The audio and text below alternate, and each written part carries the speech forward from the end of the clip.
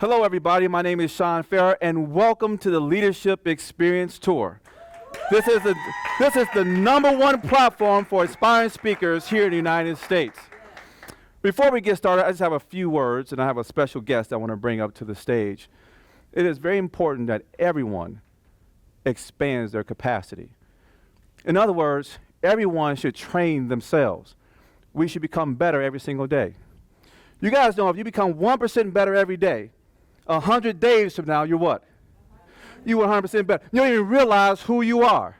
So let me just tell you a quick story that I had when I was in corporate America. There was a company called, maybe I should name the company name. Let's just keep that anonymous because there's some things in here that they might not like. Even though they're not around, but the executives, they still exist. But we were the largest T-Mobile dealer in the country. We had 435 locations and malls across the country. You guys remember, back between 2001 and 2005, you had those kiosks in the malls and some of those young kids, they would try to pull you over to sell a free phone. We dominated that space. And the company that I worked for, they netted $90 million a year. And one day I get a call from that company that says, Sean, we would like you to come in and run our training department. And I was kind of excited about it. Right, I had a lot of folks working for me, about 125 trainers. I had 4 national trainers. I had 2 content developers and 2 graphic designers. And at the time, we were going through another growth spurt, and I had to hire a new national trainer. Now, before I get into the rest of the story, let me just kind of set the foundation. Those kids that were trying to pull you over to sell a free phone, on average, they're about 18 years of age, and they were making about $60,000 a year. No one had no clue as to how much money they were actually making. The managers who was running the store, on average, they were about 19 years of age, and 60% of them were making about $100,000 a year. No one had no idea what kind of money these young kids were making. The guys that were overseeing 3 stores, they were called regional sales directors. Those guys, on average, were about 20 to 21 years old, and they were making about $250,000 a year. No one had any idea about how much money they were making. And these market directors, they would oversee an entire marketplace, about 13 locations in one state. Those guys on average was about 21 to 22 years old. They were making about $300,000 a year. And all I'm trying to say to you is this. It was a lot of folks, a lot of young people making a bunch of money. And when they brought me in, they said, Sean, we want you to do 2 things. We want you to develop a training program for the 42 markets that we have, and we want you to bring some professionalism into our organization. Now, you guys are probably wondering, well, what do you mean by professionalism? Well, guys, we would have a conference, and we would fly all the regional sales directors in for a 3-day conference with Motorola, Nokia, Samsung, and we would get kicked out in the first day because these guys were upstairs in the hotel dropping beer bottles as people walked past. This is what I was dealing with. I just want you guys to understand the context of this. So anyway, when I was hiring my new national trainer, his name was Mr. Will Black. And when he came on board, I was supposed to have new hire training in San Diego in week 1. But because of my travel schedule, I didn't have time to go out to San Diego, so I said, Phil, we're going to have it in week 3. But in the meantime, I want you to go out to Seattle and work with Rob Ford. He's the market director out there. He's going to help set the foundation for you so that way when you come to training, you'll understand the lingo. See, he wasn't from the industry. And then in week 2, I want you to fly out to Chicago, work with Rich Swice. He's the market director out in Chicago. He's going to help set the foundation for you. That way, when you come to new hire training, you'll understand the lingo. Now, I want you guys to understand something. That was a lie. I wasn't traveling. I was just tired. I didn't feel like going out to San Diego at that time. But anyway, that's what I told him to do. Now, in week 2, I was on the phone working with another national trainer, and her name was Laura Malwitz. I'll never forget her. And I used to enjoy having a conversation with her. And I would demonstrate something called free reign leadership. She would tell me about where she's going and what market she was going to and what training she was going to do. And I would just listen in. I enjoy listening to her. And every now and then, I would give her some advice or some feedback. But while I was on the phone talking to Laura, I get a call from Mr. Will Black. But I didn't answer the phone because the experts say that anytime you're working with an employee, you're supposed to give them your undivided attention. I didn't answer the phone. So I'm back having my conversation with Laura. We're having a great time. And about 10 seconds later, guess who's calling me? It's Mr. Will Black. But I didn't answer the phone because the experts say that anytime you're having a one-on-one conversation with your employee, you're supposed to do what? Give them your undivided attention. So I didn't answer the phone. I'm having a good time. I'm talking to Laura again. And about 5 seconds later, guess who's calling me? It's Mr. Will Black. Now, I still didn't answer the phone, but I did stop the conversation. And this was just a hunch. I said, Lord, do you mind checking your email and see if corporate has sent something out that may confuse someone new in the organization? This was just a hunch. And she said, Sean, that's not a problem. So she goes to her computer, and she's checking it out. And she comes back to me about 2 minutes later. And when she comes back to the phone, she's cracking up. I said, Lord, what's so funny? I want to laugh too. Well, Sean, there's a picture of Phil Black in my email. Oh, no. There's a picture of Phil Black in everybody's email. Well, I said, Lord, ain't nothing wrong with a picture. What kind of picture is it? Well, Sean, he don't have a lot of clothes on. Now, Lord, when you say that he don't have a lot of clothes on, you mean like he's got on some basketball shorts, a tank top, or something along them lines? She goes, no, Sean, he's about naked in this picture. Now I know why Phil Black has been calling me. I says, Lord, can I call you back? Because my emotions were starting to rise up at that particular moment. Now, the experts say that any time that you deal with a conflict like this, there's a few things that you can do. They say if you just take a couple deep breaths, that's supposed to calm you down psychologically. That didn't work for me. That may work for you. They say if you sit down in your chair and you just change your position, it's supposed to give you a different outlook of the situation. That didn't work for me. That may work for you. They say that you just take a cold sip of water that's supposed to cool you off. That didn't work for me either. The only thing that worked for me is just take a few minutes and just breathe and relax and think about it. Once I gathered myself together, I had to make a phone call to who? Mr. Will Black. But the experts say that any time that you deal with a high conflict like this one, you got to go into that conversation with the right mentality. And the right mentality is what? Maintain the relationship. So I got myself together. And when I called Phil Black, I was real nice. And you guys know I know what's going on. And he answers the phone.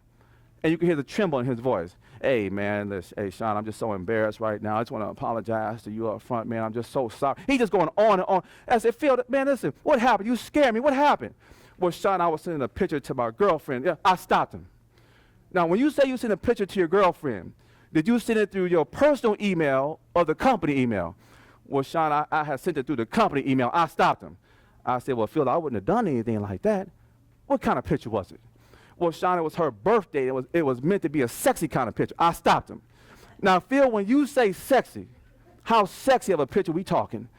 And he said the same thing Laura said. Well, Sean, I didn't have a bunch of clothes on. I said, you mean like you have some basketball shorts, a tank top, or something along them lines? He said, no, Sean, that's not exactly what I mean. And finally, he just came out with it. I said, Phil, can I call you back? My emotions were starting to rise up again. Now, there was two things I can do.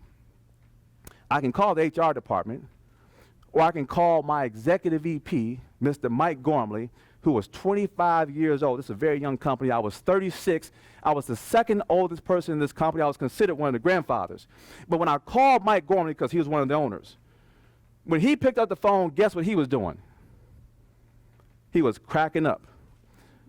And I said, Mike, I don't have time for your jokes. How do you want to handle this situation? He says, well, what happened? I says, I don't know. I got so frustrated with Phil, I had to get off the phone with him before finding out. And this is what Mike said to me. He said, whatever he did, just tell him, don't do it again.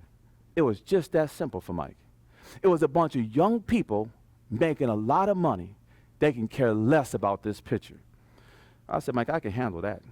So I called Phil Black up. I said, man, I got great news. You got a job. And I got my job. We just need to know what happened. And this is what he told me. He said, Sean, I think someone broke into my email, went into my sent folder, they saw the picture, and as a company practical joke, they sent it to the company's distribution list. I said, Phil, that make a whole lot of sense to me. And I didn't chastise him. I said one thing, change your password. And by the way, Phil, I wouldn't suggest that you send a picture like that to your personal email, let alone the company email. Don't do that again. That was the end of our conversation. See, back in those days, the email addresses were pretty consistent. They are in today's environment too. His was phil.black@tmsmail.net. Mine was sean.fair@tmsmail.net. And everyone's password back in those days was 1234. He never changed his password. So that was it. That was the end of the conversation. 2 days later, he calls me back with the same tremble in his voice. I said, Phil, what is it? Hey, man, they changed my signature. I ain't realize it. Well, what they changed it to, Phil? It's supposed to say Phil Black, National Sales Trainer. Now it says Phil Black, National Sex Trainer, and the sex was highlighted in red, and he was sending emails to Motorola, Samsung, Nokia, all these vendors. This was the most embarrassing thing of all time. And here's the moral to the story. There's an undercurrent when your people are not properly trained. There's an undercurrent when you're not training and expanding your own personal capacity. New hire training was supposed to happen in week 1. And guess what we covered in the first hour, in the first day of new hire training? We covered email ethics, and we have everybody change their password. So look at the undercurrent that came for someone who was not properly trained. We all have undercurrents we're not properly trained. Guys, with that being said, I have a special guest to bring up to the stage. She used to be the mental health therapist for the NFL, the mental health therapist for the NBA, and now she's the mental health therapist for the Judge Mathis show. She's got more certification degrees than I can even count. I want to bring to you someone that's very special with a lot of knowledge to give to all of you. So put your hands together as I bring to the stage Dr. Kim Logan.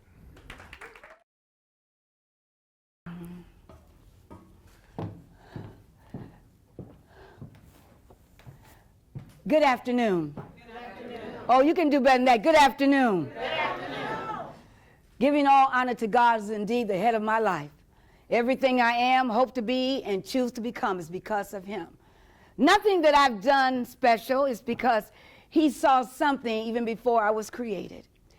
I'm here to say thank you to Sean Fair and the Fair Consulting Group for this opportunity. That's right, come and put your hands together. I've been a public speaker and motivational speaker for over 48 years.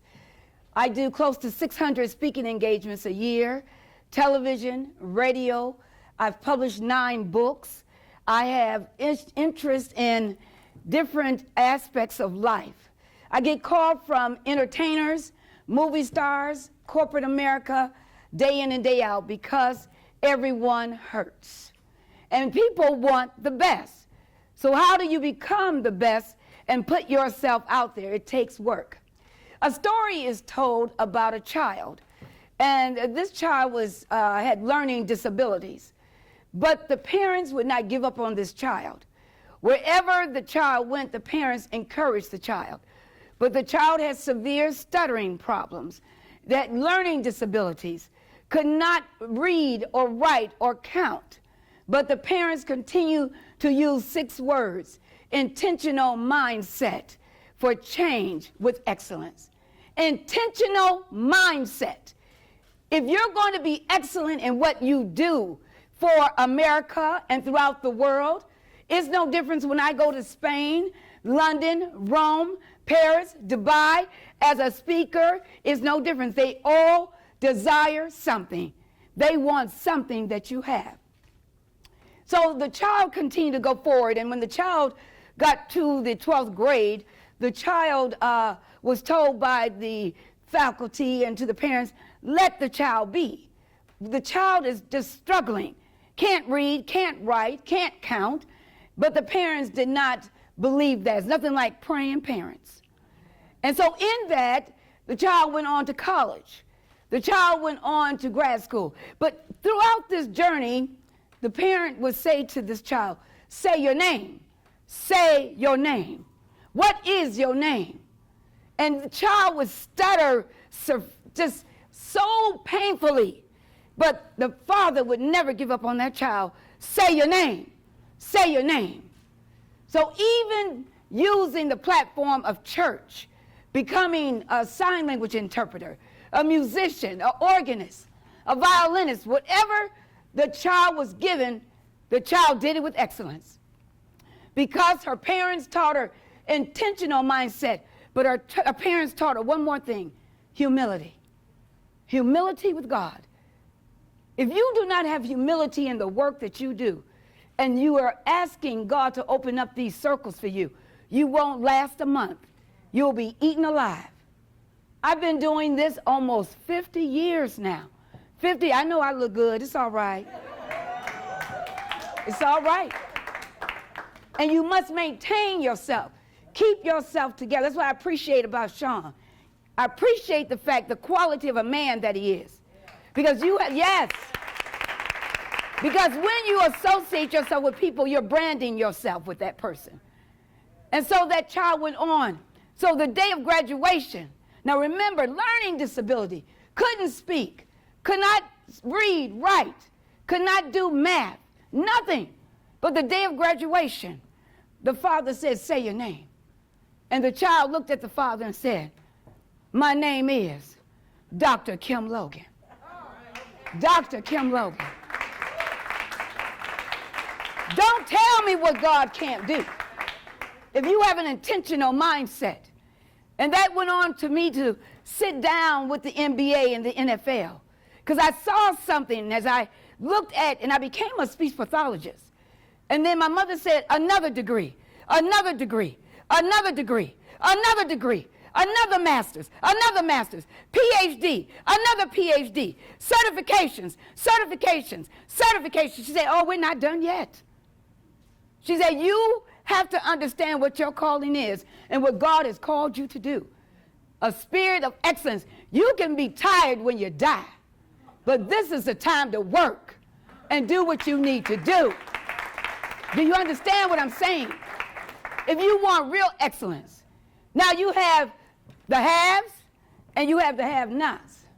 You got this kind of money, that kind of money, but I got Jew money. There's a difference when you look at yourself and where you want to be, not living paycheck to paycheck, looking at how to save and do right through your tithes and offerings. Do right what God has given you. Don't live above your means. It will come as you guide yourself. Don't worry about what the Joneses have. Worry about what God has given you. Look at what you need to bring to the table. I just finished a new book, and my agent out of New York and LA pushed hard for this, co-signing bad behavior. Stop co-signing your own bad behavior. Stop making excuses for why you have not, instead of looking at what you need to do. Co-signing bad behavior, whether you keep silent and you know it's wrong, or you say nothing and you walk away, you are still co-signing bad behavior. I'm here to tell you, there is so much to be done, and there's room for us all. There's so much room. And when you reach back, the highest level of self-esteem is when you reach back and pull somebody ahead of you. That's what Sean Fair is doing. He's reaching back, pulling others ahead of him. And you too must reach back and pull others. And whatever Dr. Kim Logan can do, you are not, let me tell you something. There's so much need in this world and what has to be done. But your mindset, it cannot be on money. It cannot be on fame. It must be on helping someone. It must be. If I can help somebody, then my living shall not be in vain. I have over 2,500 patients. I have a waiting list of February 2022. My offices are in the best address in the city, the Fisher Building. A black woman in the Fisher Building. When I was 12 years old, I went to see Nina Simone, and I said, one day I'm going to be a doctor in this building. And a woman turned to my mother and said, they don't let black people in here. And my mother said, a day will come. A day will come. What is your mission? What is your vision? Move with that. Now I want you to repeat after me. Oh, I don't believe you. I don't believe him, Sean. I will do my best, and give my best, in whatever I have to do. The road may not be easy. I can't see it, but I'm going through it. Now turn to someone and say, I don't know about you. I don't know about you. And I don't know about you. But by the grace of God, by the grace of God, we will all make it. See, we're not leaving anyone behind. We're not leaving anyone behind. Either we do this together or we don't do it at all. We are here to see that you all excel with excellence, with an intentional mindset. My new book will be out this fall, An Intentional Mindset for Change. An intentional mindset for change. And you must have that intent and knowing what your purpose is and understand what it is you want. I want to thank you. I praise God for the opportunity because now I want to hear some of you and what your story is. And let me say this. When I received my first $1 million check, I looked at it. I didn't break it for like a month. I said, I'm not going to even put it in the bank. By the time I put it in the bank, the next million had arrived. So that meant I was a multi-millionaire. Because if I had to spend $1, I was no longer a millionaire. By the time the third $1 million check came, and the fourth, and the fifth, and the sixth. And now today I have a scholarship foundation for my late husband, who passed 4 years ago, sending students to school, sending them abroad, traveling with them all over the world that they never thought they would be able to do. Take what God has given you to bless others. Bless yourself. I like me some red bottoms, all right? But bless yourself, but bless others. Do you understand? Help others and have an intentional mindset for change. And remember, don't co-sign yourself or anyone else's bad behavior. Be who you are. Don't be Dr. Kim. Be who you are. Don't be Sean Fair. Be who you are. And let's bring it to the table, and we're all going to be excellent. An intentional mindset for change. I'm Dr. Kim Logan Nolan. Live to be well. God bless you.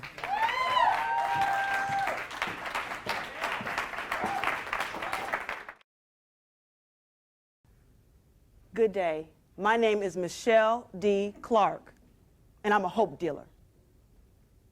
I saw some faces. I said hope, y'all. I'm not selling drugs. H-O-P-E. I help to empower women with hope with my company, Lift Life Coaching Solutions, where we are living inspired, free, and transformed. So before I get started, I always like to know, like, who's in my audience? Even out there in live stream land, I want to know who's in my audience. So I'm going to keep it real with y'all. Y'all going to keep it real with me? Yeah. For real, for real? Yeah. Okay, everybody, we're going to test this out. Stand up. Come on, everybody stand up. Even out there in stream land, y'all stand up too. All right, now when I ask you all a question, go ahead and have a seat if it applies and remain seated. If you've ever been divorced, go ahead and have a seat.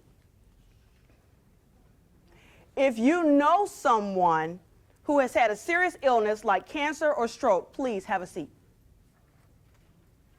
If you know anybody who's ever been arrested or in jail, have a seat.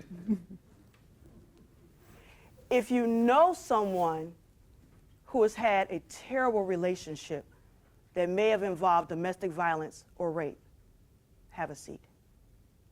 If you know anyone who has made a bad decision that changed their life, in the audience, have a seat. Everybody here is already seated. Now, when I asked you if you knew anybody, were you thinking of yourself?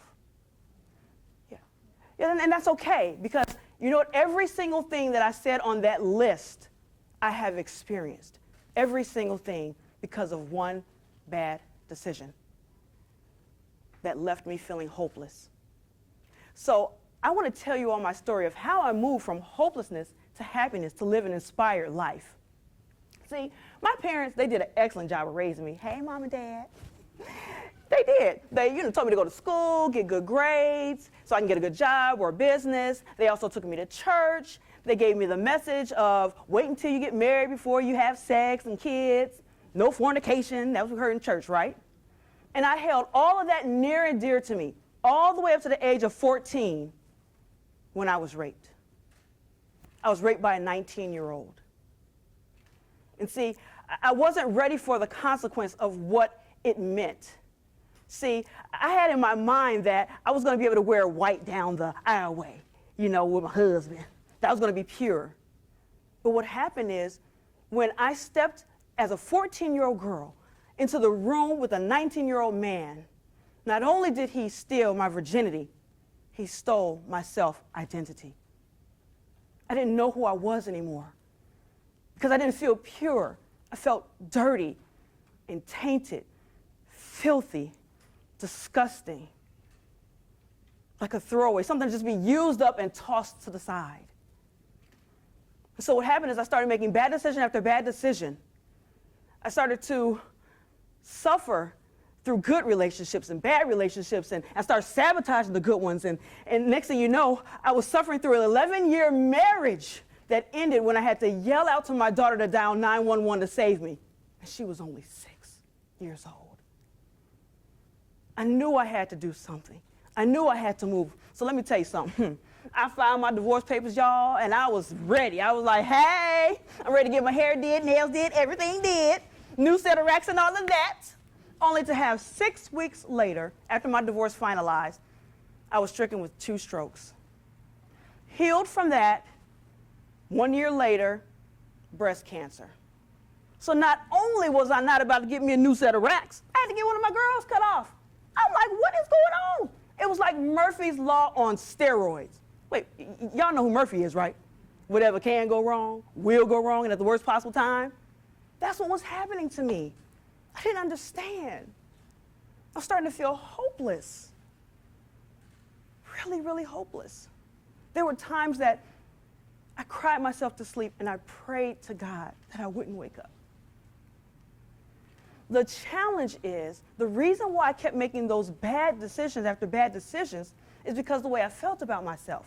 And it was something that's called schemas. No, it's not a skin condition. I saw some people starting to scratch their arms. There ain't no skin condition. Schemas, for you all taking notes, S-C-H-E-M-A-S, schemas. Now, schemas are basically like, let's say it's like a theme song that runs through our mind. So, I don't know, do y'all like music? Y'all like music? Y'all like music? I love me some music.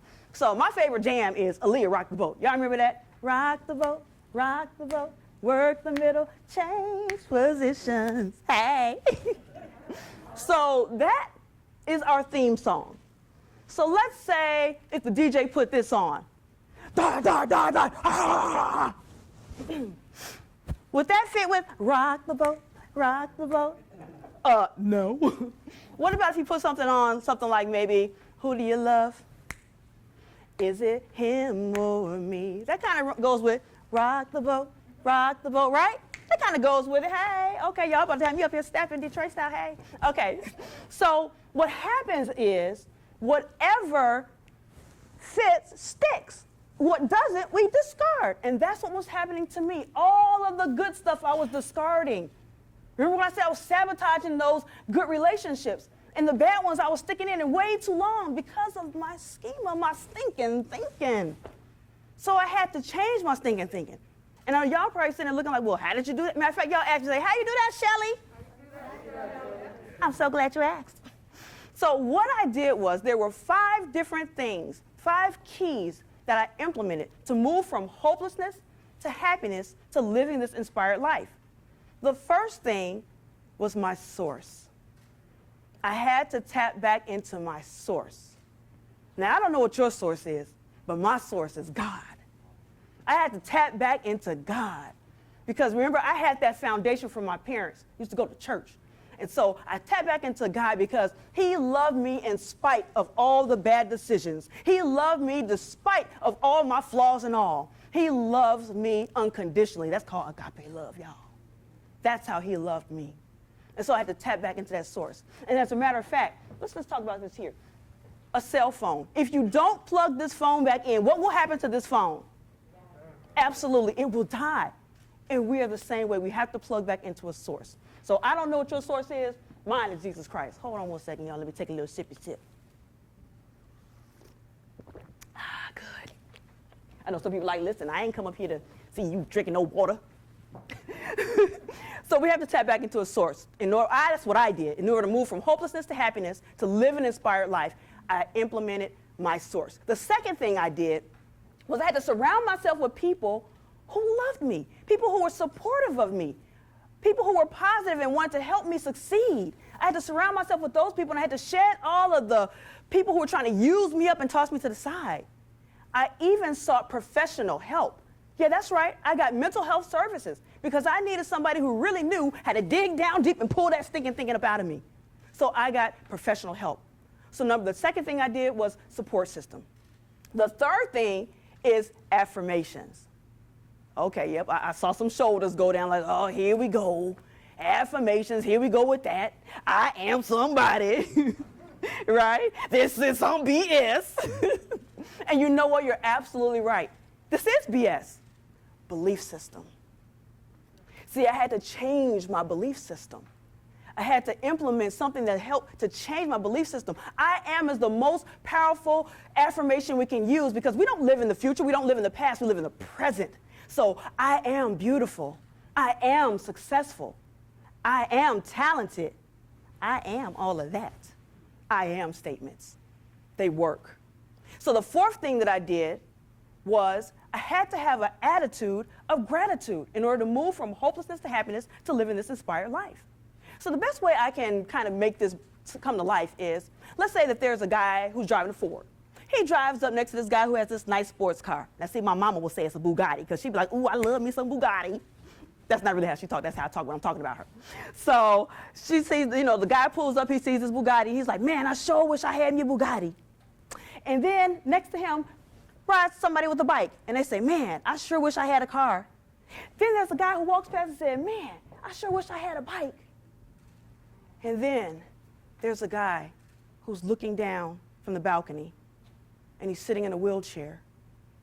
And he says, I sure wish I could walk. So the moral of the story is, it doesn't matter where you are in life. Somebody always wants to be where you are. So you have to have an attitude of gratitude. Yes, you have to have an attitude of gratitude.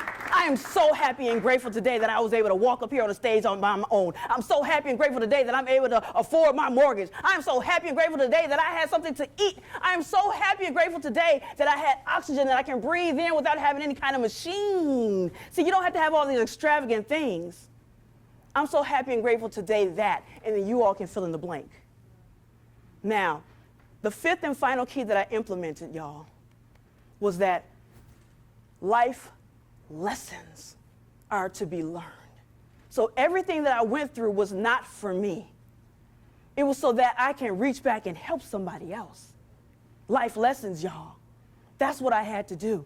And so when we go through something, we have to grow through it and learn and reach back and help somebody else. See, there's no testimony without a test. And sometimes it's got to be some mess in order to have a message. And that's what we have to do. So my life lesson to you is, don't wait until the last straw. Don't wait until the last straw. See, my last straw was when I had to yell out to my daughter to call 911 to save me. That was my last straw. But from the time I was 14 years old all the way up to that point, so much damage had already occurred. So much damage. And I don't want that for you all. That's my life lesson. I would love to know what your takeaway is for our chat today. I would love to know that. Because, see, your takeaway could literally save someone's life. So I want you all to text me at 586-298-2121. That's 586-298-2121. And I want you to text me, what is your takeaway? What is your life lesson? Please connect with me because I definitely want to connect with you. I thank you so much. My name is Michelle D. Clark with Lift Life Coaching Solutions, where we are living inspired, free, and transformed. Thank you.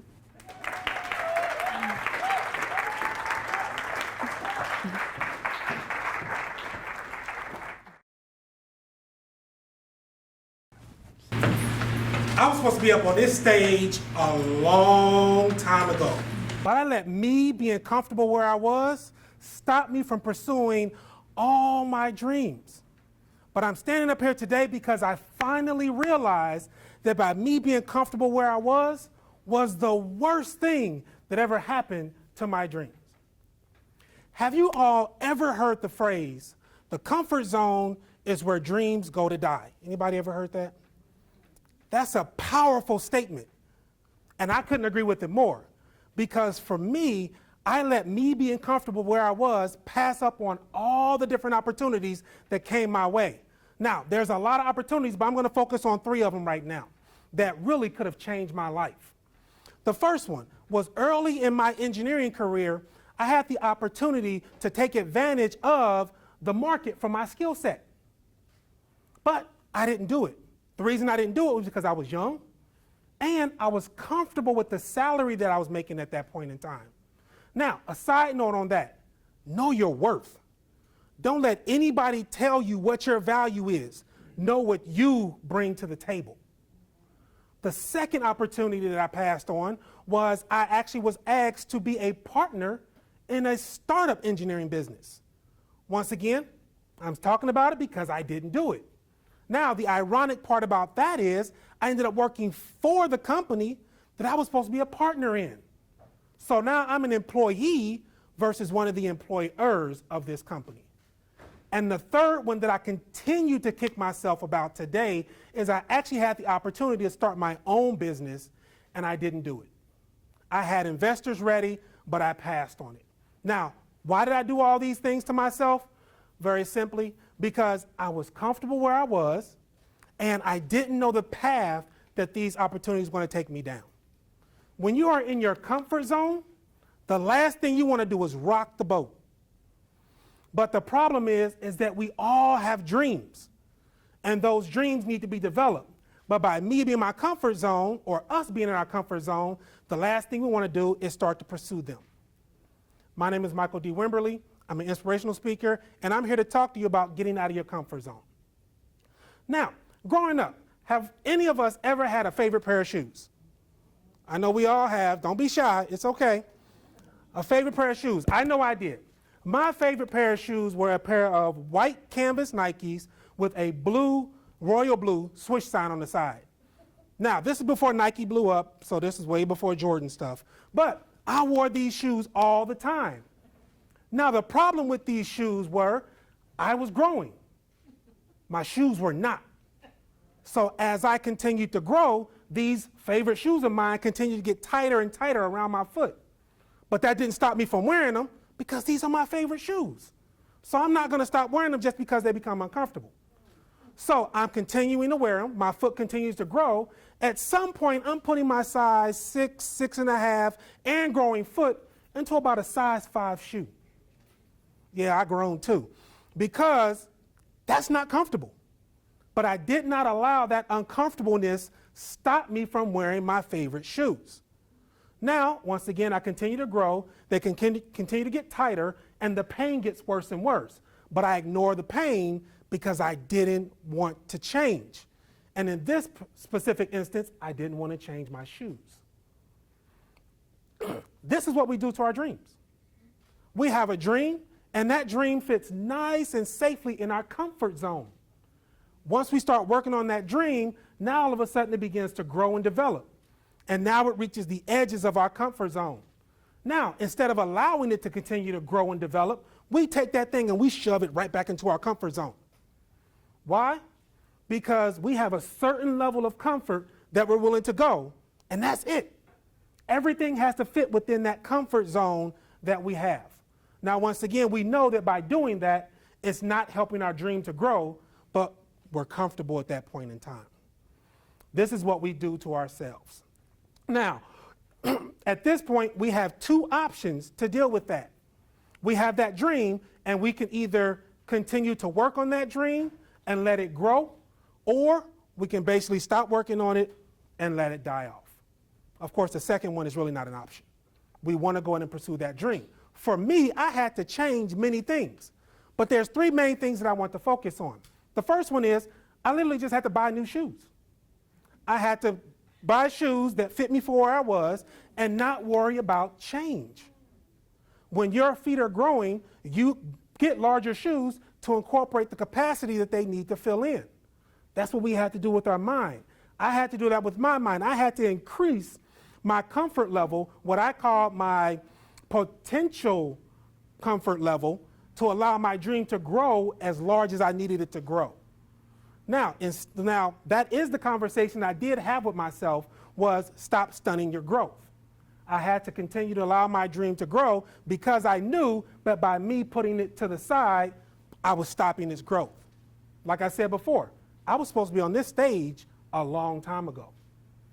The second thing that I had to do was I had to stop worrying about what people said about my new shoes. I bought them for me, I ain't buying them for you. So basically I meant stop worrying about what people have to say. People are going to say anything at any time. Whether you succeed, whether you fail, or whether you do nothing at all, they're still going to have something to say. Now for me, I had to go in and actually write a blog for myself that was labeled Your Opinion. Who cares? Because I had to talk myself out of putting what people thought about me above what I thought about myself. So in doing that, I was able to go through and alter my thinking. The third thing I had to do was I had to change my environment. I now had to create an environment that promoted growth instead of stagnation. I also had to go in and get away from people whose feet also hurt like mine did. So in doing that, Michelle just talked about before, I have words of affirmation on my wall. I have positive thoughts going through my screensavers on my computer. I listen to podcasts, music, I listen to or watch videos, all that enhance me. I also have to, and we also have to, get rid of all those negative people in our lives. And those people that talk loud and say absolutely nothing. We have to remove them. I figure if I'm going to hear something, it might as well be something that's going to encourage me. Now, as I begin to wrap this up, I do want to encourage you all to get out of your comfort zone. I know, because it was for me, it's easier said than done. But I want to encourage you that if you can't get out of your comfort zone, at least look at expanding it. As your foot grew, you expanded the size of your shoes. Do the same thing with your comfort zone. You cannot develop your dream at the same level of comfort that you're currently at. You have to expand your comfort zone in order to go through and develop your dream. Like I said, I really want you to jump out of your comfort zone, but if you can't do it, at least look at expanding it. Excuse me. For me, once again, when I got out of my comfort zone, I was able to go in and develop who I was a little bit more. Like I said, I'm standing on the stage now because I finally got out of my comfort zone, and boy, does it feel good to be up here today. Now, don't do like I did and wait. My favorite pair of shoes had a logo or a slogan, and it said, just do it. Just do it. My name is Michael D. Wimberly. If you want to get in touch with me, you can reach me on my website at wordsbywimberly.com. Inside of there, you'll have links to my videos, you'll have links to my blogs, as well as my podcast, as well as link to all my social media. So once again, wordsbywimberly.com. And once again, there's a new level waiting for you. All you have to do is be willing to go to it. Let the discomfort that you feel by being where you are get you out of your comfort zone and push you to the next level. But you'll probably have to do a self-evaluation. Make sure you don't need new shoes. Or do you need new shoes? Are your toes balled up like a fist in your shoe because you need new shoes? Or are they expanded and now ready to take you to the next level? Thank you. God bless.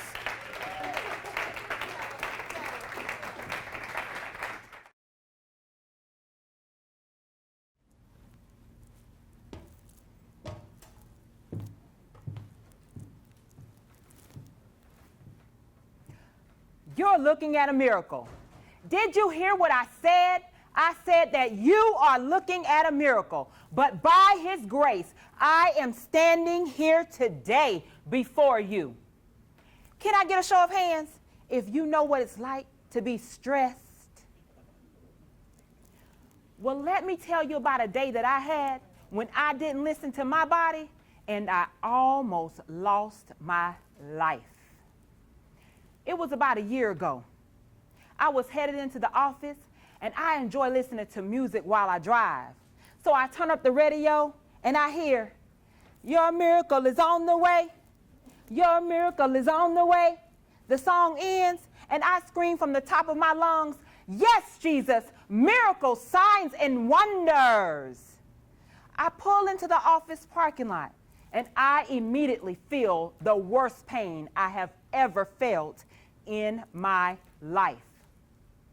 I exit my vehicle and a heaviness falls over me as if I am carrying a ton of bricks. With each step that I take, I'm feeling heavier and heavier. I begin to profusely sweat, and by the time I make it to the door, my shirt is completely saturated, and I am extremely weak. I muster up just enough energy to push the door open, and I fall to my knees. My colleagues rush to my aid. One calls my husband, another calls EMS, and I'm rushed off to the local trauma center. Upon my arrival, I'm being asked all types of questions. I go to speak, and I can't. In fact, I am slurring my words and foaming out of the mouth. Can you imagine that immediate fear? I began to think to myself, "Kizzy, this can't be. You cannot be having a stroke. I don't have high blood pressure. I am too young. This cannot be me because I am in good health." By now, my husband's arrived, and I look at him. I give him that look of great concern. Something is seriously wrong, and something needs to happen now. The first doctor enters. He began to scan my abdominal area. He turns to my husband. Her stomach is full of fluid. "Oh my, do you see the baby there in her uterus?" The second doctor enters, and she begins to command the room. "We need to move now. We must save her life." All of these individuals rush over to me, starting IVs and an arterial lines being placed, and I hear, "Pressure bag, 2 units of uncrossed much blood, stat." As a nurse practitioner, I know all too well what's taking place. In fact, I realize they are stabilizing me for the OR. I did the only thing that I knew how to do, and that was pray. And when I tell you that God showed up in a mighty way, He brought His angel in the form of a male nurse who began to sing, "Nothing but the blood of Jesus." I received such reassurance and peace in those words. Yet I was still facing an internal conflict.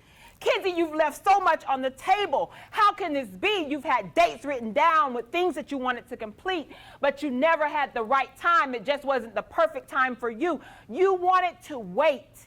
You wanted to wait." And today, your wait could be very well be over. In fact, you are facing what could be your last day. Well, what would my family do without me? How would my husband go on without his wife, my son without his mother, and my mother without her only daughter? In that moment, I chose faith over fear by standing on the word of God to walk by faith and not by sight, trusting His process, knowing that I would be okay, whether in this world or the next. The following morning, I'm visited in my hospital room, and I find out that I lost 3 liters of blood, and my blood pressure was 50s over 30s. At that moment, I realized that I should not be here. In fact, I am the very same miracle that I was just singing about less than 24 hours prior. See, women only have 4.5 to 5 liters of blood in their bodies, and I lost over half. That day, I didn't have a stroke. I had internal bleeding, and I lost my baby. Yet I received the gift of life. God gave me that second chance, another opportunity to get it right, to live my life limitless. It was amazing to discover that in order to do that, He was giving me that opportunity to master being a mom, to master marriage, to master business, to master health, and to live out my dreams. But in order to do that, I had to grab hold to the missing piece of the puzzle that I had long forgotten about, and that piece was self-care. How many of you have forgotten to include self-care? See, as I reflect, I realized that I wasn't going to regular doctor's appointments. I was self-treating.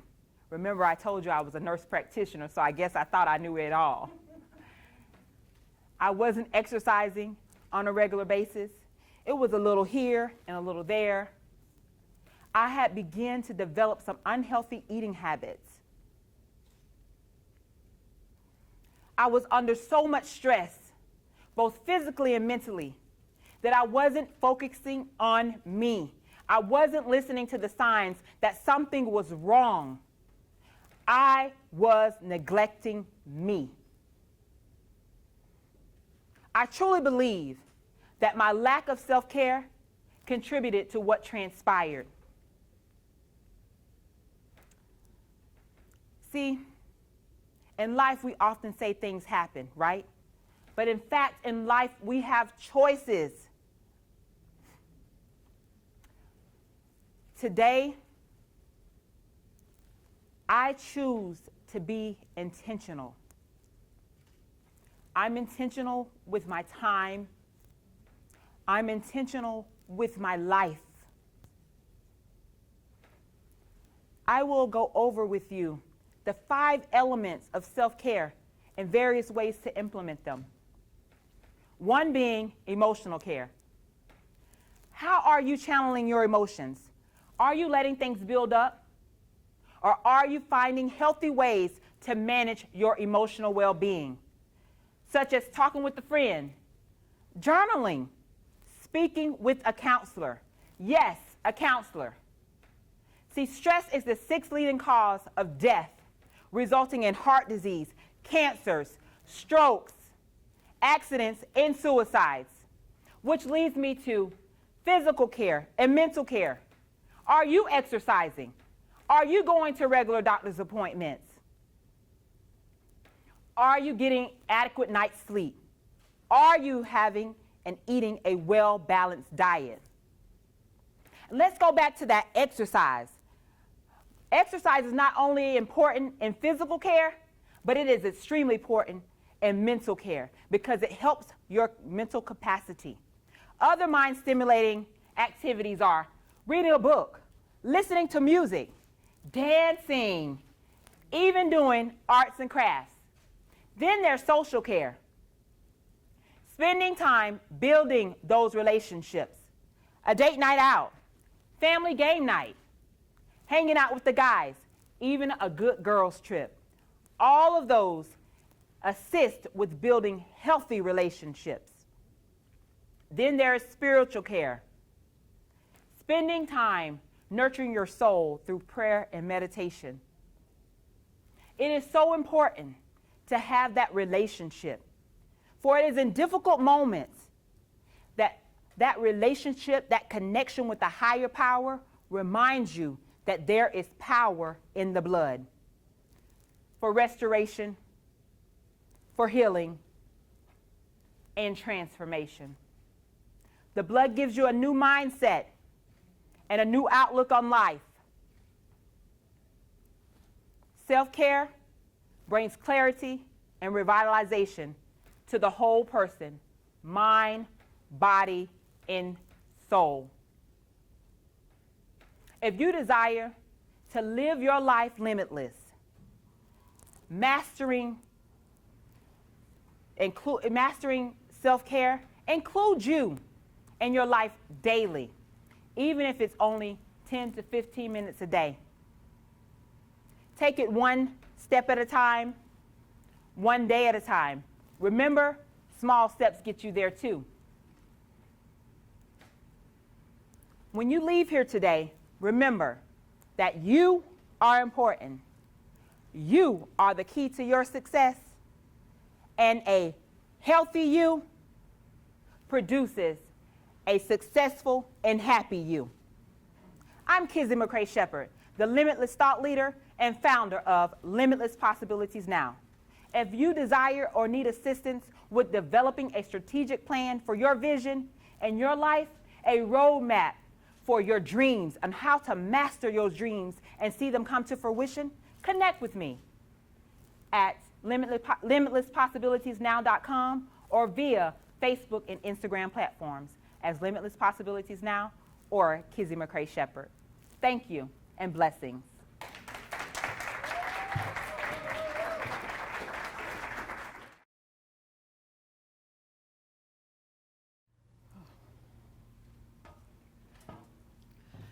Hello, everyone, both in person and virtual. I'm Terry Lee Chandler, internationally known film critic, founder of the ICU Awards, voiceover artist, podcaster, and so much more. I say so much more because I'm not done yet. But it wasn't always that way. I created the life that I envisioned for myself. And I'm here to talk to you about how you can create the life that you envision for yourself as well. But first, I want to ask you a question. What do you want to do with the rest of your life? Think about it for a second. What do you want to do with the rest of your life? Now, I know that some of you may be laid off, you may be furloughed, or perhaps even forced into early retirement. So have you asked yourself what's next? Have you asked yourself that question?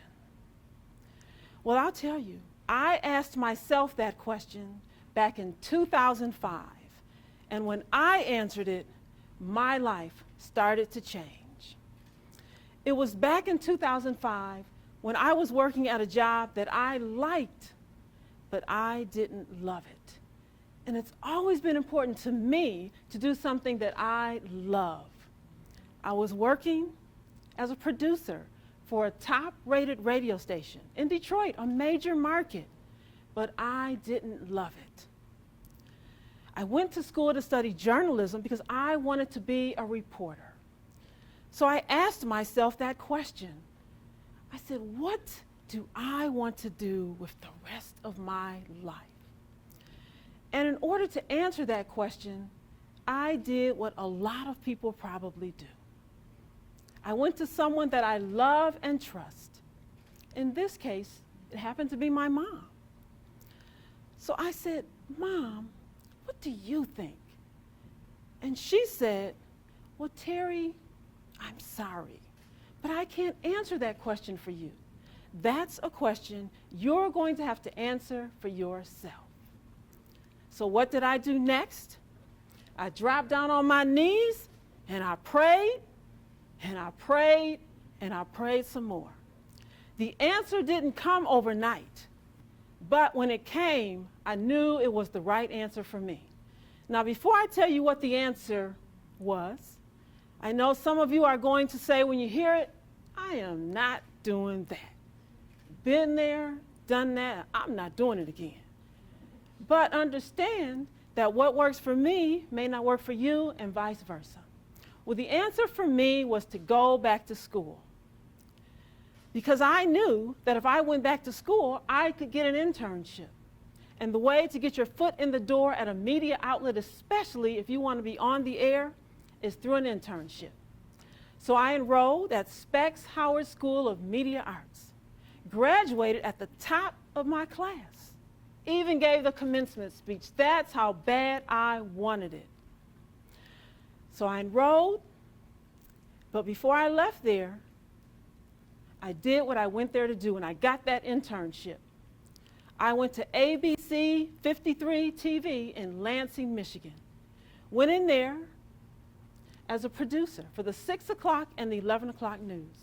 And before I left there, I had turned that unpaid internship into a paid position as a freelance producer and a reporter, which is what I wanted to do. And while I was there, I heard about an opening at a local radio station. And I thought about applying, but then I said, I don't know. I don't exactly fit the target demographic. It was an urban hip-hop radio station. But then I said to myself, if I don't apply, I won't get the job. Nothing ventured, nothing gained, right? So I applied. Sure enough, went in there, had an interview, and the program director told me, well, Terry, I'm sorry, but we don't have an opening for you. But, he said, our sister station across the hall, they're looking for a midday host. Why don't you go over there and apply? So I applied, and I got the job. And not only was I a reporter because I was interviewing newsmakers and celebrities, I was also fulfilling a childhood dream. I was a DJ. I was playing music from 10 a.m. to 3 p.m. every day. What could be better than that? I was loving every minute of it. And then about 3 or so months later, both of the radio stations were sold.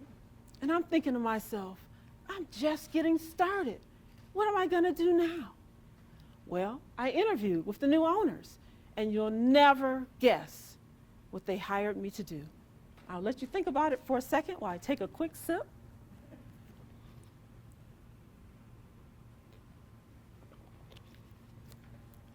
They hired me to do the morning cut-ins for the Tom Joyner Morning Show, the TJMS, one of the top radio stations in the country at the time, radio programs, on the very radio station I had applied at in the first place. If I had never stepped out there and decided to fulfill my dreams and goals, I never would have gotten that job. If I had said to myself, that station is urban hip-hop, it's for the young teeny bopper crowd, then I never would have fulfilled my dream. Well, I'm working at Power 96.5, and you'll never guess what happened then.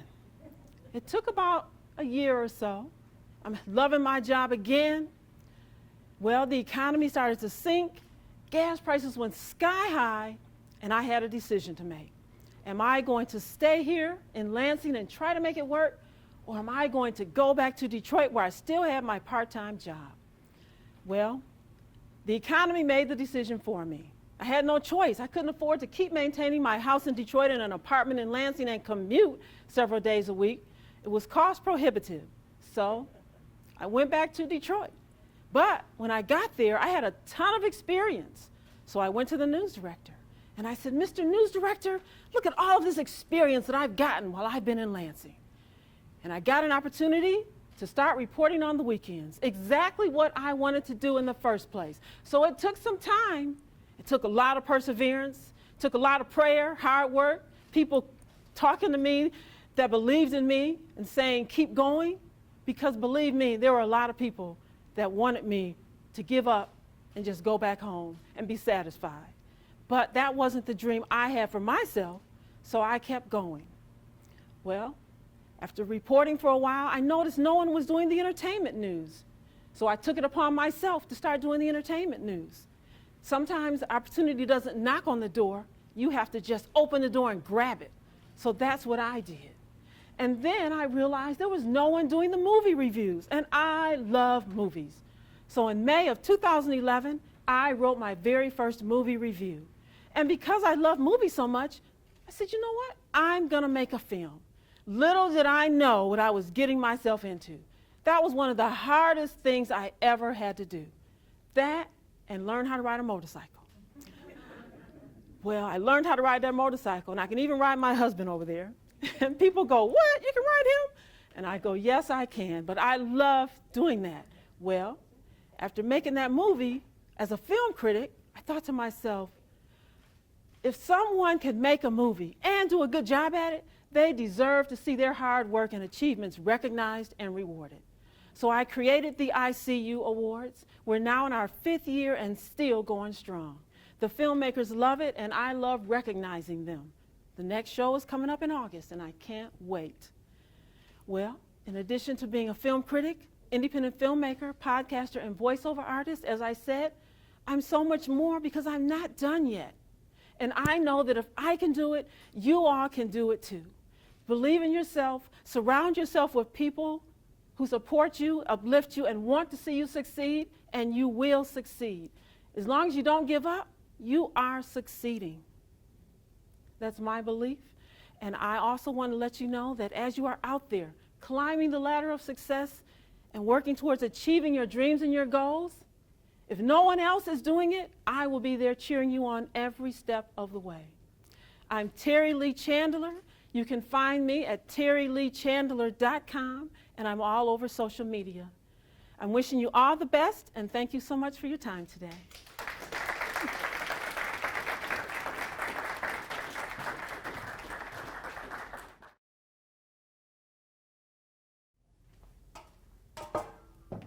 How's everyone doing today? Good. Have you ever met someone who you wanted to thank because they absolutely changed your life? In my life, there have been many women who have left an imprint on my heart and mind and influenced the type of leader that I've become. However, there is one woman who absolutely changed my life, and her name is Mrs. Terry Brinston, my former youth Bible study leader. In 1997, she shared her story with me about how she overcame reading challenges to become a nurse and school teacher after I walked out of our youth Bible study. That day, Mrs. Brinston walked out after me, and she asked me, "Are you okay?" And with tears flowing down my face, I told her, "I'm a struggling reader." I was self-conscious. I feared rejection. In class, I would shrink within myself every time my teacher called on me to read. In fact, I would try to read ahead to avoid stumbling over my words.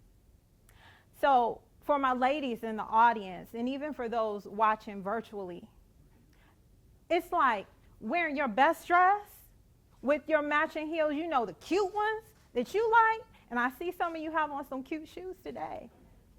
And you step out to present your best self, and you stumble and you fall for all to see. How embarrassing, right? So for me, that is exactly how I felt every time that I would stumble over my words. And Mrs. Brinston was the first person that I met who understood my pain. She told me about how she struggled with her reading throughout her adolescence, but how she overcame that challenge and that I could overcome that challenge too. She said, and I'll never forget it, she said, "Robin, you are afraid of failure, but you are an achiever." And I'm telling you that those words, they just sat in my heart. It was like medicine.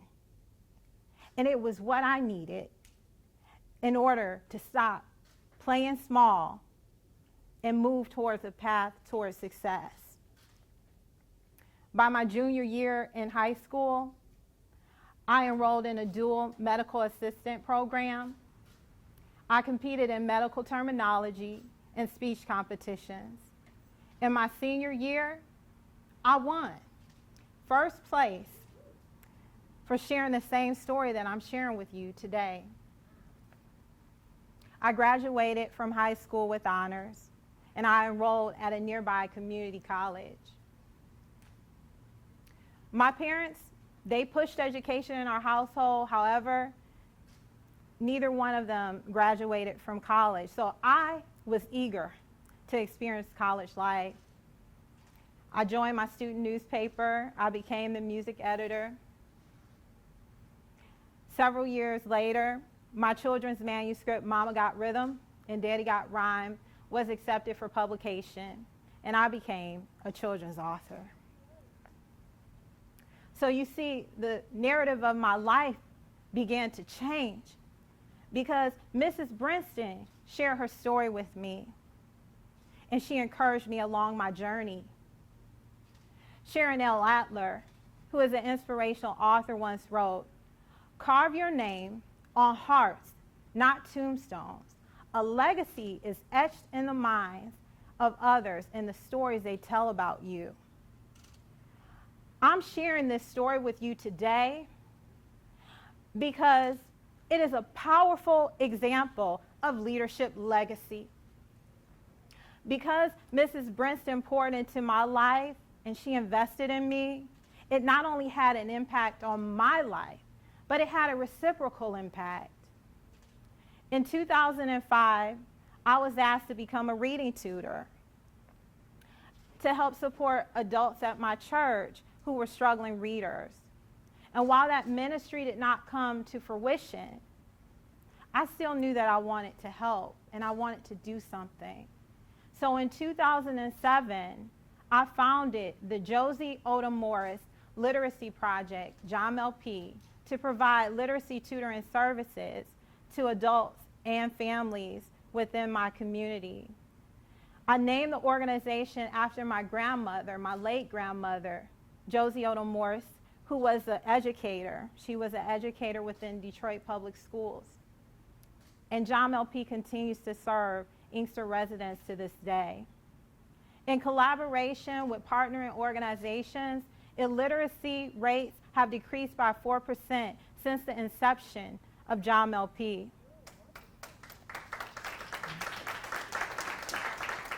Thank you. And the narrative of my community is changing because people are committed to community outreach and service. In the United States, illiteracy costs businesses and taxpayers $20 billion per year. You heard me. $20 billion per year. And according to the National Institute for Literacy, more than 20% of adults who live in the United States read at or below a 5th grade reading level, far below the level needed to earn a living wage. And I know those statistics are startling. However, even with these harsh realities, there's hope because lives can be changed and communities can be transformed when leaders show up for the people that they serve. Mrs. Brinston, she showed up for me, and my life changed. So I ask you, who has shown up for you? Who are you showing up for right now? There are 3 lessons that I learned from Mrs. Brinston, and I want to share them with you today. The first lesson that I learned from Mrs. Brinston is that you have to be willing to work through your fears in order to learn and grow. We all stumble and fall along our way, and we're confronted with choices. The choice to press, pause, pivot, or stop. I could have walked out of that youth Bible study and never returned, but I continued to press. And because I continued to press, I have now been able to live out my life's purpose. So if you don't quit, you can maximize your potential and find a deeper meaning in your service to others. The second thing that I learned from Mrs. Brinston is that you have to be intentional and have strategies for success. What is your vision for yourself and for your community? And do you have a plan on how you're going to get there? Because I'm telling you that if you don't have a plan, you are planning to fail. And the third thing that I learned from Mrs. Brinston is that you have to be willing to be vulnerable and share your story with others, just like I'm doing with you today. I'm forever grateful that Mrs. Brinston shared her story with me, and she's actually here today in our audience, and I would like to honor her by just asking her if she wouldn't mind please standing just for a moment to be acknowledged.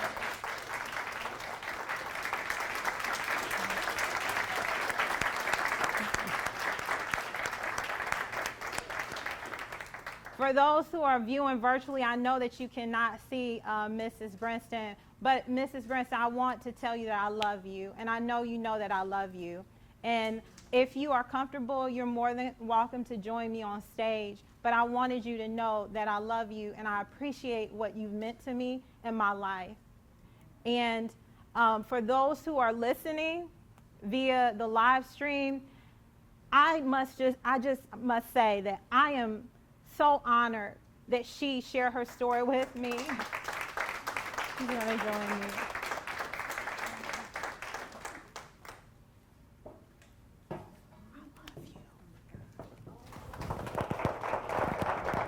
I love you. I'm so honored that she shared her story with me. I'm a graduate of the University of Michigan, Dearborn. Go Blue. And at my graduation celebration, she shared with me that I was the first person that she shared her story with. Can you imagine that? What if she had not shared her story with me? I'm so thankful that she shared her story with me because it absolutely changed my life. And 23 years ago, I know that she didn't know that by sharing her story that it would change my life and that I would become a community leader. I've gone on to learn French and publish articles in local and national newspapers. And that is because she shared her story with me. And she left a mark on my life. And that is a prime example of leadership legacy. And if all of us were to be honest, none of us get to where we are in our lives without the support of others.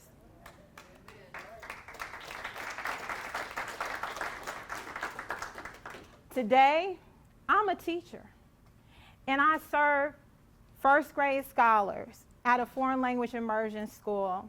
And I love my scholars, and I'm mindful of what I say and what I do because I recognize that what I say and what I do could change someone's life. And I want to leave a legacy of excellence in service. So today I challenge you, as you consider your legacy or the legacy that you wish to leave, how are you using your lived experiences to be a catalyst for change in your community? How is your community different because you are there? I recommend that you share your story. I recommend that you start there because stories are powerful and they have the potential to change someone's life and the life of a community. And I want to thank you for allowing me to share my story with you because you never know how your story might be the next story that changes someone's life. I'm Robin Wilson, the Resolute Strategist, and if you would like to learn more about my work, please visit www.robin, I spell my name with an I, so it's R-O-B-I-N, Michelle, 2 L's, Wilson.com. Thank you for your time.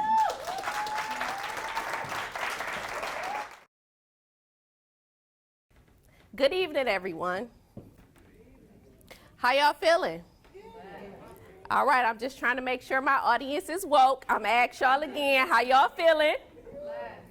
Woo woo! Get louder. How y'all feeling? Okay, here we go.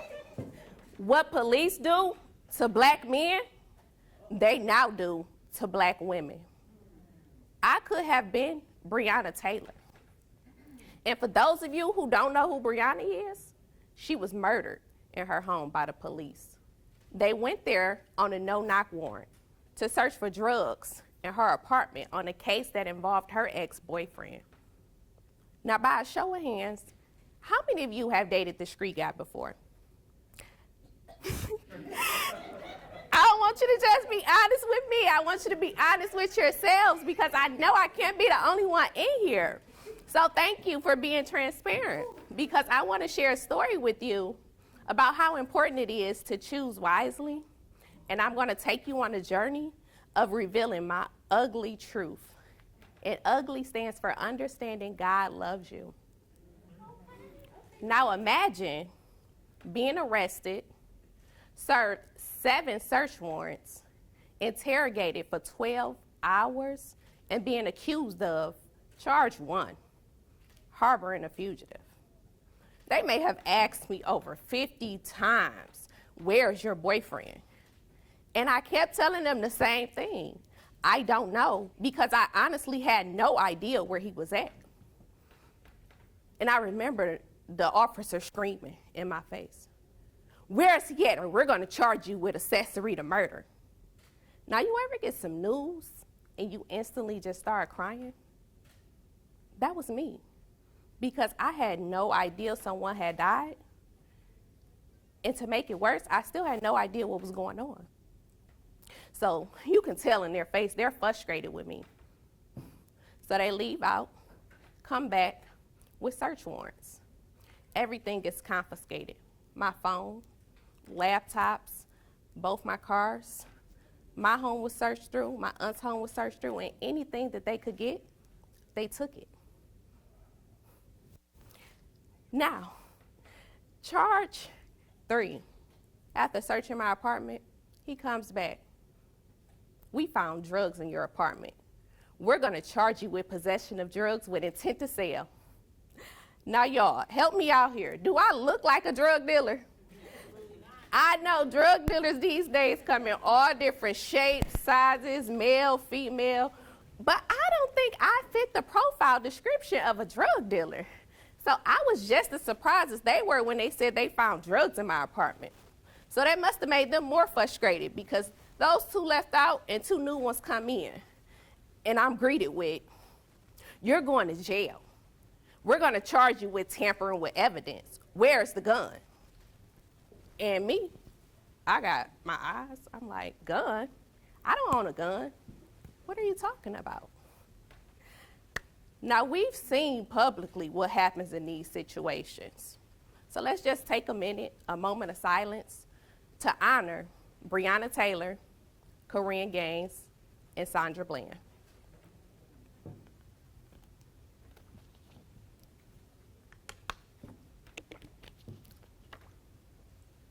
Are y'all following me? Yeah. Now, the next part gets way more intense. It's now day 2 of the investigation, and I'm being followed. And I don't mean just around the corner. They follow me from Detroit to Kalamazoo, from Kalamazoo to Chicago, from Chicago all the way back home to Detroit. I'm being ambushed. I'm now their primary suspect and witness. I'm not treated like a human being or with respect. I'm treated like a criminal. And when I say ambush, I don't mean just walking up on you. They had their hands on their guns, running up on me, yelling in my face, where he at, where he at? You've been with him for 3 years, you don't know where he at? And it's not just DPD, it's LPD, the DEA, ATF, and any other police unit you could think of. I didn't even know it was so many police units until I'm in the back of so many different police cars. I'm being ambushed, and it was just crazy. It was the most traumatizing thing that I had ever experienced. I was embarrassed. When I say every stop I made, they are hopping out, just all in my face. every stop. I went to my best friend's house. I went to my aunt's house. And they were there, just wouldn't go anywhere. I had trackers on my car unknowingly. And they wanted somebody, whether it was him or whether it was me. And I was harassed. So listen here.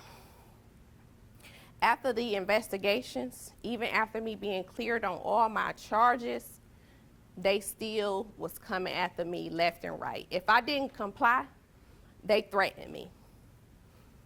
But I remember on September the 15th, 2017, I remember it like it was yesterday. I was served my third subpoena. I was 5 months pregnant, and they're still investigating.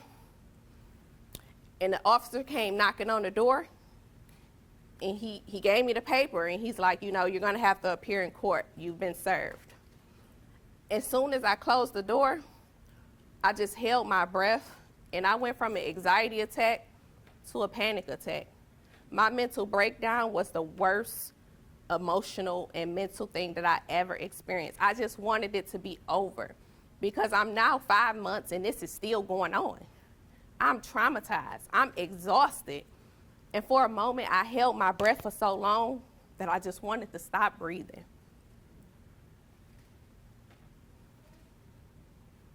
But I heard a whisper in my ear say, I still love you.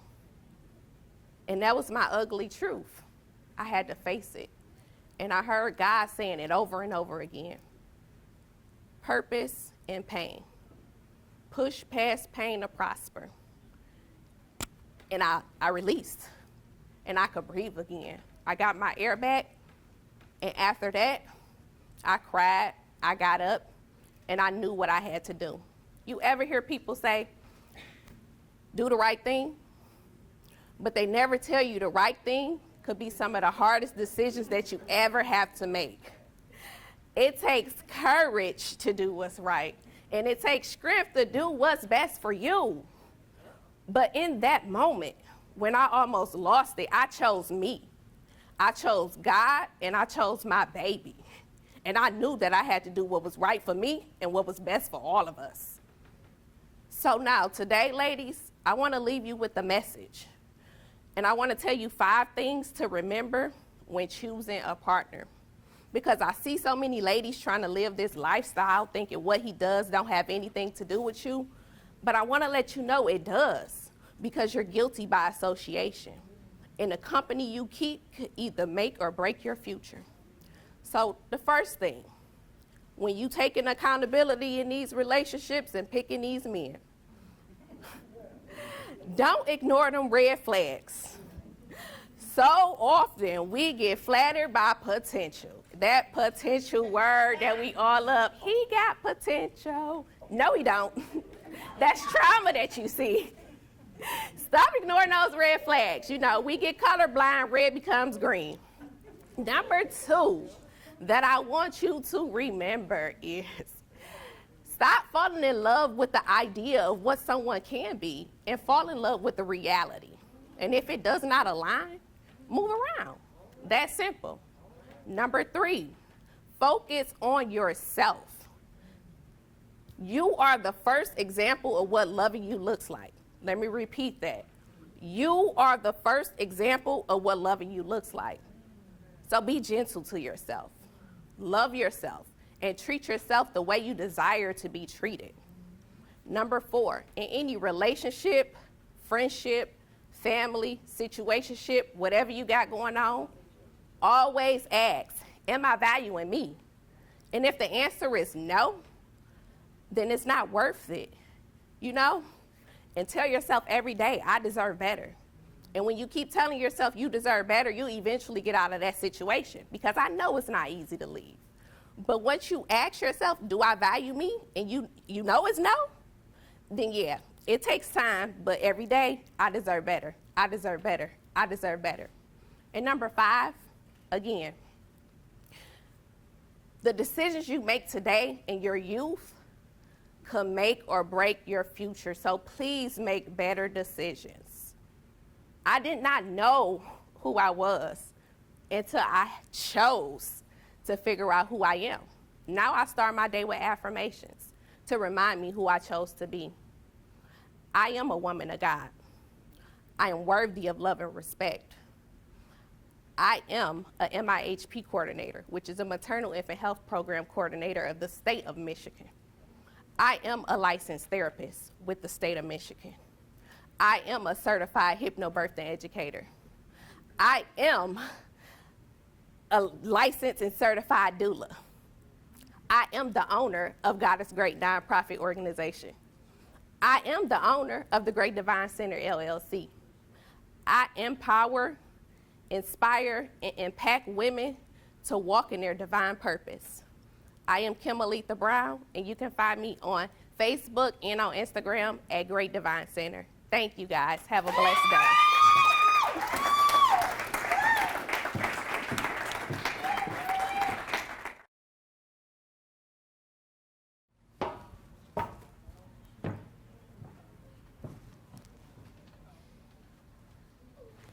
I'm a survivor. I survived the brokenness of losing a loved one. I was at the end of my ropes until I did these three things. Hello, my name is Dr. Margaret Andrews Fournier, and in this presentation, I'll be sharing with you some things that you can do to be a survivor from the brokenness of losing a loved one. How many of you lost a loved one last year? How many of you lost a loved one from COVID-19? And how many of you know someone who died from COVID-19? You see, COVID-19 has claimed over 600,000 lives. These aren't numbers. These are human beings with names and families, and these families are suffering in silence. It didn't have to be this way, and it shouldn't be this way. My name is Lieutenant Colonel Margaret Andrews Fournier. I served 27 years in the Army Nurse Corps. I watched soldiers die in their hospital beds from wounds they received from an IED, an improvised explosive device. My friends were gunned down at Fort Hood, Texas, by Major Nadal Hussein. He shot them point blank. These soldiers were in processing to go to war. It didn't have to be that way. It shouldn't be that way. 1962, I'm 6 years old. My father's a sharecropper, my mom a housemaker, and together they raised 14 children. So you know, they did more than sharecropper with 14 children. I'm just saying. Okay, so we lived in this house that had a wood stove, and the stove had a pipe that went into the wall.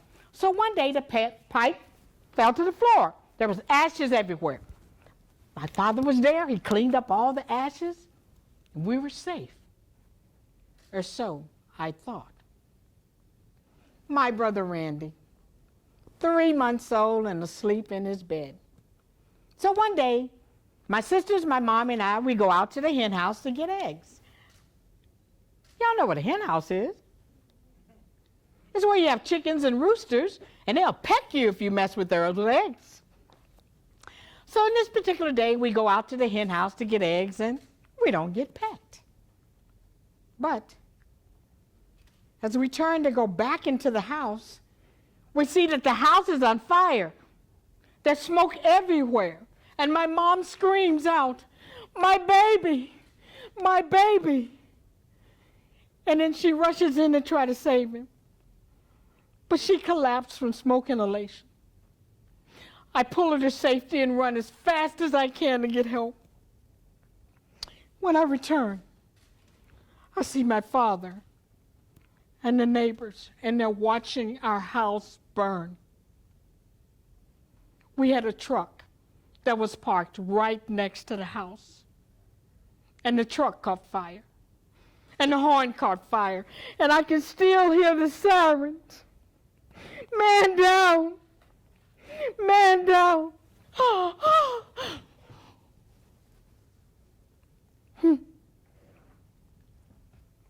2016. My sister calls me and tells me she has cancer. It's a sarcoma, and it's on the left arm. She sends me a picture of the biopsy. And y'all, the hand is barely attached to the bone. I see blood, and I see ligament, and I scream in horror. My sisters and I, we fly out from different locations to visit my sister in the hospital. We walk into her room one by one. She screams so loud that the doctors and the nurses, they rush in to see what's the problem. But they see we're hugging her. And then in my horror, I noticed they've already amputated the arm all the way up to the elbow. But I keep my composure. Then her doctor walks in and says, she can go home tomorrow. So we hug her and say, we'll be back tomorrow to help you pack your things. So the next day we're in a room and we're packing all of her things. And then her surgeon walks in and says, Dr. Fournier, come with me. So we walk down the hall, and then he tells me the cancer has spread, and it's spread all the way up to the shoulder, and we must amputate tonight.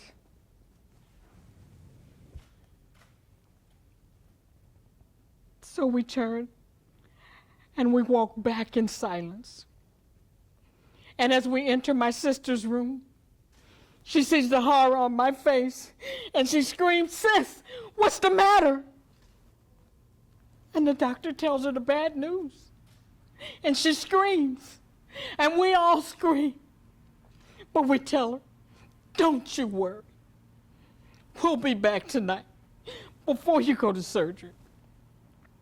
But y'all, before we can even get back to the hospital, we receive a call from the hospital that says she died. She died from complications of the surgery. So I fall on my knees and I scream to God, where are you? Where are you? Then I hear a voice says, rise up, my child. Be of good courage, for I never left you. In order for you to heal, you must do these three things. Number one, grieve. Grieve as much as you can. And then you celebrate all the good times you had with her.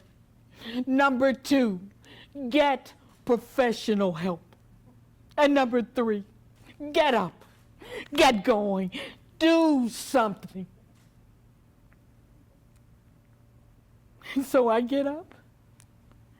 And today, I'm the co-host of Sean Fair Consulting Group. I am the host of 2 TV shows. I'm an author of 4 publications. And I stand here, a speaker at this conference. And so I say to all of you, in order for you to heal, you must do these 3 things. Grieve, get professional help, and get up, get going, do something. For you too can be a survivor from the brokenness of losing a loved one. Man down? Not this time.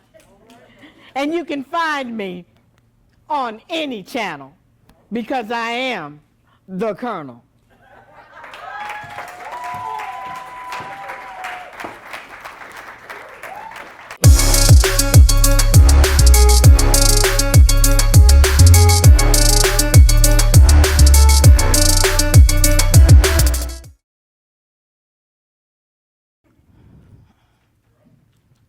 Good afternoon. All right, y'all just as wrong as I am. Good evening. Oh, that was much, much better, but I want to do it again because I like it. Good evening. How are you? All right, now you guys that are online and live with me, I want you to type good evening. Why? Because I like attention. Mind your business. Just do it anyway. How do we feel about the group that we just seen? Yes, yes, phenomenal. I love the stories and the courage that it took to be that transparent. I love speaking to you guys. I love the energy that you give me, but I'm not telling you my business. I will teach you the methods, I give you all of the practicality that you need, but the only thing you're going to know about Rachel is what you see. What you see is what you get. All the rest of the stuff, you know, what happens in the house stays in the house. I'm writing a book about it. Anybody want to participate? Don't leave me by myself. You know your mama told you that too. But when it comes to coming up on the stage, how many of you realize how hard it is to stand before a crowd and give them a speech? Clap for me, type, raise your hand. It is something that is very, very difficult to do. Do you know some people would rather go to the dentist than stand before people and give them a message? And how many of you last time went to go get a root canal and was like, yay? Exactly. But how many of you know that you have something that's worth hearing, whether you're a speaker or not? Cowards. Anyway. But we also know the benefits of having this skill and perfecting it. What are the benefits? Promotion, increased revenue. Who wouldn't want to get further in life? Who wouldn't want to increase their bottom line? But again, it becomes so difficult to get up on this stage and stand in front of people that you know you can help. We still would go, okay, so we only got to see the dentist, what, once a year, twice a year? I'll take that route instead. But those who have come before you, 27 people already today, and then another 8 when I finally sit down, don't rush me, I have something to say, are phenomenal speakers, and we're going to take what they've given us and we're going to go home and put it into practice if some of you haven't already started.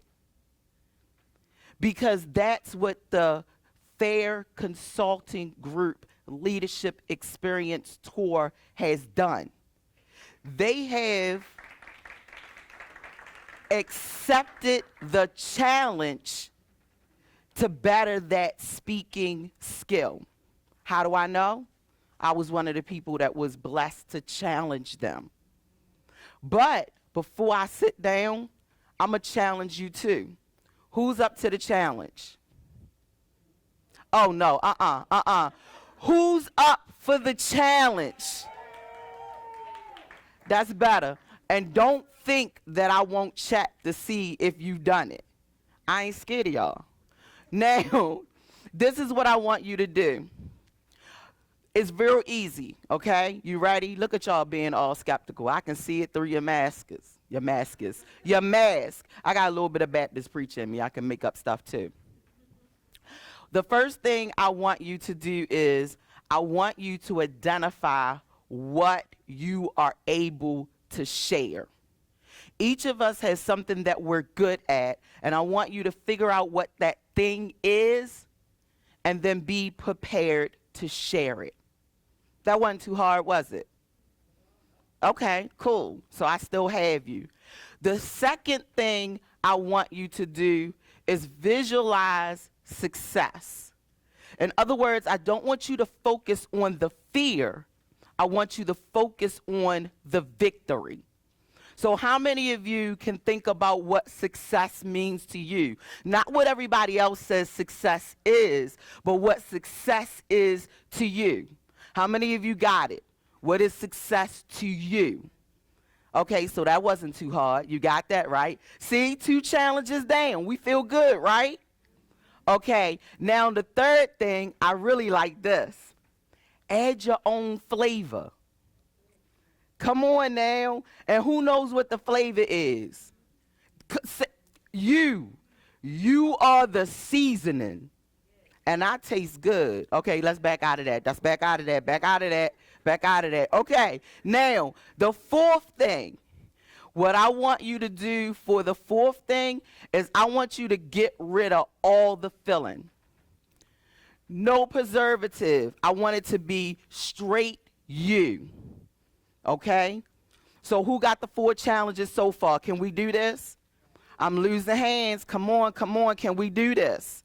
All right. Now the 5th thing is going to be real easy. You ready? Because I love this one.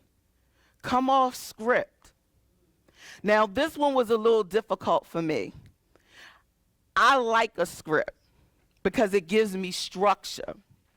But then somebody told me to be my authentic self, and I was like, I am my authentic self. And they was like, no, you hiding behind the structure. So I said, okay. I said, I'm going to just go and just do it. Didn't like it, but I did it. Because there's something that I realized. Anybody in here remember what it was, the color? I have a coloring book on my phone right now. Judge yourself. Okay? See, now somebody over there telling all my business. I heard you say purple. Yes, most of the art is shades of purple, but that's because I know myself, not because there's something mentally wrong with me. So I like the color outside the lines, and I remember people always asking me, why, Ray? And my question was, why not? Exactly. So what I want you to do is not be afraid to go off script, because you're going to write this yourself. That's the only way you can do number 1, which was find out what you do and then do that. So what time is it? It is time to go forth. And that's what the speakers that are about to come up are going to do, because they've accepted the challenge. So whether it is standing up in front of a crowd and projecting your voice, or going into your virtual office and letting them know you are the bee's knees, and yes, look it up, bees do have knees, then that's what I'm challenging you to do. All right? All right. Thank you, my loves.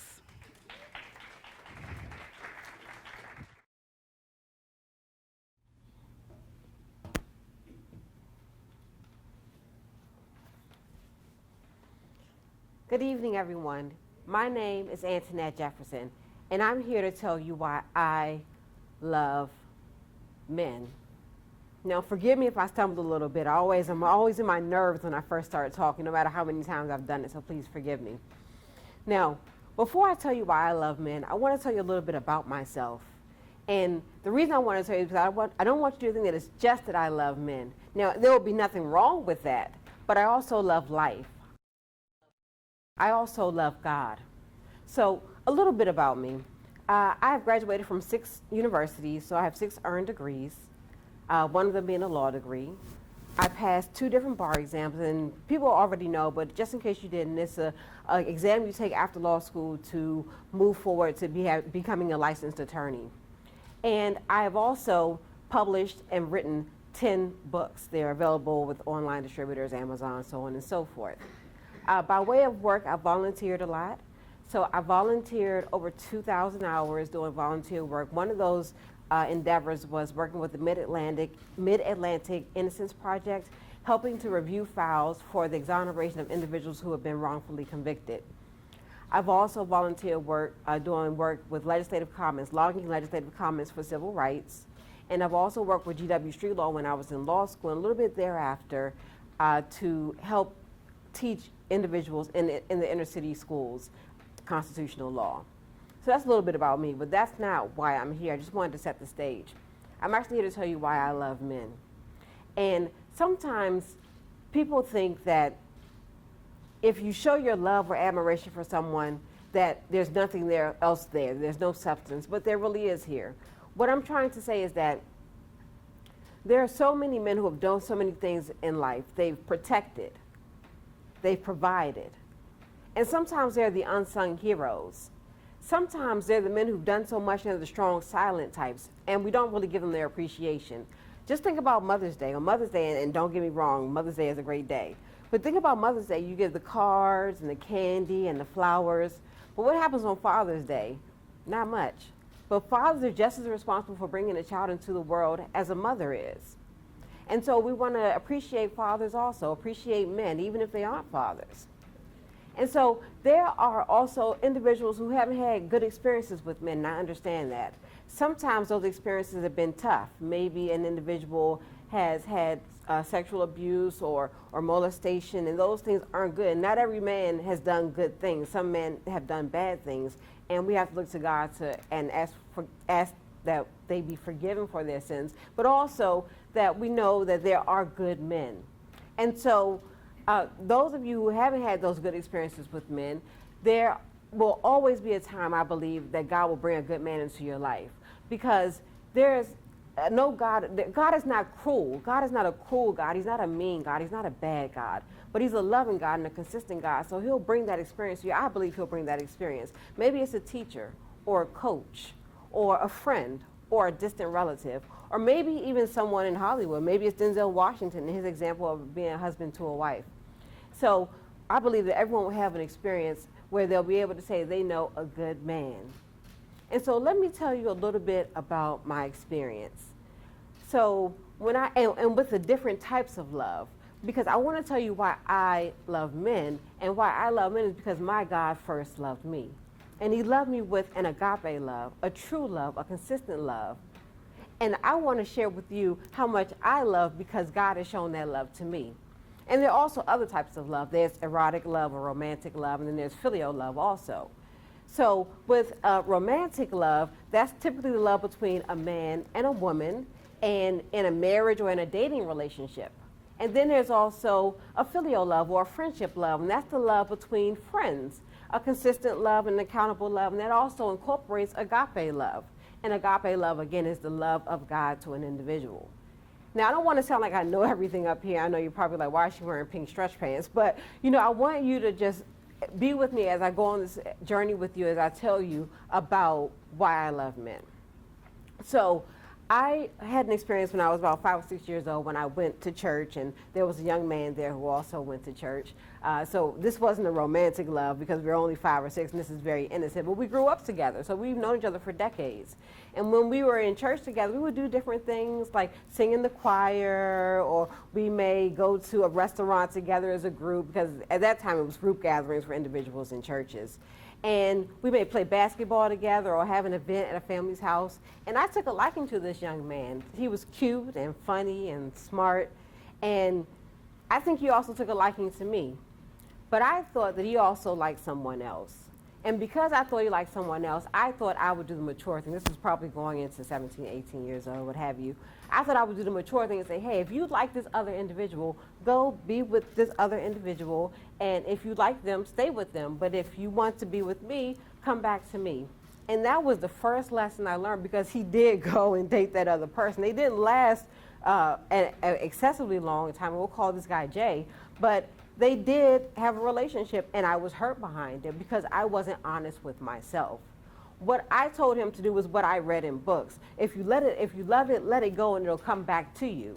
But I wanted him, what I should have done is been honest with him and said from the start that I want you to stay with me.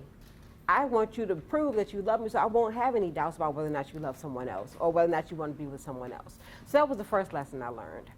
And my second, that was filial love, a godly love, and agape love, a burgeoning romantic love, but not at that point. We were still young. Now, there's also a second type of love, an agape love, the love of family. There are many in your family that show you God's love. Maybe they are your grandfather or your father or your uncle or a cousin or what have you. And I had a grandfather, and I was appointed by the courts to be a guardian to him. He had his legs had become weak, his vision had become dim, and he was having a hard time later in life, and I was appointed to be his guardian by the courts. And it gave me an opportunity to show to him the love that he has shown to me my entire life. I always loved my grandfather, but I had opportunity to care for him, to make his medical decisions and things of that nature, his end-of-life care. And he was such a great man. He was accountable, responsible, loving, kind, caring. And I said, when I marry a man, now I didn't want to marry my grandfather, but when I marry a man, I would like to marry a man who has these qualities. And I remember when we were young, he would take us to the CVS. It was People's back then. I don't know if anyone remembers People's, but we would go to the CVS and we would go school shopping, and he would say, once you get it up here, no one can take it away from you. He was high on that. He was good on education. It was very important to him, and he instilled that into us, myself and my 3 brothers, and my 3 younger brothers. And so he would go to CVS and he would say, now get what you want. I would get trapper keepers and paper and construction paper and scissors and glue and pencils and everything. And he would pay for all the items in preparation for school, for the first day of school, and he would put it over his shoulder. And he wasn't driving at that time. He could, but he chose not to. And he would walk 1 or 2 miles to the house, and then I would go through those things when I got home and look at all the things he had bought me, and I would feel his love. I would feel for the gift giving and the consistency, how important it was to him to be a good man to his grandchildren, and he definitely was. So that was the second type of love, and I learned what God's love really is through a family member, a good, appropriate love. So the first love, the love of my early sweetheart, and then the love of my grandfather, and agape love. And then moving into college, in my early years, I dated a guy. You know, you put that guy in the friend zone or what have you. And he was a really great guy. And, you know, I didn't want to date him at that time, but we were friends. And I was high on life when I was in college. You know, I was in fashion shows, and I played intramural sports, and I did well, graduated magna cum laude. But after college, I had a hard time. I had a very difficult time, and I didn't feel very good about myself. I had a traumatic experience happen. I didn't feel very good about myself. And, you know, this guy, you know, I kind of went growling back to him, you know, not to, you know, put myself out there, but, you know, and he embraced me. He said, Antoinette, I still like you. I still love you with a good type of love. And he wanted to date me. He still wanted to date me. You know, everyone has their feelings about why he wanted to date me, but he still wanted to date me, and he showed me consistency. He showed me real love. He showed me stability. And I was very, very blessed to have him in my life. So that was the third type of love, the erotic or romantic love, you may say. And so through all these experiences, and through that experience, I learned that, you know, I had faith in mankind. It gave me faith in men. It gave me faith in the ability of a man to love, even through difficult circumstances. So I loved, and I have been loved, and I'm so thankful for the love I've experienced, because it allows me to love men because they have loved me so well. And I've been through these experiences, and maybe, again, you haven't had exactly that experience, but you have something you can point to say that there's been someone positive in your life who can show you the love of God. So I've had these experiences. I'm so grateful to have had these experiences and for God's love in my life. So I thank you all for listening and for being here, and I thank Sean Fair for this Leadership Experience Tour. It's been a great time, and I hope you've taken something away from my speaking tonight. Thank you, and have a great evening.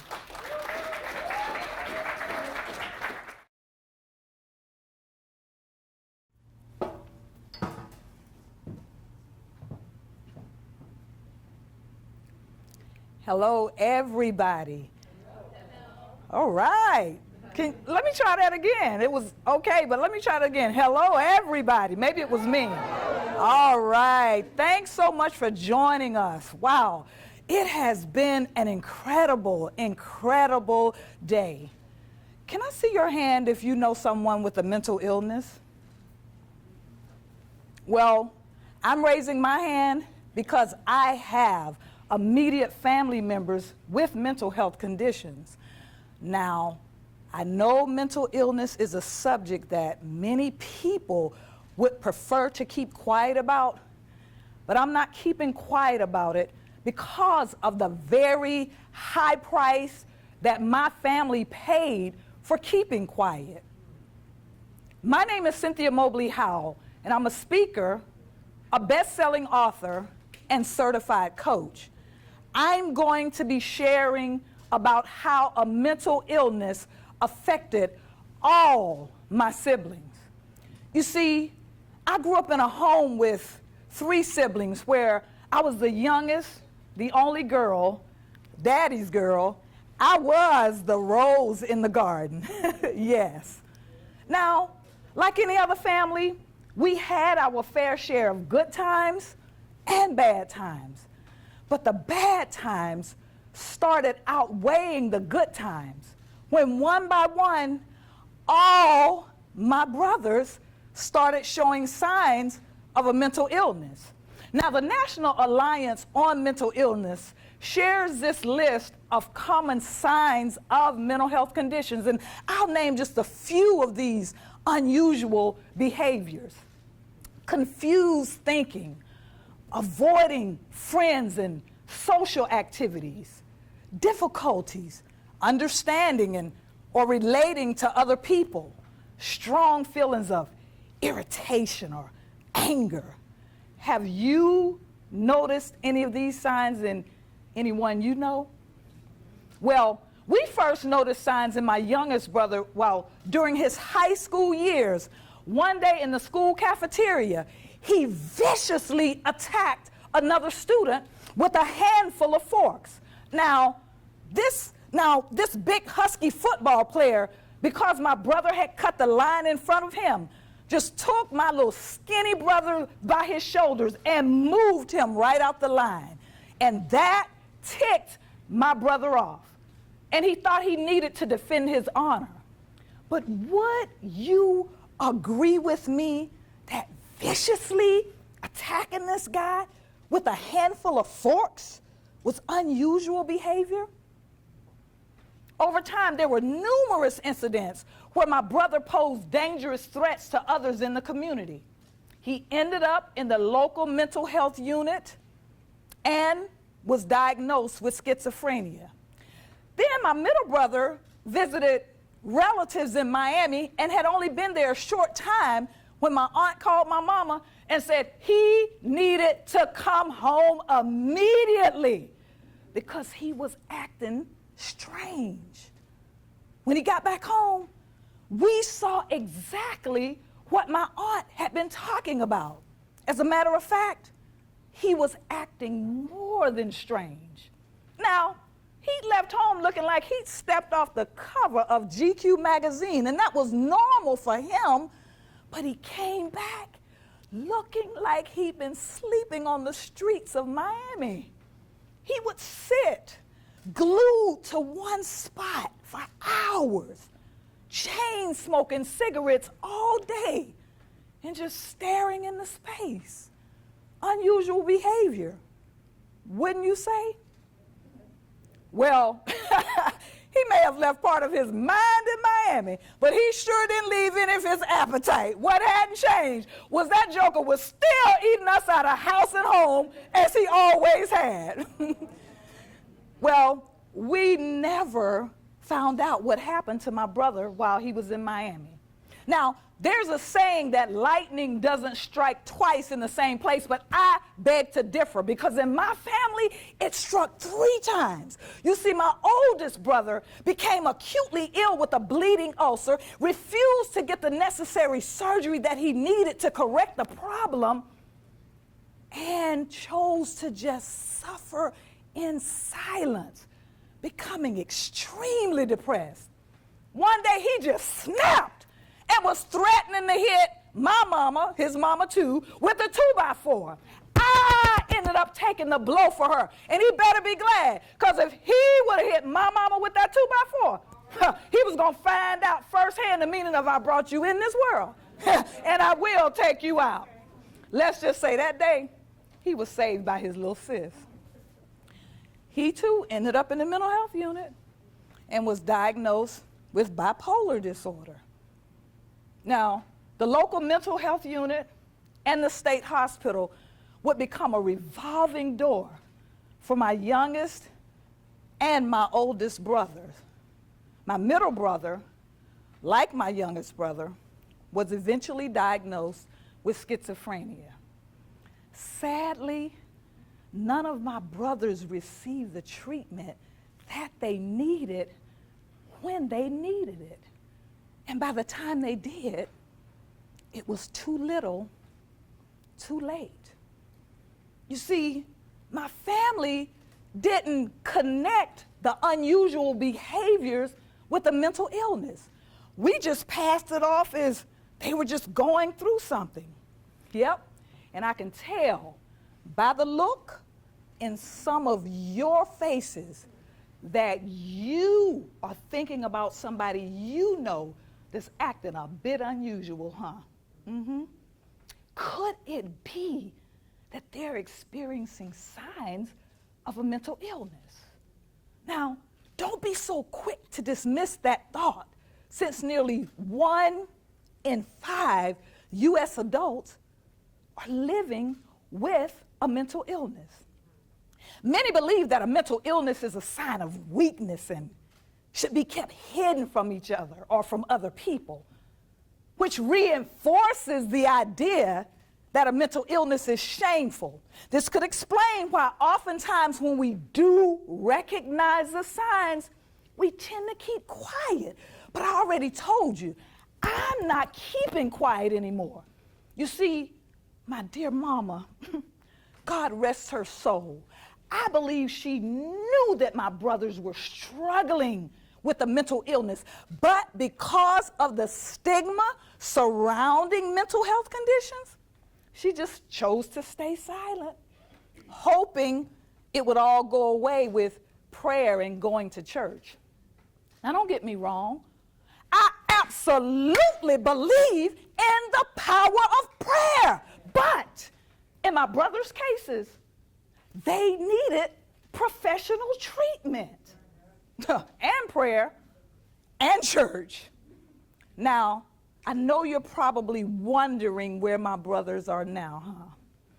Well, my oldest brother just got tired of struggling with the effects of a mental illness, so he decided at age 32 to just end his life. My middle brother hasn't been seen in over 20 years. It's like he just vanished into thin air. And my youngest brother has spent the past 33 years in a mental health facility. That's probably going to be his home until his dying day. Now, my painful and traumatic experience surrounding sibling mental illness mandates me to speak up and speak out about it.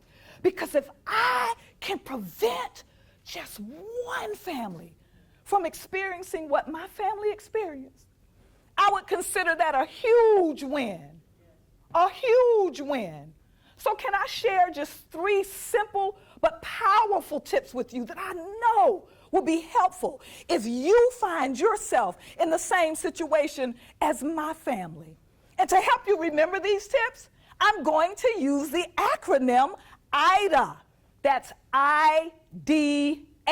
Number 1, you want to identify when someone's behavior is unusual.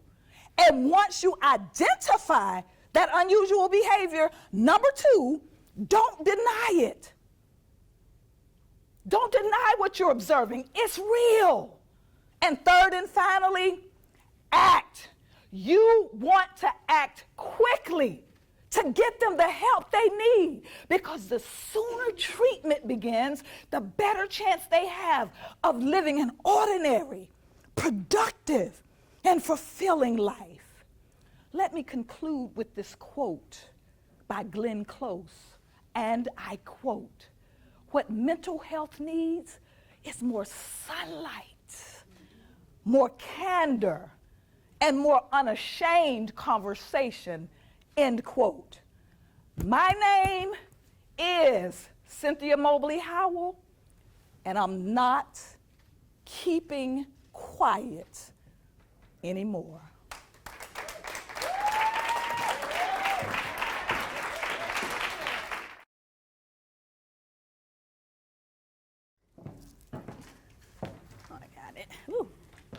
What goes in this house stays in this house.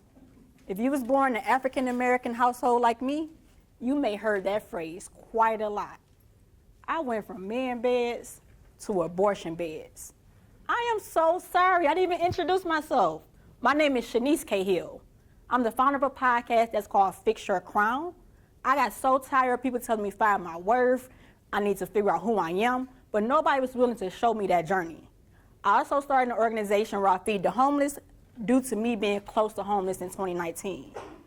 Enough about me, okay? I heard Kurt Franklin say something so profound, I can easily impress y'all with my accomplishments, but I would rather impact y'all with my failures. If you ever notice in life, a lot of people always show you that pretty finished product, but how many people show you the work in progress of how they had to get there? Not that many. So with that phrase, what goes in this house stays in this house, I don't really believe that phrase. Because I truly believe in my heart, what you don't reveal, God cannot heal. God cannot heal the person you pretend to be or the person who walk around, they got it all together. So a fun fact about myself, I like to tell my own business, pour my own tea. So I'm going to invite you into my journey. I am 26 years old, Detroit, Michigan, 1994, real popular time. R. Kelly had all the baby making music. Tupac, Biggie, all the beef was popular around that time. At the age of 6 years old, I grew up with speech problems. And it was to the point where my oldest sister had to translate every single word that came out of my mouth. What I didn't know the devil was using that as an insecurity to stop me from speaking to y'all on this one particular day. But I went on with life, and I allowed that to shape me and keep me mute for years. And everybody thought I was just this shy girl. So at the age of 1 to like 14, I did have a stepdad that raised me. He went to prison at the age of 14 years old. I didn't understand how crucial it was for a little girl to hear the words, she's valuable, she's precious, and she's worthy. I didn't know the next few years of my life, I would have to heal from the things my mom and her mother didn't touch on yet. 14, I'm playing with dolls. 14, my stepdad went to prison. 15 years old, I'm climbing out of a window, getting chased by the police in the teen clubs, watching somebody die right next to me. And next thing you know, I was 15 years old in an abortion clinic.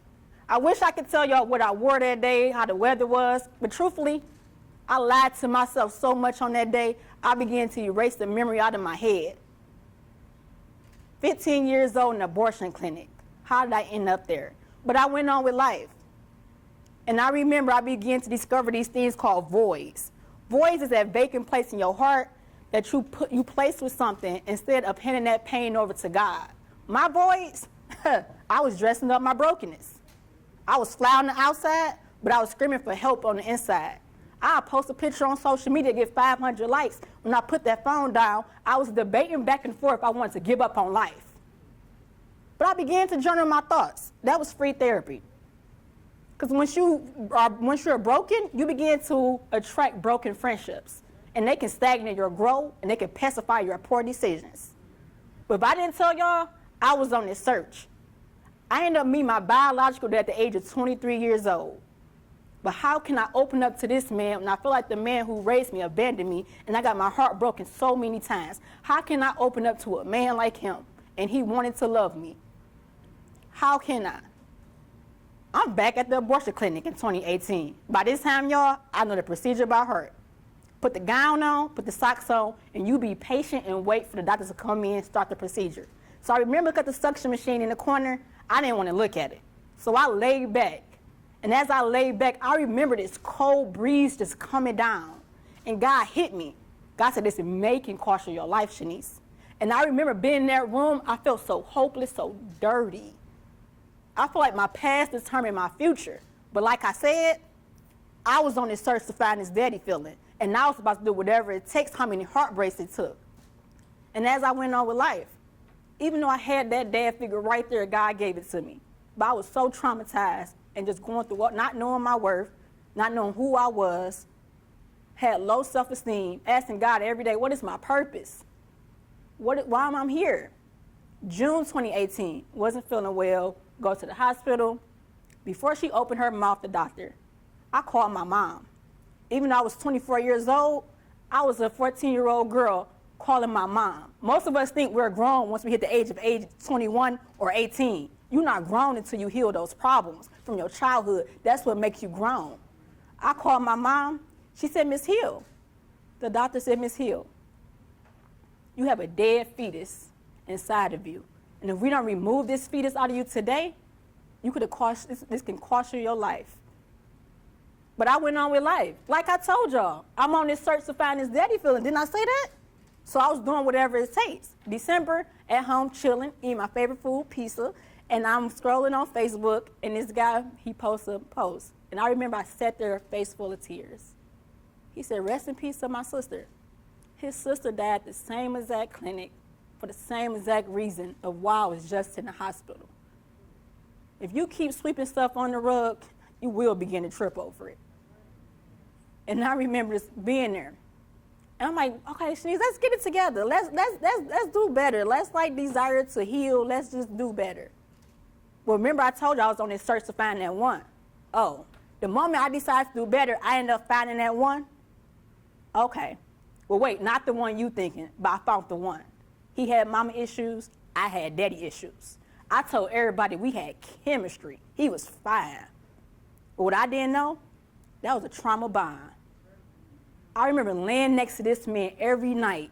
After sex, I would pray to God. Commercial break. Yes, I was praying to God after sex.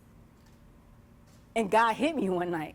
God said, Shanice, the moment you put me second, they put you second. And you forgot that you was number one all along in my eyes. Growing up, they always talked about don't get pregnant, don't catch an STD.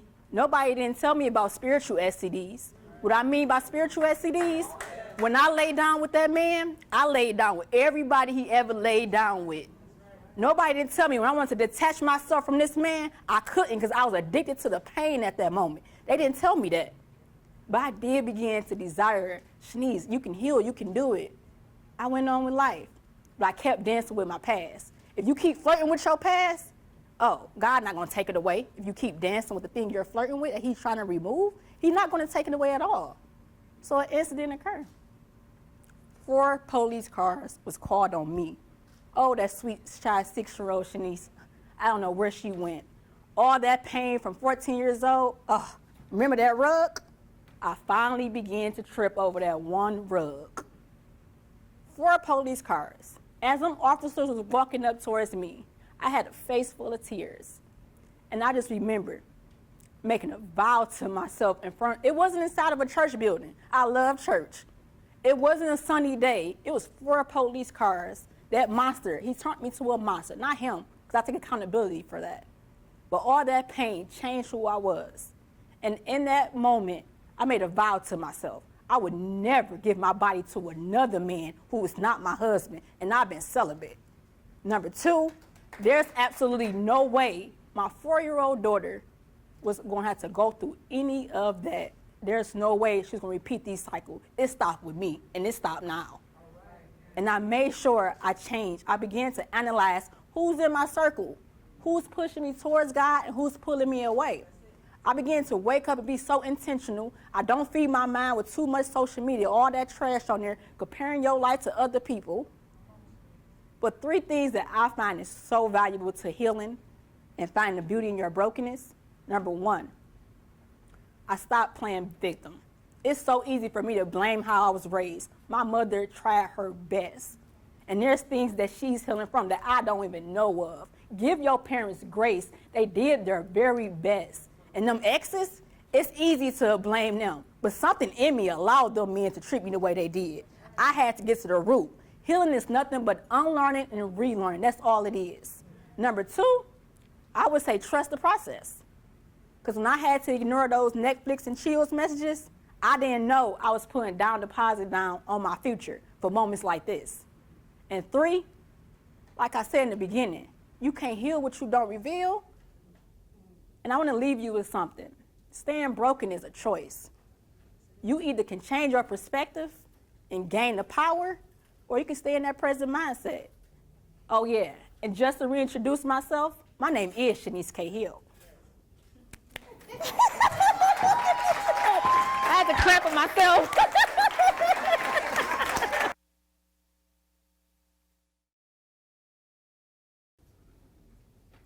Good evening, ladies and gentlemen. My name is Sherelle D. Mims. I am a registered nurse, caregiver advocate, #1 best-selling contributing author, and a motivational speaker. Can I just see by the show of hands, how many of you have lost a loved one to cancer? Wow. So you lost a loved one to cancer too? Oh my goodness. I understand. I've been there, I've done it, and I wrote a book about it. As a lifelong caregiver myself, I would like to share a quote with you by Lee Iacocca, and I quote, "No matter what you have done for yourself or humanity, if you can't look back over giving your loved ones love and attention, then what have you accomplished?" End quote. I know there's a lot of caregivers out there, and I want to speak specifically to the caregivers. If you are a caregiver in the audience, Facebook audience, I want you to type in, "I am a caregiver." Because as a caregiver, you know we give ourselves to our loved ones, and we tend to lose ourselves. But the main thing about being a caregiver is to take care of yourself. My fiance and I, we met, we fell in love, we got engaged, we moved in together, and then, boom. What was the boom? He was diagnosed with stage 4 stomach cancer.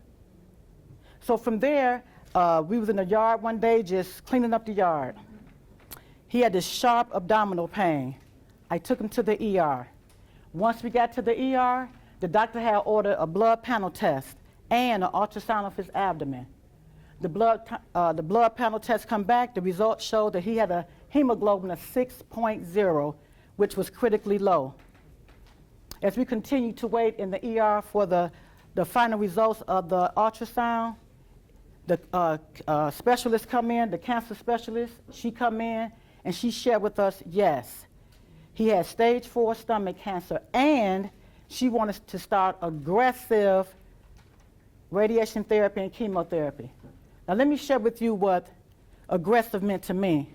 Aggressive to me means she wanted to go in there, do the surgery, and eradicate all of the cancer cells. That was a great idea. But my fiance, he didn't want to hear it. He was in denial, and he asked her to leave. Meanwhile, as I'm sitting on the side of the bed with him, we go into prayer, and I just said, you know what? I am so freaking livid. She could have came in there and said anything but the C word, anything but cancer. I would have accepted. Because I know as a 5-year vet and taking care of cancer patients on an oncology unit, that chemotherapy and radiation therapy tears the body down. So let me just share with you how we ended up on the medical floor. After we come out of prayer, I turn to my right, and here is a young man ready to take him up to the floor. We go up to the medical floor, and before not even 1 hour before we get on the medical floor, here's the cancer surgeon. They have a conversation. He shares with him what he wants to do about the surgery. My fiance, he agrees to it. 3 days later, he's in surgery. Once he come out of surgery, he had to stay in the hospital for 30 days. So while we're in the hospital, guess what we're going to do? We're going to have us a good time. Me, him, my daughter. We're talking about 30 days, right? So everything we did it together. We ate together, we slept together, we walked the halls together, we prayed together as a family for 30 days. And just for those of you that I know, I'm speaking to my Facebook Live audience right now, because you know exactly what I'm talking about as a caregiver. If you are taking care of your loved one, you know as a caregiver and taking care of a cancer patient, how much time that requires of you. And if you are a caregiver and you are taking care of someone, type in the chat, I take care of someone in my family. Be it your mother, your father, your sister, or your brother. Type that in the chat. So as I continue with this story, he had to have surgery. That was done. As all of that was being done, we go into the room. We're still there. We're having a good time as a family. We go home. This is where the story begins. He's at home. I had to make the appointment for him to go to radiation therapy and chemotherapy. We go to the doctor, the oncologist, he has him to have 6 weeks of radiation therapy, 12 weeks of chemotherapy. Now let me tell y'all about this horrific experience. And for those of you in my Facebook audience, listen up, because I'm sure someone can relate to this. This was so horrific for me, and I'm sharing this with you because guess what? You've been through the same thing that I have. So let me just share this briefly. 6 weeks of radiation therapy. He had to go every Wednesday for 15 to 20 minutes. We done that. That was no problem. Okay? 1 week he rested in between. Not a problem. The problem was the chemotherapy. That medication, in my opinion, and let me be clear, in my opinion, is not made for human consumption. Okay? It's not made for human consumption. He had 12 weeks of this. We would go in, he would lay in the bed for 6 hours. While I was right on the side of him, sitting in the chair, reading a book, probably falling off to sleep myself. Once he had all of that done, we would leave. Every time we left, we had a plastic bag. He had the plastic bag. Sometimes he wouldn't even make it out the door before he was even throwing up again, because so much consumption of that chemotherapy was in his body that it made him sick. We would go home. Get home, couldn't eat nothing, couldn't sleep. Sometimes he could sleep, sometimes he couldn't. That's how much of that chemotherapy, how much of that poison he had in his system that was not good for him. My fiance, after all of that, he went through all the chemotherapy. Somehow, he ended up falling coming out of the bathroom. He was so weak from the chemo and the radiation, he ended up falling. So I take him to the ER. I call my brother-in-law, we get him to the ER. The ER doctor recommended that he go to rehab. He go to rehabilitation, 25 days. Midway through the rehab, he ended up falling again. This time, he bruised himself on the right side of his face. So I shared with my brother-in-law, guess what? We're getting him out of here. This is enough. And for my Facebook audience, you know exactly what I'm talking about. If you are a caregiver and you take care of your loved one at home, take care of them the best way you know how. Because as what I know, being in the medical field, it's not as good as it used to be. And that's my opinion. But you do what you need to do for your family member. Okay? And so we took him home. When he got home, he was on hospice. The doctor sent him home on hospice. There was nothing else they could do. He go home on hospice. He was on hospice for 8 days. He made his transition on November 19th, 2013. Now that was a tragedy. Wouldn't you agree? That was a tragedy. We lost him, but guess what? Even through all of that, being an oncology nurse and knowing how cancer works, it didn't really affect me as much as it did probably his family member, because I knew from my experience that he was going to make that transition. So he's out of hospice.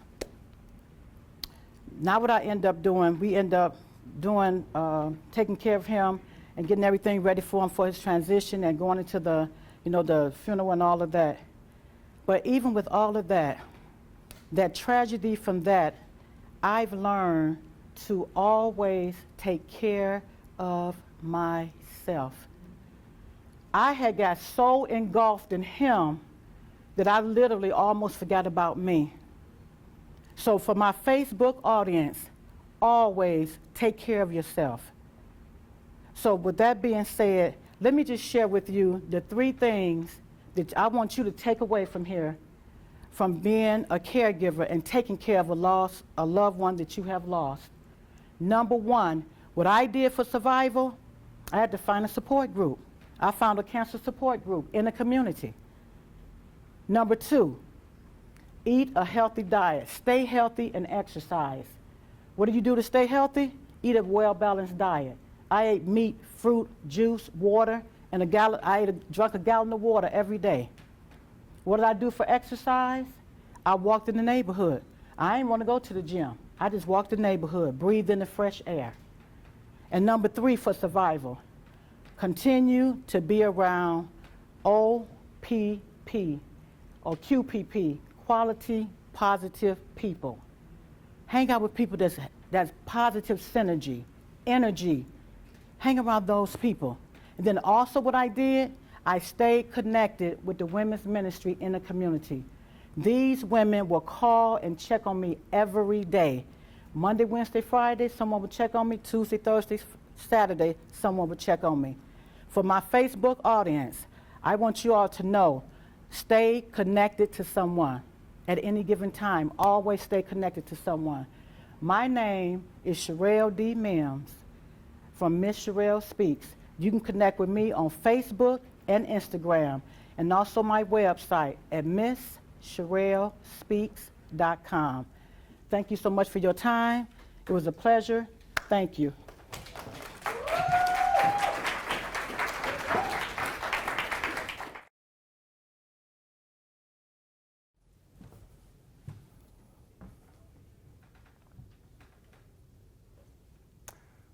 Good evening, everyone. Good evening. I'd like to begin by saying, folks, I've made some bad choices in my life. Let me tell you a story. When I was 16 years old, some friends and I decided that we wanted to go joyriding. Problem was, none of us had a car. So we came up with this brilliant idea to borrow someone else's car. Well, make a long story short, the car that we chose never moved, and yours truly was the only one arrested for car theft. My name is Chuck Wilson, and folks, that was a bad choice.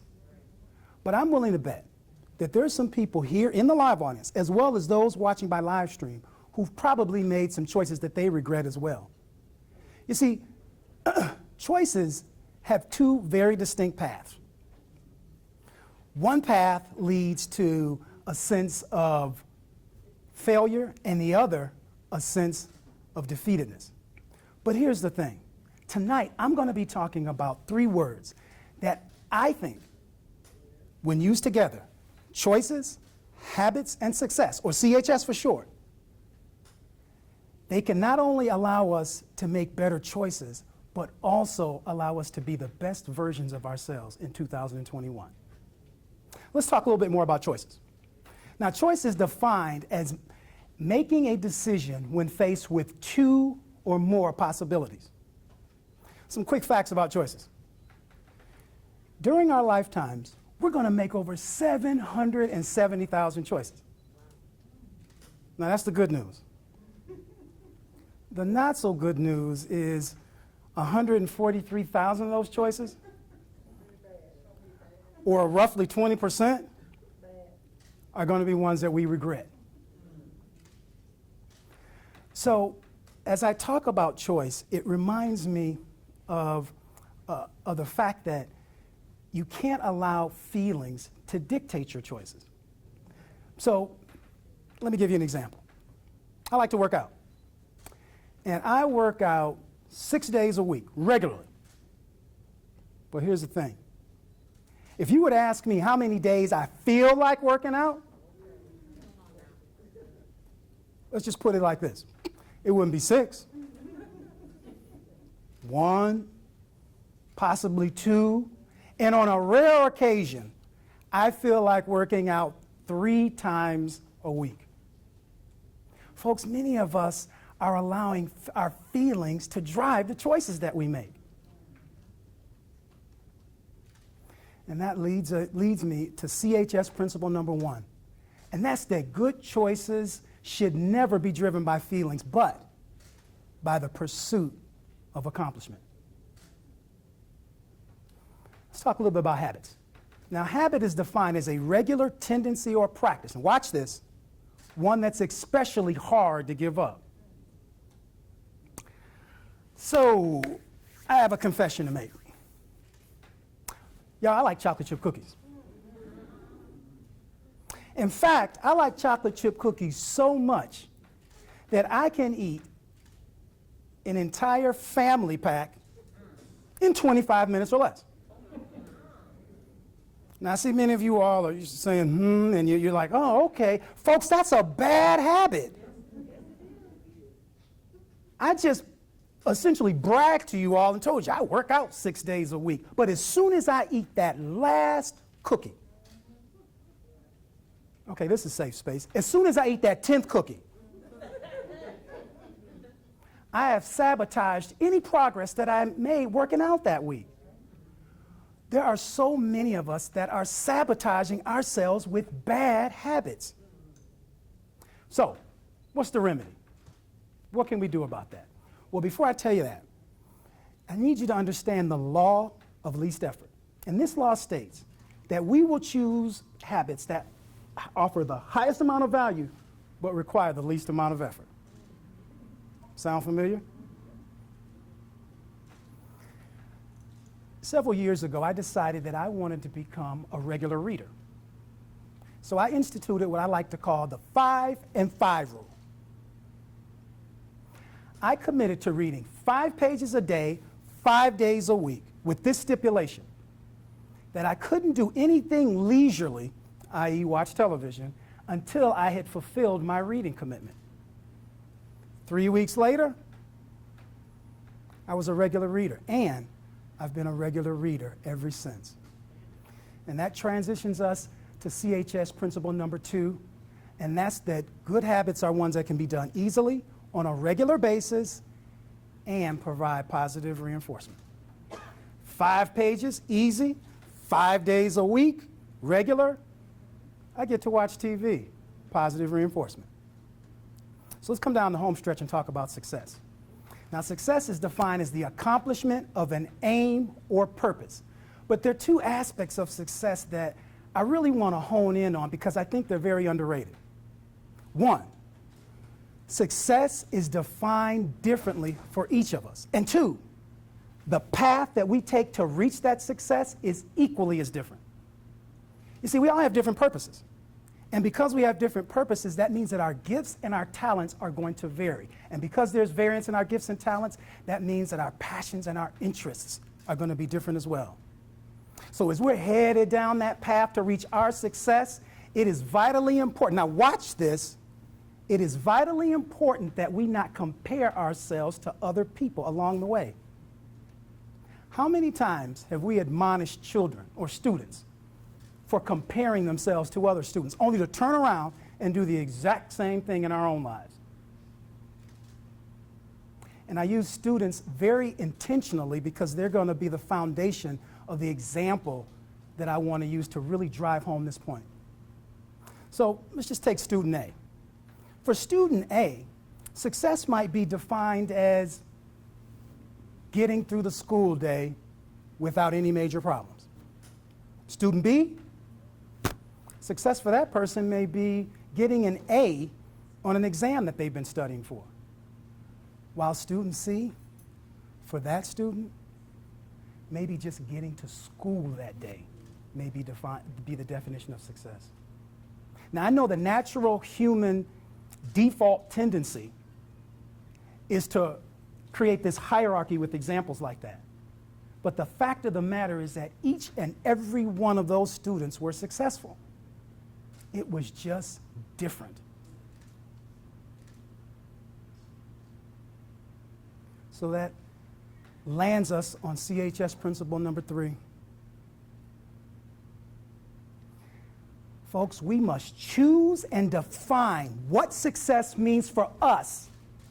And then, and only then, are we prepared to implement the habits that will lead us there. Folks, my name is Chuck Wilson, and I'm the Choice Navigator. And my hope for you is that you will make fantastic choices that lead to excellent habits, and that as a result, you will see much success. Thank you so much for listening.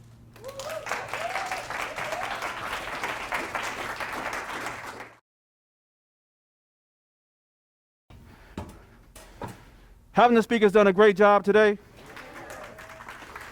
The one thing that I know for sure that all of them believe, that people are willing to change their circumstances, but most folks are unwilling to change themselves.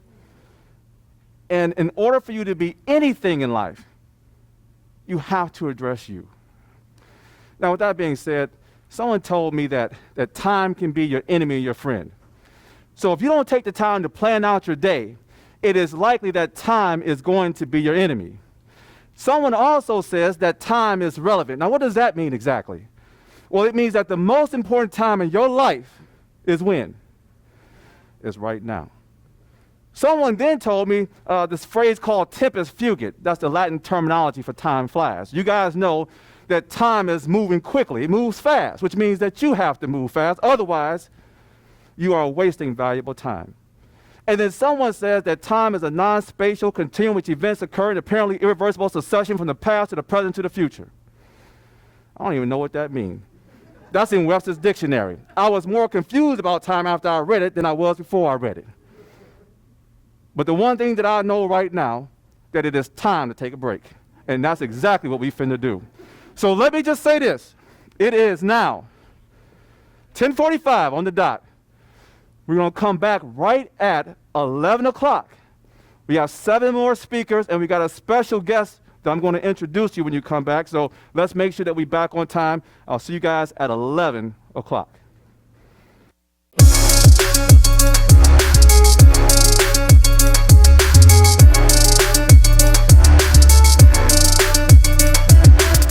Welcome, everybody, to the Leadership Experience Tour.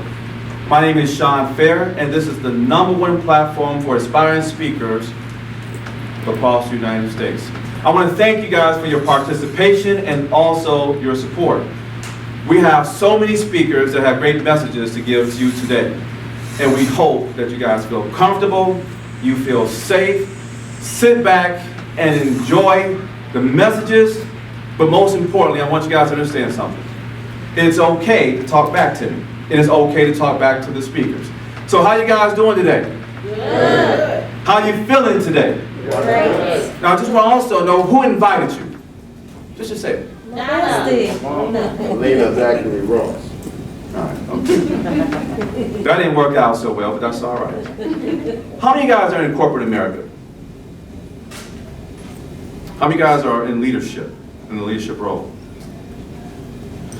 How many guys work for someone who's in leadership? How many of you understand the attributes that one must demonstrate to encourage great fellowship? How many of you guys know how you're supposed to be treated by leadership? Now, I want you guys to, you can talk back to me. You can say, yes, I understand, and no, Sean, I don't understand. I want you guys to be involved with me. Well, there are 5 critical attributes of a leader. There are 5. So whether you are a leader in corporate America or you're working for someone in corporate America, it is important for you to understand what it is that you're supposed to receive and give as a leader or from leadership. The #1 attribute is lead by example. The question becomes, what does it mean to lead by example as a leader in corporate America today? What does that mean exactly? Well, it means a few different things. It means I would ask you to do anything that I'm not willing to do myself. Well, that's one of the definitions. The second definition is that you do, you know, and you understand your own personal job. And you do that at 150% as it pertains to your employees. As an employee, you can care less about the functionality of your manager's job.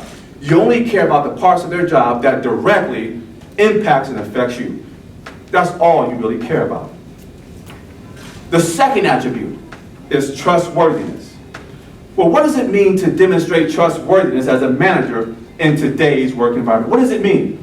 Now, this may be a little bit more simpler than what you're thinking, but all it means is that you do what you say that you're going to do. But the problem is with managers, they don't always do what they say they're going to do. Now, do they? Is that a fact? Does your manager do everything they say they're going to do? Absolutely not. But if you're not doing what you say that you're going to do as a leader, the question becomes, how can you call me in to have a one-on-one coaching conversation to tell me about what it is I'm doing and not doing, but you don't keep your word? How does that work?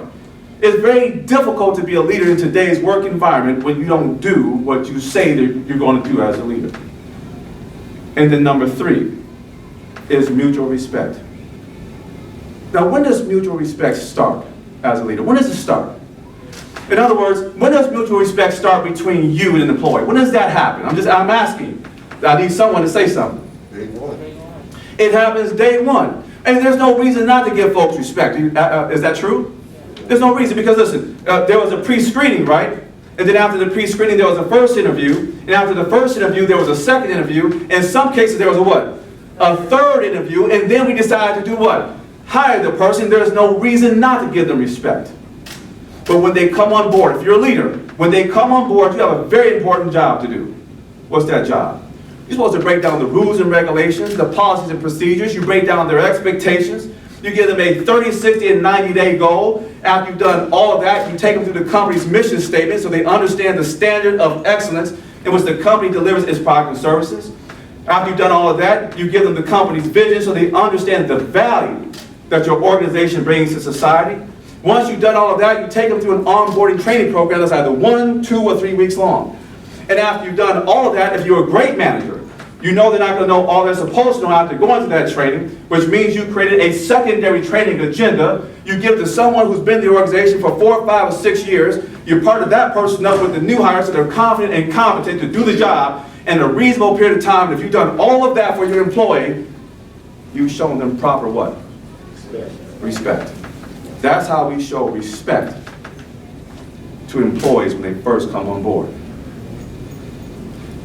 But when you don't do that, you haven't set the right foundation with them. But you want to call me in to have a one-on-one coaching session and tell me about what it is I'm doing and not doing, but you never set the foundation for me. All right, this is what you should expect if you're an employee and if you're a leader. These are things that you need to do for your employees. That was attribute number what? 3. That was 3. The next attribute is praise. Now I'm going to ask you guys a very important question. What does it mean to praise an employer? Or how many of you guys do actually praise your employees? You guys don't praise your employees? I'm just asking. But what does it mean to praise your employee? Now most people will tell me, well, Sean, I praise my people every single day.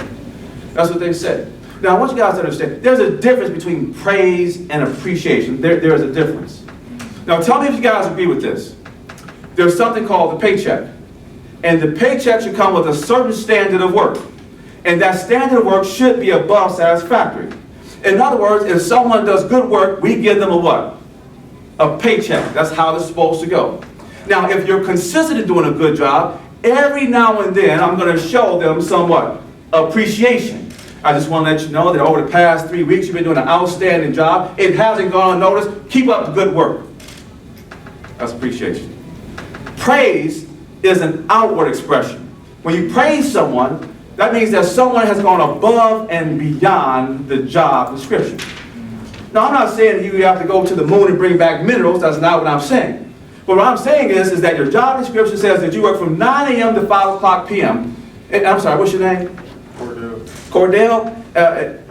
Can you give me an extra hour today? Cordell says what? Yes, I can do that for you, Sean. But that's going above and beyond the job description. And the next team meeting that I have, I'm going to let everyone know that last Tuesday, from 5 o'clock to 6 o'clock p.m., Cordell gave us an extra hour out of his life to contribute to the productivity of the organization. And during that time, he completed A, B, C, D, and E. And I want to thank him for a job well done. That's praise. The entire team knows about it.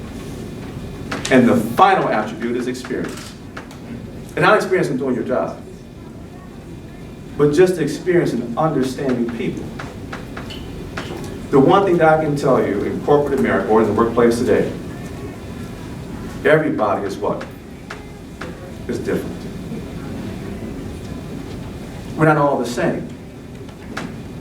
Some of the people that's in corporate America or in the workplace today, they grew up in a single-parent home.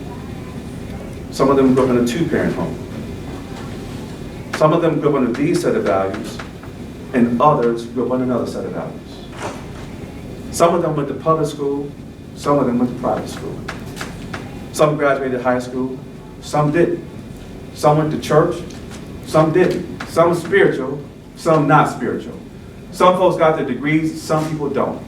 Some of us grew up under these set of laws, and others grew up under another set of laws. Some of us grew up in one generation, and others grew up in another generation. And all I'm trying to say is everybody's been formed and shaped differently. 30% of the workforce has got ADHD. I don't know why you guys looking at me. I got a touch of it myself. Right? There's a small percentage of the workforce that's bipolar. There's a small percentage of the workforce that struggles with seasonal affective disorder. It's dark when they go to work in the morning, that's in October.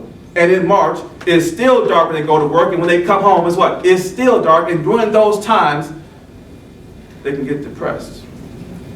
You have to understand that people are going through certain things. The problems that you see on the surface are not always the problem that you need to address. So whether you're a manager or not, if you're an employee who's working for a manager, you should understand the 5 most critical attributes that a leader must demonstrate to encourage either you to follow or for them to encourage fellowship. With that being said, guys, I want to thank you for coming, and I want to introduce our next speaker. I've been knowing Pam Perry for about 6-7 years now. She is the founder of Speakers Magazine. How many guys are familiar with Speakers Magazine?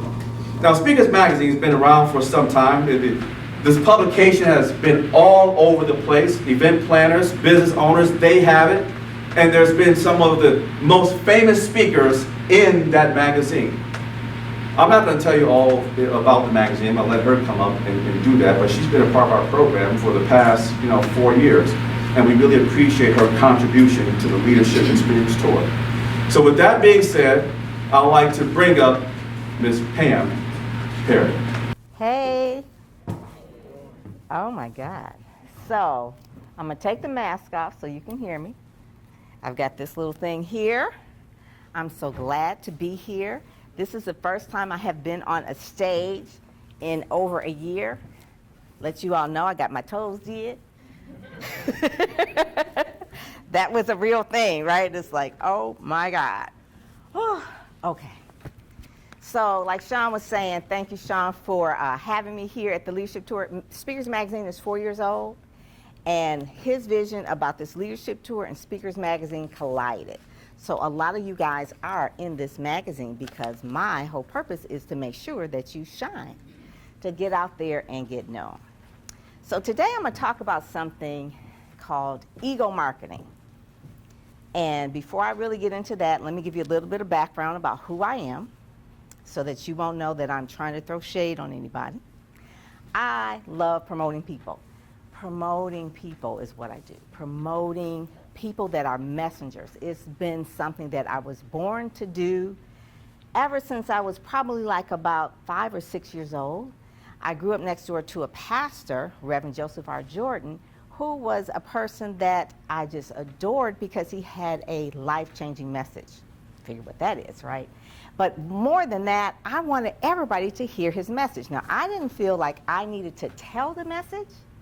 I felt like I needed to bring other people to him so that he could tell the message.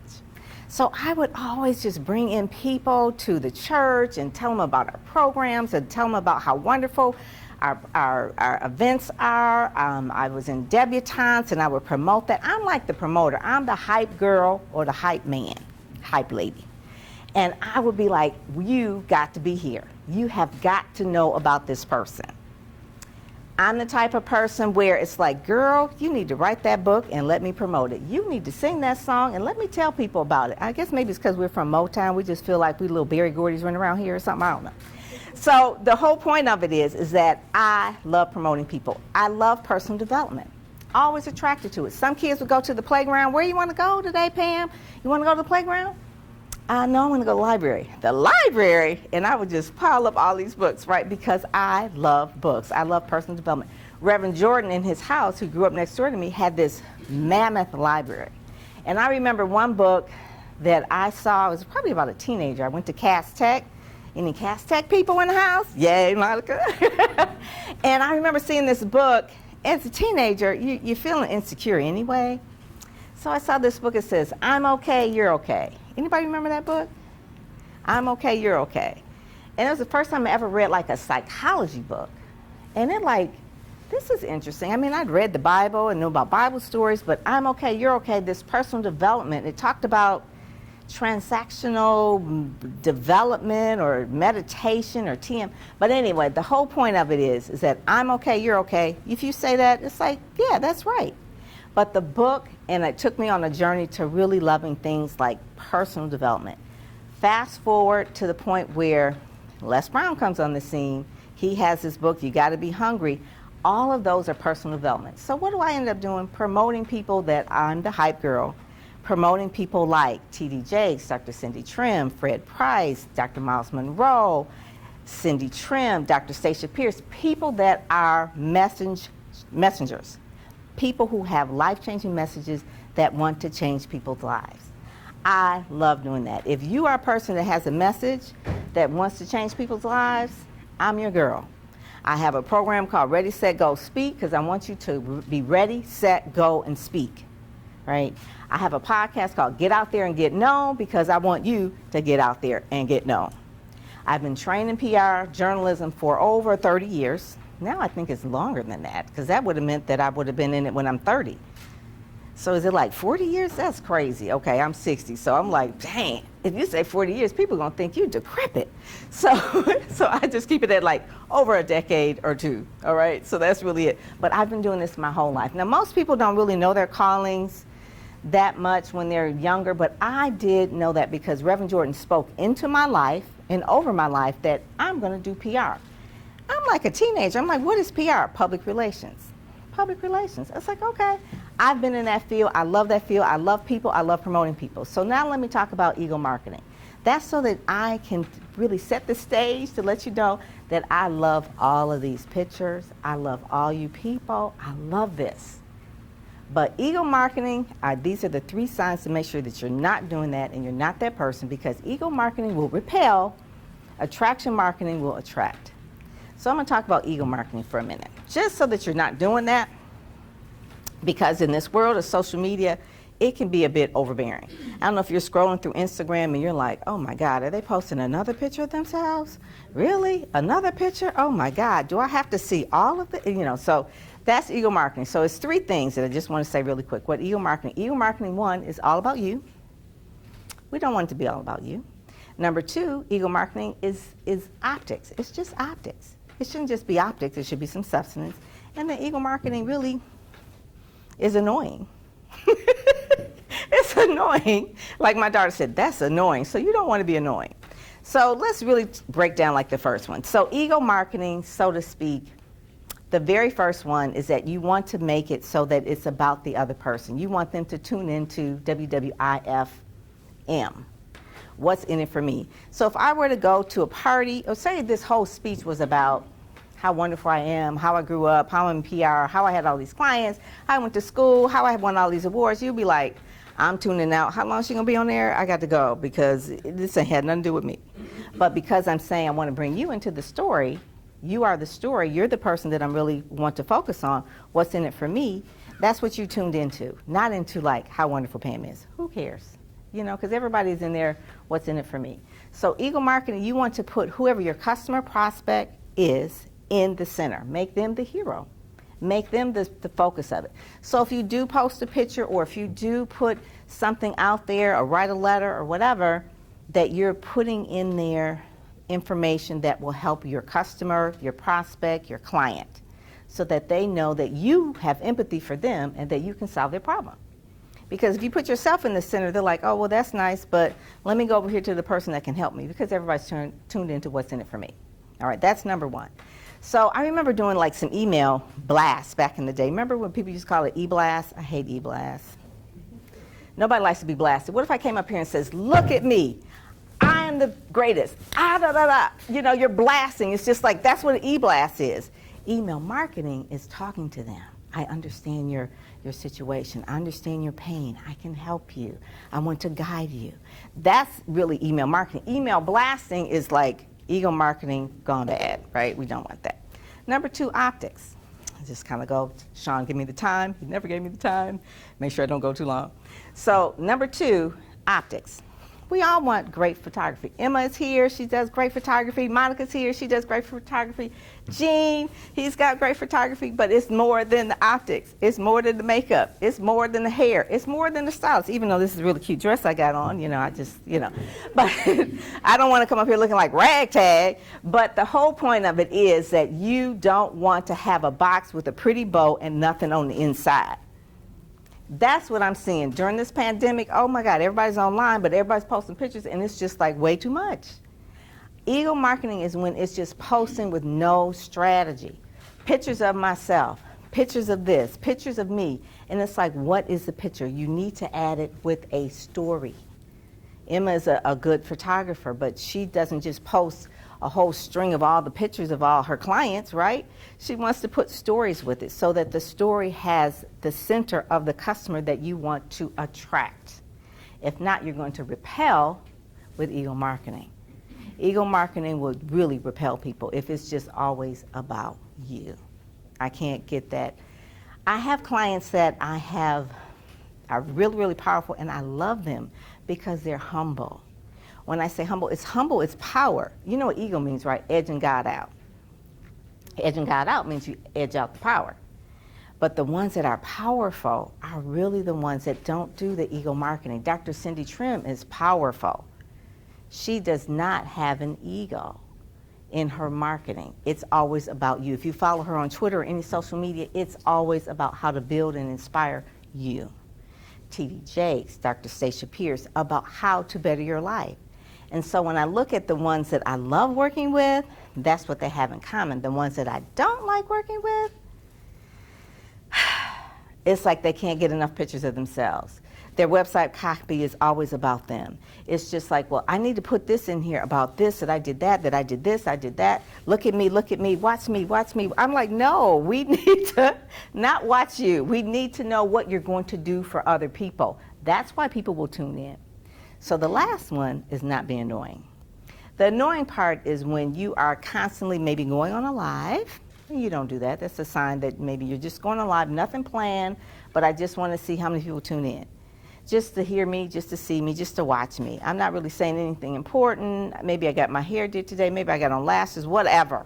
It's just like, I want to be seen. And so those three things, if you know that if you're doing something where it has no strategy and that it's constantly annoying, because now it's just like, oh my God, people are really, again, they're not saying anything of substance. Or like, what is the whole point of them really going on? Why are they doing this? And so, you know, me and Monica went to Cass Tech, and we had these mock elections when we were in school, you know, the best this, the best that. And those are good, but what will it get you? Like, you win such and such of most successful or most cute, or what does that get you? So I always ask people, I said, so you got all these pictures, you got all these photos, you got this makeup, you got the stylist, what is it getting you? If it doesn't convert into cash for you, into media opportunities, into speaking opportunities, into publishing contracts, it's really for naught. You're just wasting a whole lot of energy. It's like, I'm doing everything that I need to do. I'm doing this, I'm doing that. I said, but it's not focused right. It's centered on you, not what you can give other people. So the whole point of it is that you want to become a magnetic person that attracts media, and not a person that has a repelling ego marketing maniac message that repels people. When they see you coming, they want to take they want to do this. They want to do like, oh my God, no, here they come. You want to attract media. So I call myself the PR angel to help you magnetize media, help you monetize media, so that you can really go out and do what you need to do to create shine, because I believe you all are messengers sent by God to really solve some problems for people. But if you keep the ego in it, it will repel people, and you won't ever really get to the point where you need to be. You're expending a lot of energy, but you're not telling your story. You're not demonstrating your brand that can really help people. So what I'd like you to do, because my time is up, is really go to pamperrypr.com, download my ebook, go to pamperrypr.com/ebook, and download that. And that will really explain in detail how to really put your brand in the center of the story so that you attract customers, media, speaking engagements, and publishing contracts. Because it's really a thing where if you don't do this, what will happen is you'll spend so much energy and you'll be burned out. Ego marketing will burn you out. Attraction marketing will make you magnetic. So I'm Pam Perry, your PR angel, helping you to manifest media. For more information, go to pamperrypr.com lights.com/ebook, free for you today. Thank you.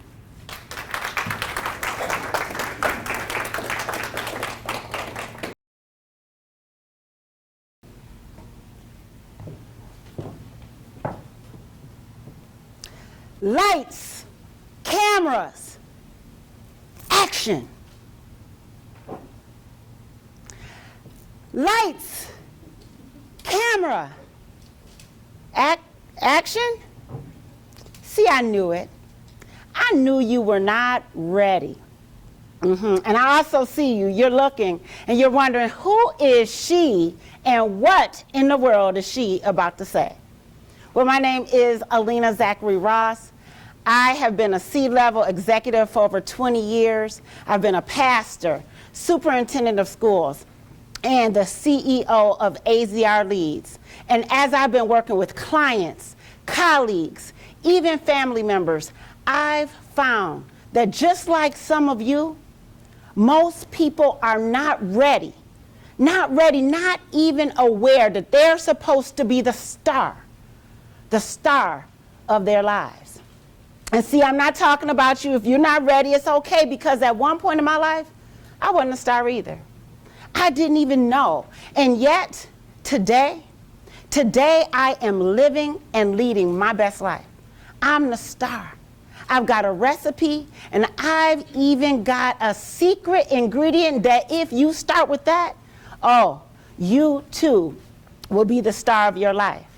See, most people are not the stars of their life because they're distracted. Oh yeah, I bet many of you are distracted too. What, you've got your own children trying to figure out if they're online, if they're going to school. You're trying to figure out how to work remotely in your own job or your own business. You're trying to be the best husband, the best wife. You're taking care of family members. All of this while trying to navigate the pandemic. Whew. It's a lot. It's a lot on so many people. That's why even before I give you this recipe, I need you to know, to be the star of your life means you're going to have to make a serious decision. Oh yeah, it's not going to just come easily. You're going to have to be focused. You're going to have to be intentional. And you're going to have to be deliberate if you want to really be the star. See, most people, even if they know it, they still aren't the star. They end up just being spectators in their own lives. And yep, that was me too. I was originally just a spectator. What does that mean? Well, I had my church and all its obligations and commitments. They were taking over my life. Oh, my family, as beautiful as they are, they too, and their schedules were taking over my life. But no, nothing on top of my job. My job had taken over my entire life. Can you relate to that? Oh, yeah. And it's interesting, though, because if you had have looked at my life, you would say, oh, it's wonderful. You're successful. Oh, yeah, I had the career with the income. I had the beautiful family. Man, I had all of it. I was even giving back to others. But I was not the star. As a matter of fact, I wasn't even in control of my life. I don't even know if I look back on it, if I was really so happy. I don't even really think I might have been that satisfied. And it wasn't until I just got sick and tired. Sick and tired of everybody else leading and directing my life. And I had to do just like what I just told you to do. I had to decide. I had to decide that I was going to lead and live my best life, that I was going to be the star. Now, you might be saying, that is great for you. Wonderful, Alina, but what about me? I'm here to hear how I can develop. Well, like I told you, I have the recipe, and just like any other good recipe, it's tried and true. And it has 3 fundamental ingredients, and that secret, special ingredient that if you just add on to it, it's going to have you rocking. Ingredient number 1, discover who you are. Oh yeah, discover who you really are, because let's talk about it. Some of you been wearing masks even before the COVID hit. You've been faking it till you made it so long that you might not even recognize yourself if I put a mirror up to you. And do you know that there's a name for that? They call that the imposter syndrome or imposter phenomenon. It's when you have so many doubts about your own skills, doubts about your abilities, that you have this psychological fear that one day somebody might find out that you're a fraud. Oh yeah. Discovering who you are is a crossroads between knowing those skills and gifts and abilities and matching it with your passion. That's why it's ingredient number 1. Ingredient number 2. Oh, ingredient number 2 is a good one. It's knowing your purpose. What are you here on earth to do? What is it that you and only you bring to this existence that makes it so special because you're bringing it? See, I call this your mission. And I know some of you, as soon as I said your purpose, you thought about it as your job. But no, it's not your job. Let me tell you how Baruti Kafele says it. He says, you've got to move more, work more on yourself than you do on your job. You can stop a man on a job, but you cannot stop a man on a mission. And Bob Proctor says, you've got to have a burning desire. And my man, Les Brown, he says, you've got to be hungry. Do you know your purpose? Do you know your burning desire? Do you know what you're hungry for? See, knowing your purpose makes all the difference. That's why it's ingredient number 2. Ingredient number 3. You got to have faith. Have faith in yourself. See, you've got to have a vision of what it might look like for you to live and lead your best life. What would it look like if you were to start? See, there's so many folks who say, I really don't know what it would look like. I really don't have an idea. I think I might, but I don't. I've heard that so many times. So even before we get to know each other, let me push back a little bit on you. I don't believe that it's you don't know. No, I believe it's because you don't have the faith that you really deserve it. You have doubts. Doubts about your skills, doubts about your abilities, doubts because of your race, doubts because of your gender, doubts, and more doubts. But that's why I'm here today. I've entered this stage today to tell you that you deserve it. Yes, you deserve it. Don't you deserve to live and lead your best life? Don't you deserve to be the star? Oh, yes, you do.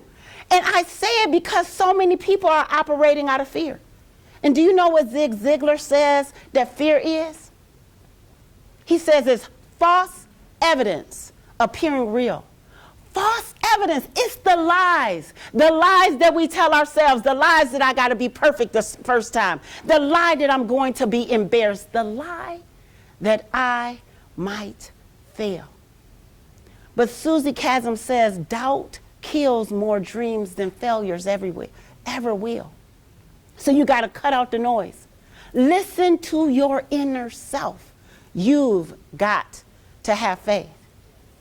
Now you've got those 3 ingredients, but don't forget, I told you that there was one special one. There was one secret ingredient that if you go ahead and put that into place, you will be the star. And are you ready for it?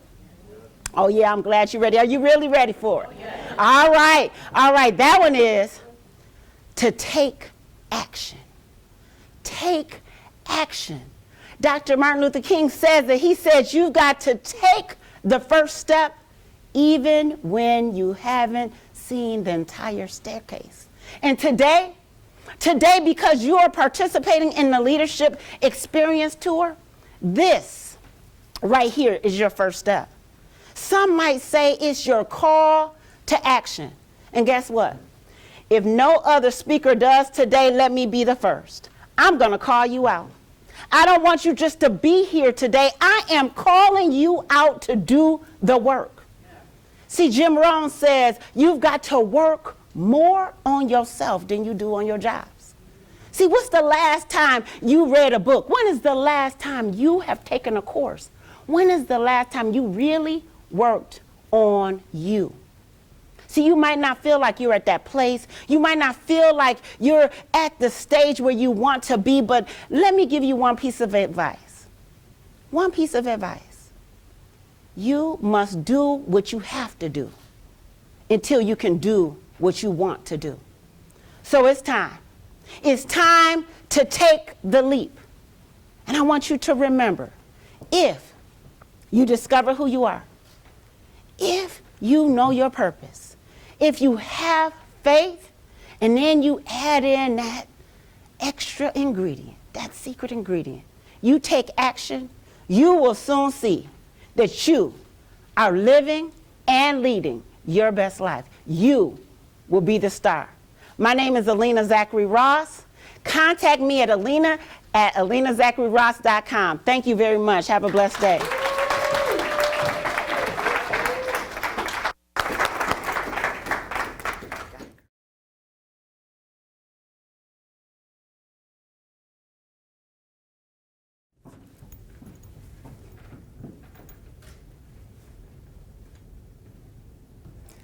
Pain is whatever the patient says that it is. Pain is whatever the patient says that it is. That was one of the first and most impactful statements that I heard when I started in hospice services over 12 years ago. That message hit me and it resonated so much because it was one of the first times that I had ever heard outside of my own head that nobody gets to tell you how your pain feels. Nobody. We can all relate to pain, physical, spiritual, emotional, mental. We have all felt it. And if you sit and say you haven't, that's not true. You know what it feels like, so why do we seek to minimize someone else's experience but validate our own?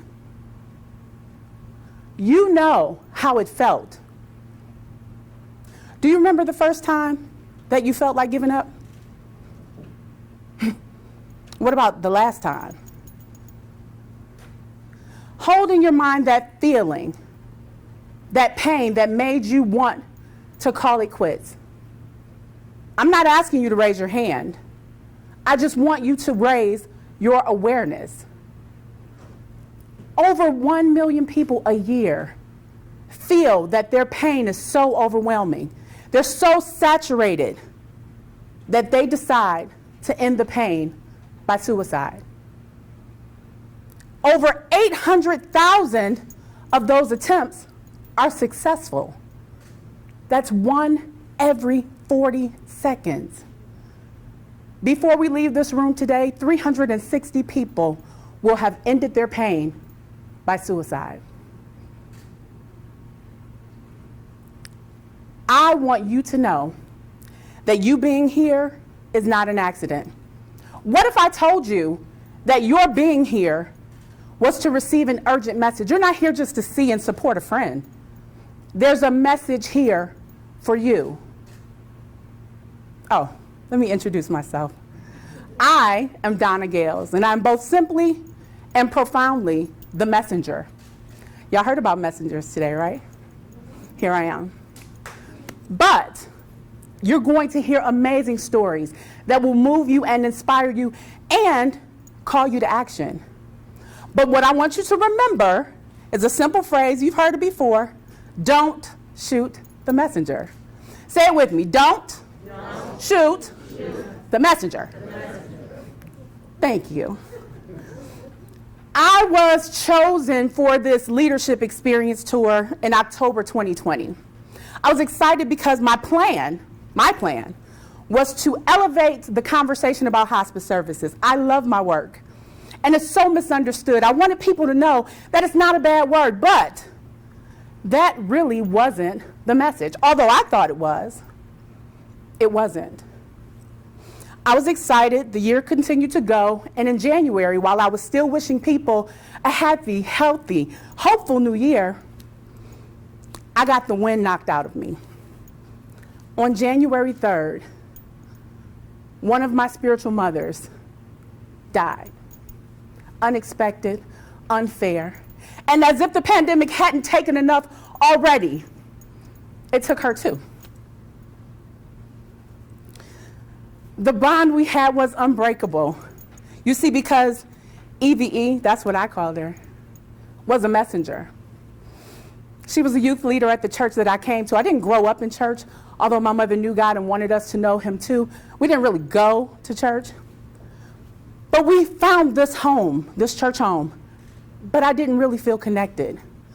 Because having been molested already, having been raped already, it was kind of hard to present as a normal kid. It was exhausting, really.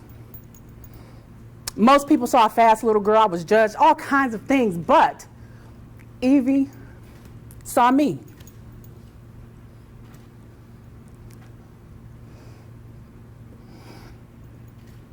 She didn't see my situation. God sent her to me as a messenger to change how I saw myself and my situation.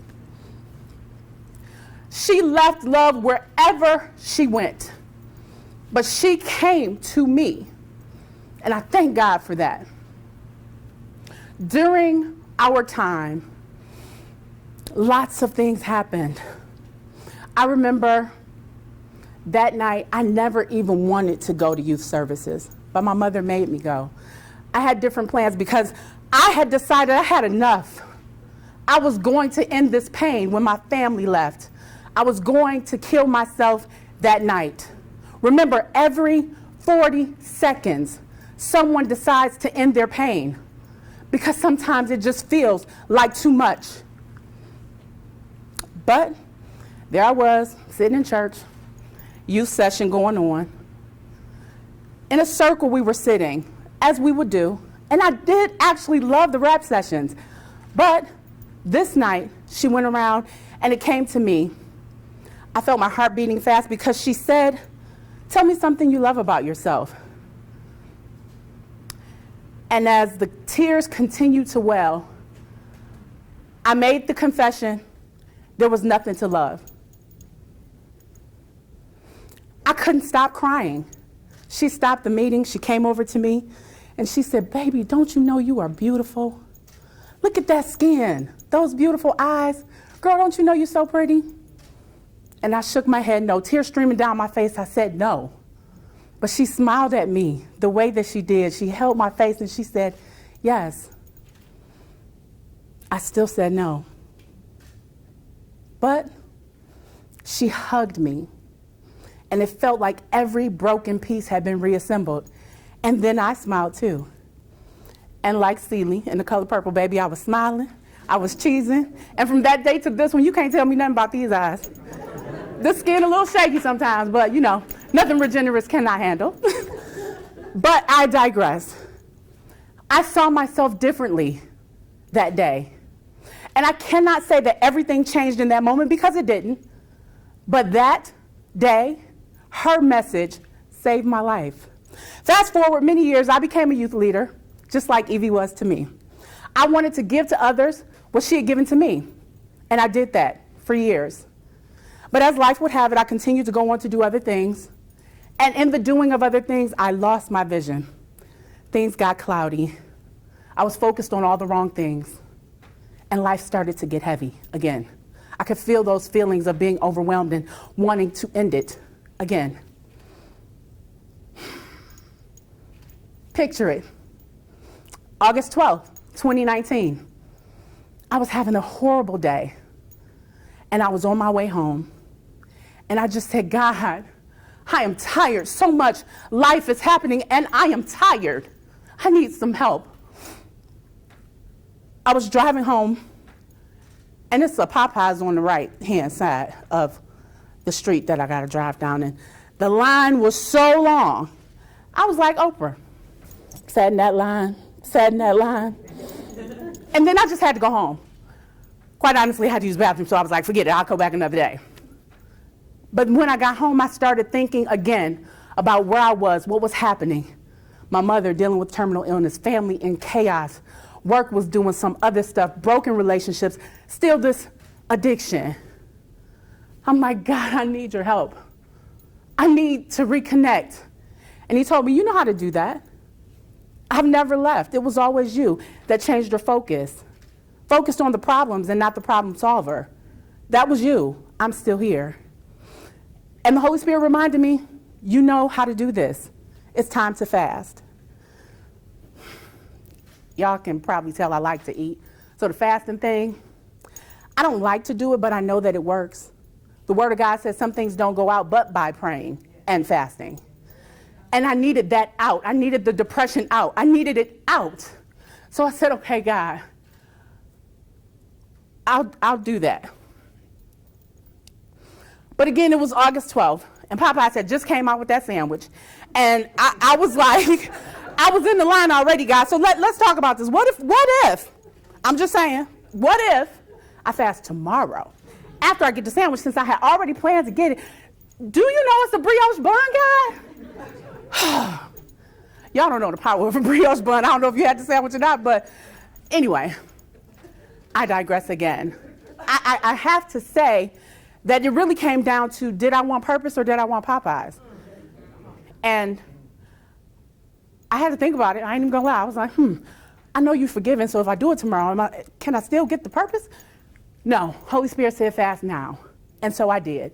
And I'm so glad I chose purpose, because at the end of that fast, God told me 2020 was going to be a year of vision and victory. And I liked that because I needed vision. I needed victory. I was excited. All right, August, through the end of the year, I'm moving in a different way. January comes. February comes, everything is great. March, the only month with a command to March 4th, and everything stopped. Pandemic. Pandemic? This is not vision. This is not victory. What are you doing? He said, I know what I'm doing. And for as much pain as the pandemic caused, it caused purpose as well. I'm a word girl, so bear with me. The pandemic. P, it came to prune. A, it came to align. N, it came to nurture. D, it came to develop. How you spell it again? E, it came to educate. M, what's M? It came to manifest. I, inspire. C, consciously connect us to our purpose. And that's what it did. So many people are connected to things that they never would have done before the pandemic. During the pandemic, I started my podcast, Listen, Boys and Girls, just to speak to the young person that might have missed some messages while they were dealing with life, like I was. I didn't think anybody wanted to listen to me, but God says, say what you already know. Somebody needs to hear it. And they do. It's been a blessing. So I'm here to tell you, it doesn't matter where you've been. It doesn't matter what you've been through. It matters where you're going and what you have to offer. Somebody is waiting for you to be their messenger. Don't keep your mouth closed. It doesn't matter. What's behind you is behind you, but what's before you is your purpose. And when you move in your purpose, people are blessed by that. People are delivered in that. Don't hold back on your purpose. I am Donna Gales, and I have been simply and profoundly the messenger.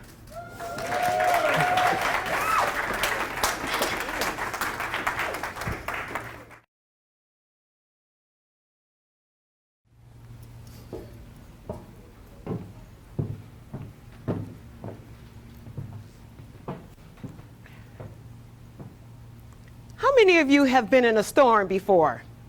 Snowstorm, rainstorm, tornado. You've been in a storm before? And typically, with those storms, we usually get some kind of warning, don't we? You know, we see the weather getting a little chilly, or we see the breeze coming really hard. We also can go outside and, can you smell the rain? I can. I can smell the rain when I'm out there. And then the clouds, they look a little dark. They look a little cloudy. We also have the meteorologists. We have all of those people giving us all these clues that there's a storm coming. You know what? I'm reminded too, when I was a little girl and we were at church, and you know, the more senior choir, they would even kind of warn us, you know, when they would get up and sing, and then I knew when they started rocking and a reeling, and then they started doing all of this, I said, oh, they about to sing that song about them storm clouds that went something like this. There's a storm out on the ocean, and it's moving this way. And I would go, oh, goodness. Now, see, back then, I didn't know about storms. I didn't know about any storms of life. And all I knew is that when the storms came, I always had a warning. That is, until 2009. I am Lisa Yvette Jones, your chief encouragement, inspirational, and empowerment coach, counselor, and consultant. And yes, best-selling author. I am going to give you a few nuggets today, because what I know you're going to do today, you're going to be encouraged. You're going to be inspired. You're going to be empowered. And you are going to be equipped to navigate your storm. You know, 2009 started off like any other year. I was about 360-something pounds. And I said, January, I am going to lose weight. I am going to go to the gym. And there I was in there getting it. I was doing it. I was working up a sweat. January 5th came, people started asking me, Lisa, how's it going? I said, it's going great. Oh my goodness. January 15 came, and I came down with, when people asked me, well, what happened was, okay, and just kind of fell off of that. Oh, come on, don't judge me. Some of you fell off of it at, the 5th? Okay, did you make it to the 15th? Okay, but then I said, okay, enough of that. I'll move on from that. Then February came, and then without warning, we got devastating news that our mother had a mild stroke.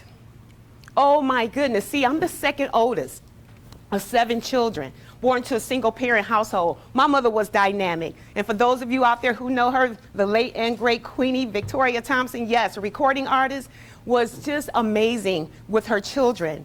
And this devastated us. And then we kept saying, man, there were no warnings. But were they? I want you to write this down. My mother was hypertensive for decades. That's a warning. My mother had congestive heart failure. That's a warning.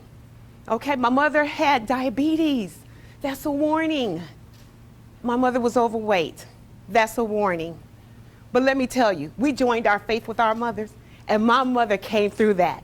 She was in the hospital in rehabilitation for a couple of months, and then she came through that. She came home, and I'm telling you, it was about then, this time in 2009.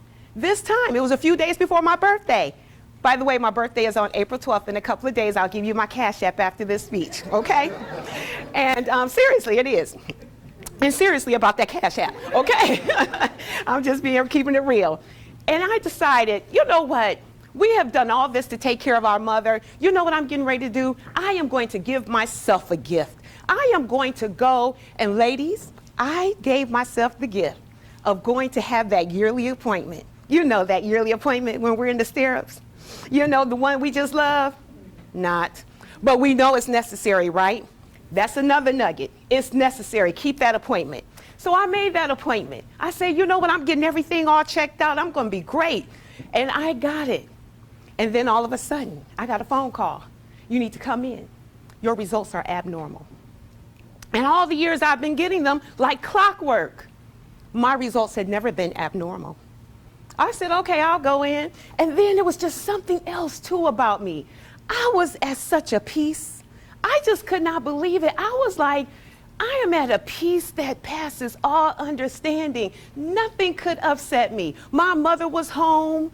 I was about to celebrate a birthday. My mother's birthday was on April 18th. Mother's Day is coming. There could be nothing that can take away my peace. And then I got those results. And it was like, okay, what next? I serve a God. He's a healer. He's a deliverer. What do you got next?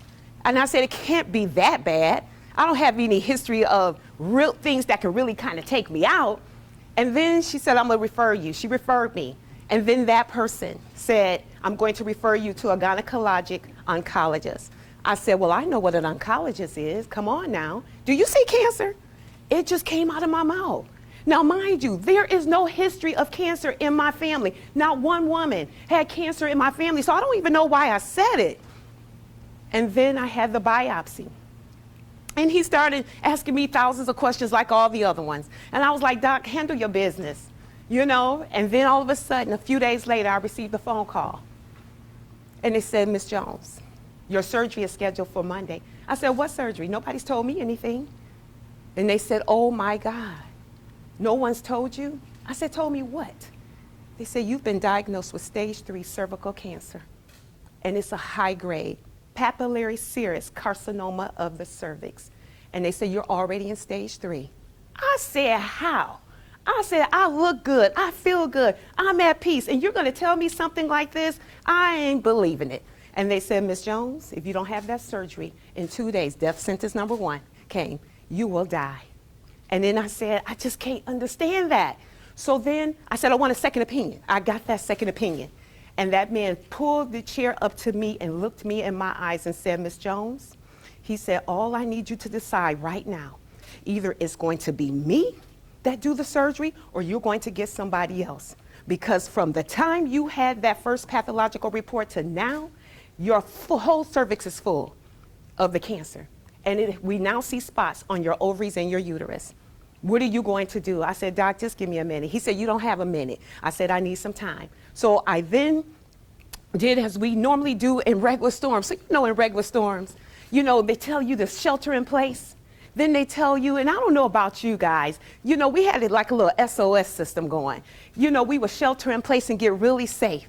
And then we would make sure that wherever we were, when that storm came in our home, that we would make sure there were no objects over our head to mess with our head in case the storm just came and just rocking and railing and things, you know, get knocked over. We wanted to make sure we protected our head. And then we stayed in safety until we knew it was safe to come out. Okay? Well, then I said, you know what? It's time for me to then shelter in place. How many of you know that it is time to pray when a storm comes? And that's exactly what I did. And then I shared it with a few people, see, because I couldn't tell everybody. You have to know who you can talk to. You have to know those who have the words and the worth of prayer, to know the power of it and stand with you in it. So I had people like a Mother Hurd, a Mother Laura Hurd. Boy, Mother Hurd said the Holy Spirit told her to fast for me for 30 days. How many of you can use a Laura Hurd in your life who will fast with you and fast for you for 30 days? She did that. I then told my ex-husband at the time, okay, because we were still good friends. That's another nugget, ladies, okay? That ain't a part of this speech, but take note of that, okay? You can be an ex and still be friends, okay? That one was for free. And then, you know, I didn't want to tell my son. My son was finishing his studies at the prestigious Cranbrook Kingswood School. He was a boarding student, and I didn't want to interrupt his studies.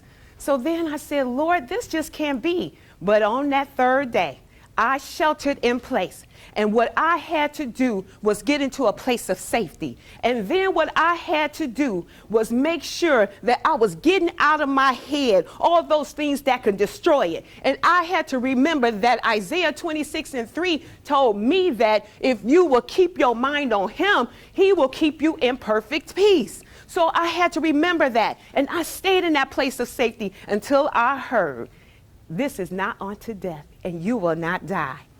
Now, 2 doctors had gave me a death sentence, and I then had to go to the chief physician and get my real results. So I went back to the first doctor. I said, okay, here it is. I am not having that surgery in a day and a half. I will go ahead and have the surgery, but not in a day and a half. I need about a month and a half. He said, well, Ms. Jones, I will see you later. He said, and I wish the best to you and your family. And I said, doctor, are you going to do this surgery or not? I am going to have it on June 29th. He said, that's almost 2 months away. It's a month and I said, it's a month and a half. It ain't 2 months. Stop being dramatic. Okay, who was being dramatic, right? It was me.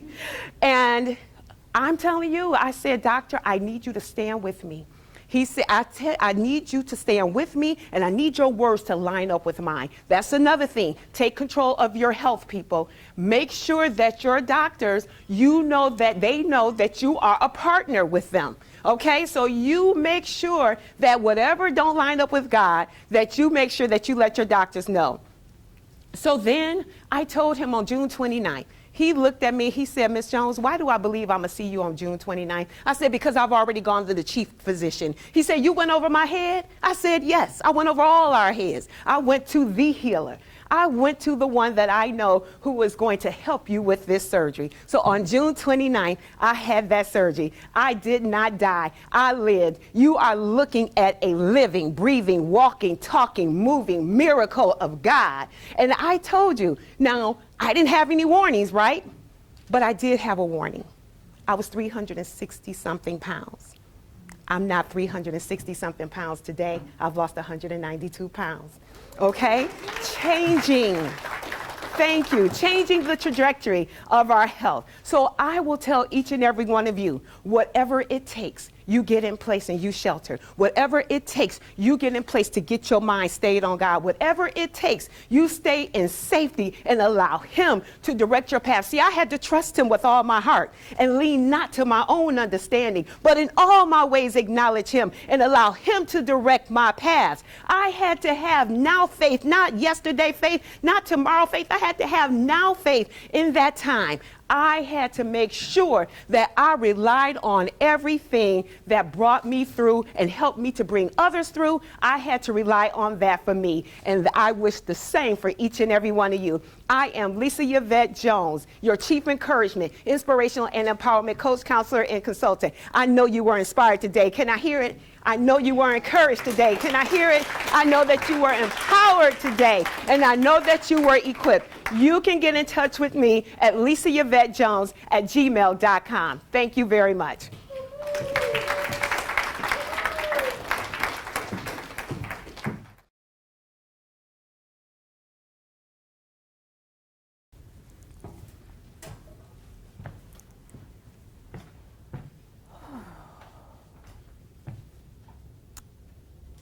Mirror, mirror on the wall, am I even pretty at all? As I stand here wondering, why is my forehead, nose, and butt so big? Why can't I just look and be normal like everyone else? Good morning. My name is Coach Angela Diaz, and I want to take you all on a brief journey about how I lost my self-confidence, my self-worth, and my self-esteem, and I had to get it back.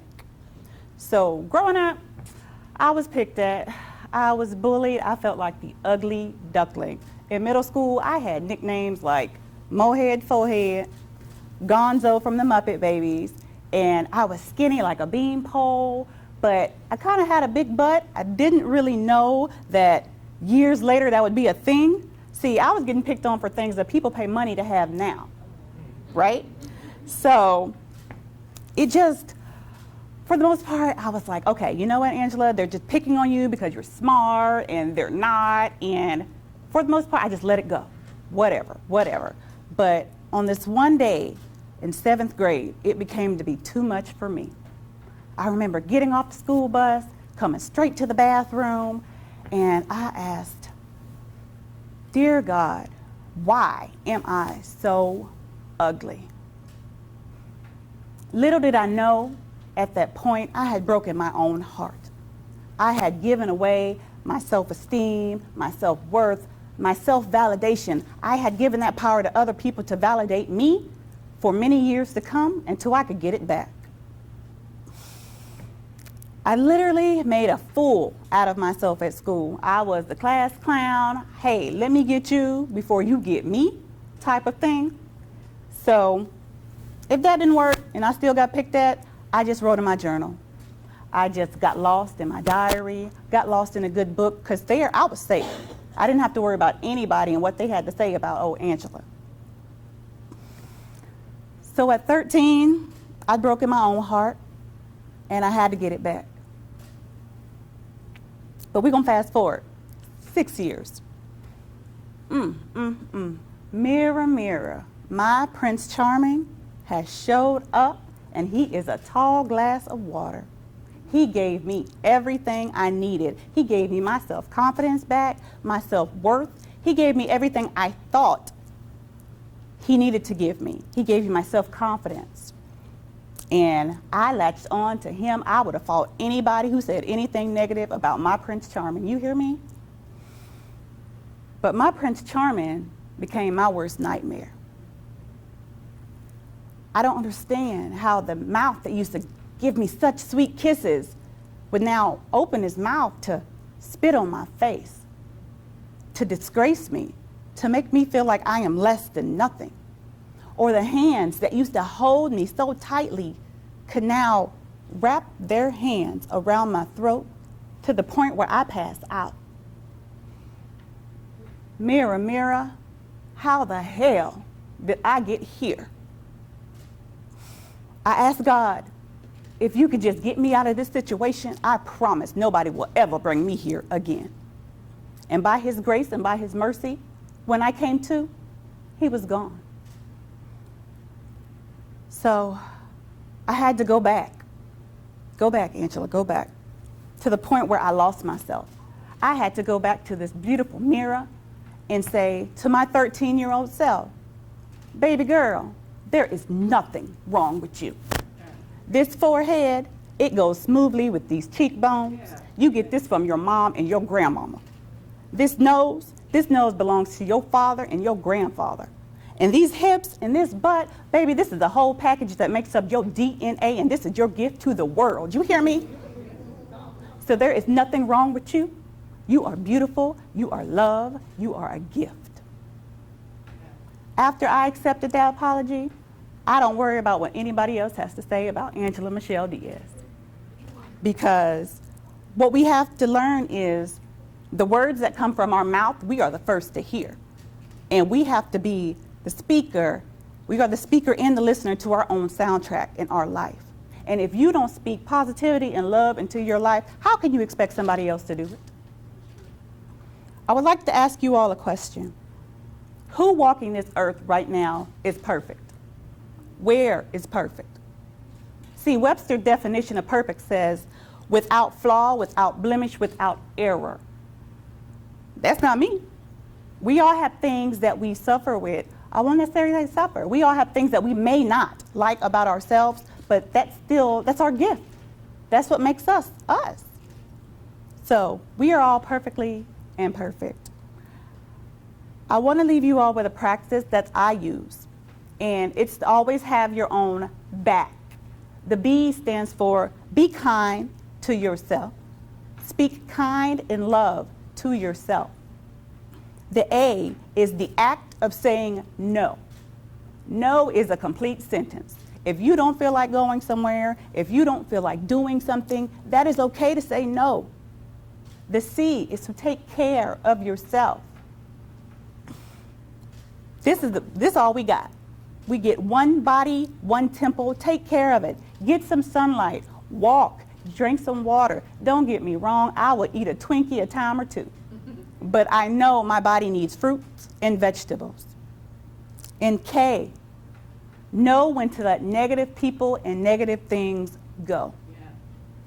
You cannot have that energy around you. I want to leave you all with a daily affirmation. So I would like some crowd participation, if you will. So you can either repeat out loud or repeat it to yourself. Y'all ready? Yes. All right. I love myself. I love myself. Flaws and all. Flaws and all. And I am unbothered. And I am unbothered. By what others have to say about me. By what others have to say about me. Because their words do not define me. Because their words do not define me. I define myself. I define myself. And with that being said, I want to thank you all for your time. My name is Coach Angela Diaz, and when times are tough, you embrace it. There is a blessing in every lesson. And when times go smoothly and times are growing great, baby, you smile and dance like it's someone, as if nobody is watching. And if they are watching, and if they have something to say, guess what? It don't matter, because their words don't define you anyway. I can be found at Instagram at myownboss84. And I want to thank you all for your time. Be blessed.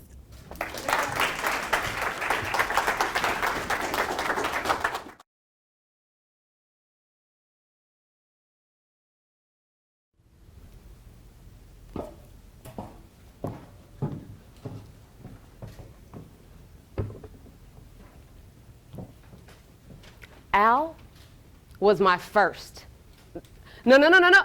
Let me clarify that. Al was the first entrepreneur that I met. At least my 7-year-old mind understood that Al owned the local candy store where my sister Charisma and I racked up a weekly tab on the long walk home from school. We even bought candy for our friends. We had a girl squad before it was trending and life was all right. Except that by the time we made it home from school, Mommy was gone, headed off to work, cleaning offices and buildings for long hours. Thank God. She taught us girls how to cook and DIY our way around the house, and not just Charisma and I, but the resourcefulness of our Black, Mexican, and Vietnamese neighbors was pure genius, and life was all right. I mean, for God's sake, y'all, we had a tab at the local candy store. We had the newest toys. Y'all remember the Cabbage Patch Kids? We had the biggest microwave on the block. And we had that ginormous first-generation IBM computer. Plus, a really mean Doberman to protect it all. And us girls, because Mommy was gone, spending nights cleaning offices and buildings. And I promise you that I could not fully comprehend that the letter L in D and L Epperson Unlimited Services stood for Lorraine, my mom, the co-owner of a very active janitorial service that kept her busy, long nights. Now, her co-owner was my stepdad, a sack of hot trash on a hot afternoon. Now, their relationship ended, the business crumbled, and I had a jacked up sense of partnership starting there.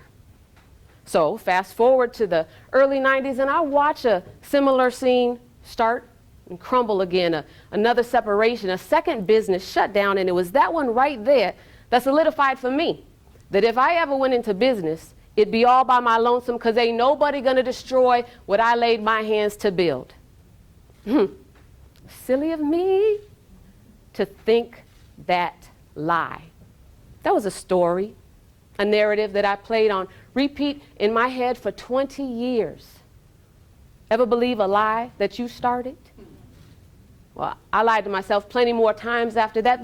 There was one glaring truth, though. That good old college degree and that minor in business would come back to bite me in a good way. Good for me and good for you. That mama trained up this entrepreneur in the way that I should go. Now, there were some plateaus, peaks, and valleys along the way, but I got older, returned to my senses, to that home training, and to the mirror. So, let me tell you what I wish I'd known in those gap years, wandering around in the wilderness of employment in search of the promised land of entrepreneurship. Now, imagine being smacked into a reality where you control and influence your own personal economy through the force known as entrepreneurship. So, for every finger on that figurative hand, I'll share a key, keeping in mind that entrepreneurship, self-employment, small business ownership are the master key. Well, here's a glimpse into why people call me the small business cheerleader and the international best-selling author on entrepreneurship. Ride with me on this guided tour into entrepreneurship, where our first stop is the mirror. Here at the mirror, you have I. The first I is your image. And so, yes, on the surface, you see a reflection of who you look like. And on rough days is what you look like. But I want you to search for yourself the next time you go to the mirror. Your features are not just surface level. You have been, dare I say, fashioned, designed in an image that you share with your family and your creator. So you have an image to uphold because you are the face of your message. Now, the second I is identity. Make no mistake, your identity bears witness that you are who you say you are. So, the next time you visit the mirror, I triple dare you to say a little something like this. Hey, love. Hey, Tisha Hammond. What can I do to improve your day?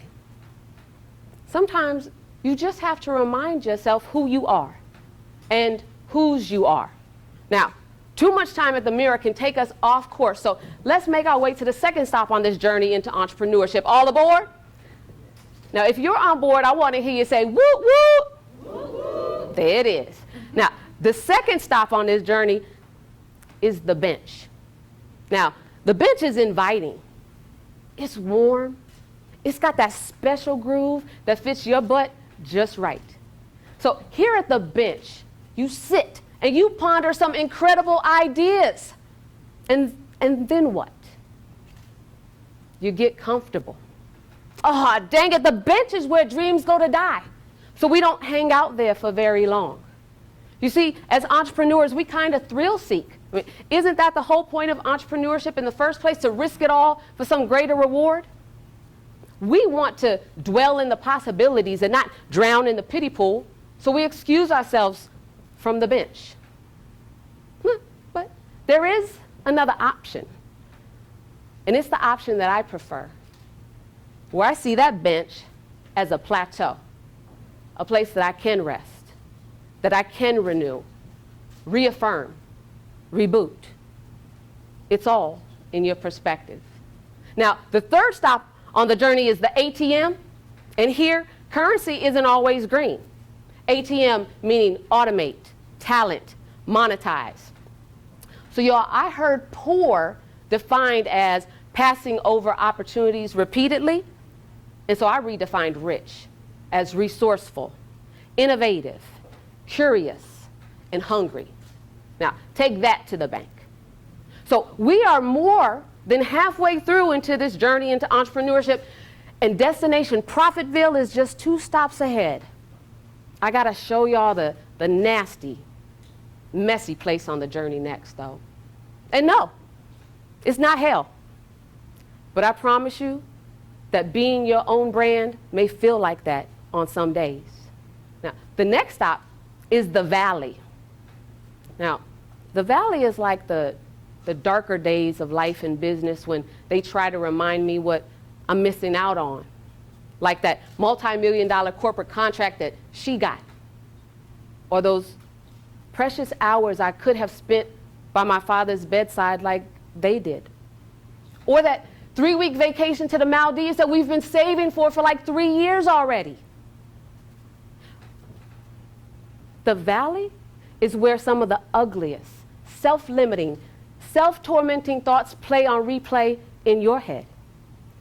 But Spencer Johnson, MD, says that you can change your valley to a peak when you find and use the good that is hidden in the bad time.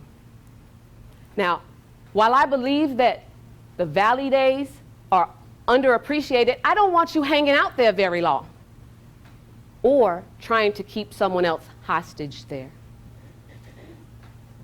Now, we have gone on this journey from the mirror to the mountaintop. And here, I just want you to take in the view. Here at the peak, you have reached your definition of success, and did you even celebrate it? Well, here's how I celebrate peak performance. I smell it. I taste it.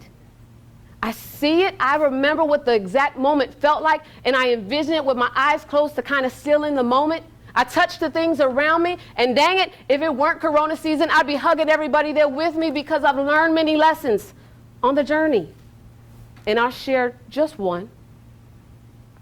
That peak is big enough for all of us. We have the resources to stay on that peak longer when we combine them. Now carry that nugget with you in your backpack as you meet other hikers on this path to profit. I am Tisha Hammond, the small business cheerleader, president at Ascent Small Business Promotion LLC, based in Farmington Hills, Michigan. You can find us virtually everywhere at tishahammond.com. Thank you. Thank you, Julie.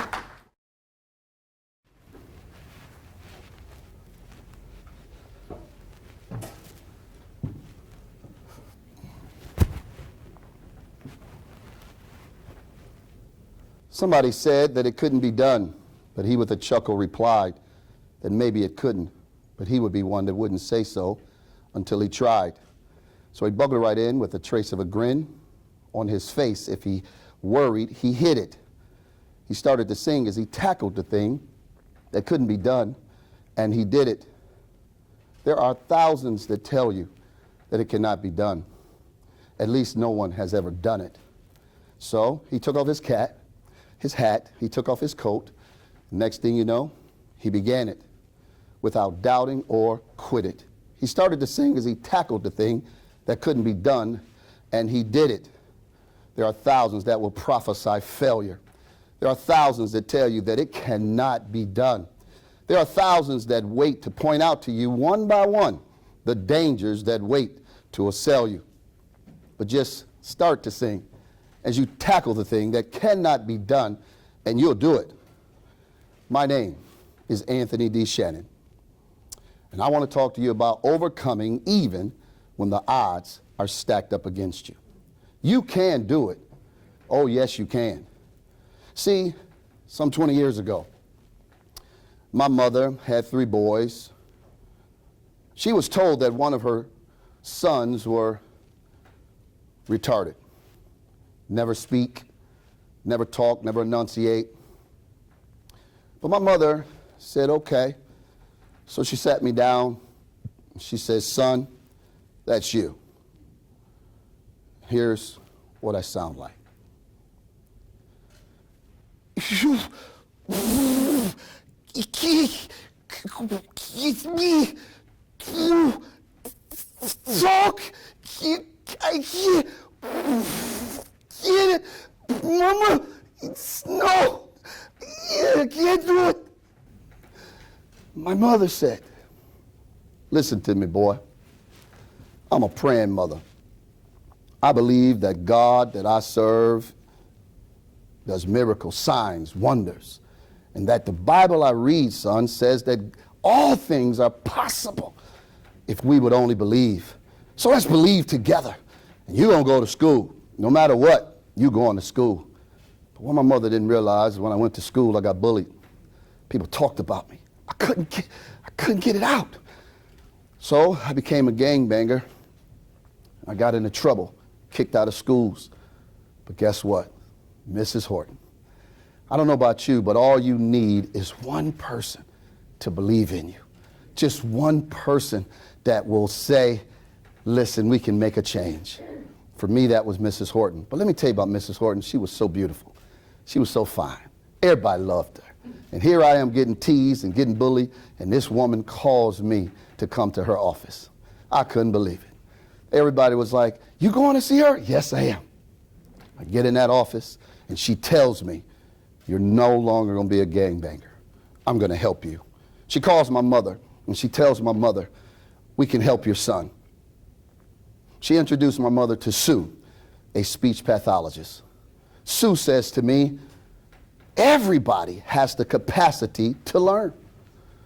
You just need to find your rate of learning.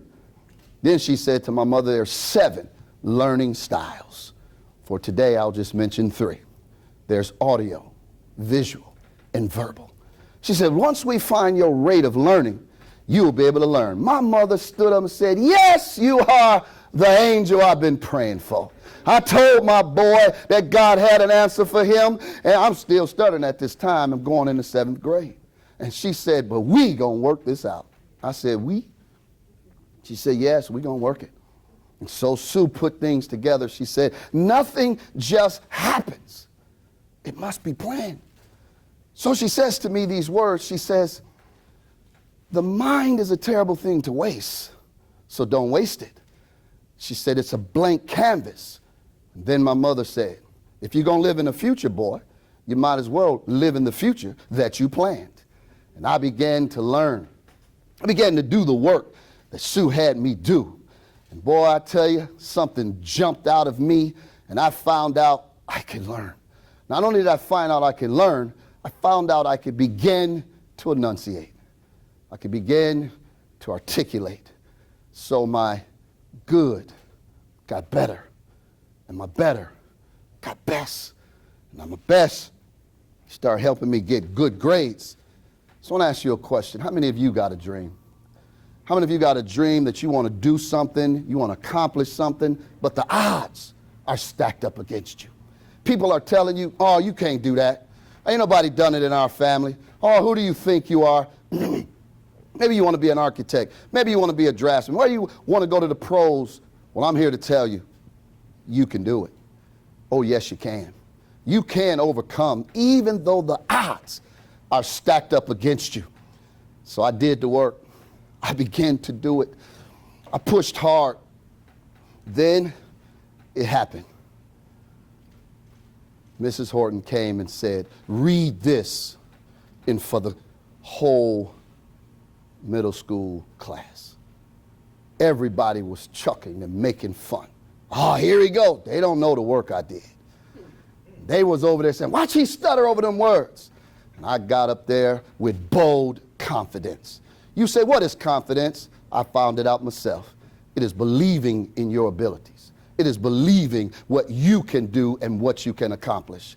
It is what you need to be, what you need to become. And I stood with confidence. I read everything on that sheet. And everyone stood and clapped. Well, guess what, y'all? I graduated from middle school. I went on to high school. I graduated from high school. I came out of high school with a 3.0, got a track scholarship to Eastern Kentucky University. I ran track for Eastern Kentucky, played football for Eastern Kentucky. I graduated, amen, and guess what? I went on and got not only my bachelor's degree, but my master's degree. And then I became a speaker, the audacity to get up here and talk to people to let them know you can overcome. Oh, yes, you can. And then, guess what? I now mentor young men who they say, we can't help them. We can't do nothing for them. Got it? I tell them, bring them to me. I'll get to them. I'll talk to them. So we take these young men and we help them to believe in themselves. If they tell them they're on a short bus, I tell them, then guess what? They're going to have to get a bigger bus because that bus is too short to hold you now, but it won't be able to hold you when you become who you need to become. And guess what? They overcome. So my mother, now she's deceased. About 30 days ago, we buried her. Before she died, she was in my house, and I told her, I did it, Mom. I'm going to tell the story. She said, well, if you're going to tell it, make sure you tell them I was a praying mama. And I believed God, and you are the representation of what God can do with miracles, signs, wonders, and even marvels. And I said, Mama, thank you. But I want you to know something. I now have this company called Anthony D. Shannon Consulting Group.com. And we help businesses, we help people overcome, help them win. I don't care how difficult the situation is. I don't care what you got to go through, because all it takes is one person. All it takes is that one that says, you can do it. Yes, you can. Listen, for me, it was Sharon Shannon. For me, it was Mrs. Horton. Who is it for you? Who is that person that you need to push you to the next level? Come on, for the Buccaneers, you know who it was. It was Tom Brady. For LeBron James, come on, Cleveland ain't the same. But I wonder, who's the one person in your life? So as I wrap this up, I want you to know these words. If you're going to do it, it's going to take some work. It's going to take some work. So here's the 3 things you need. Number 1, you need a dream. What's your dream? What you want to do? What you want to become? Number 2, you're going to need confidence in you.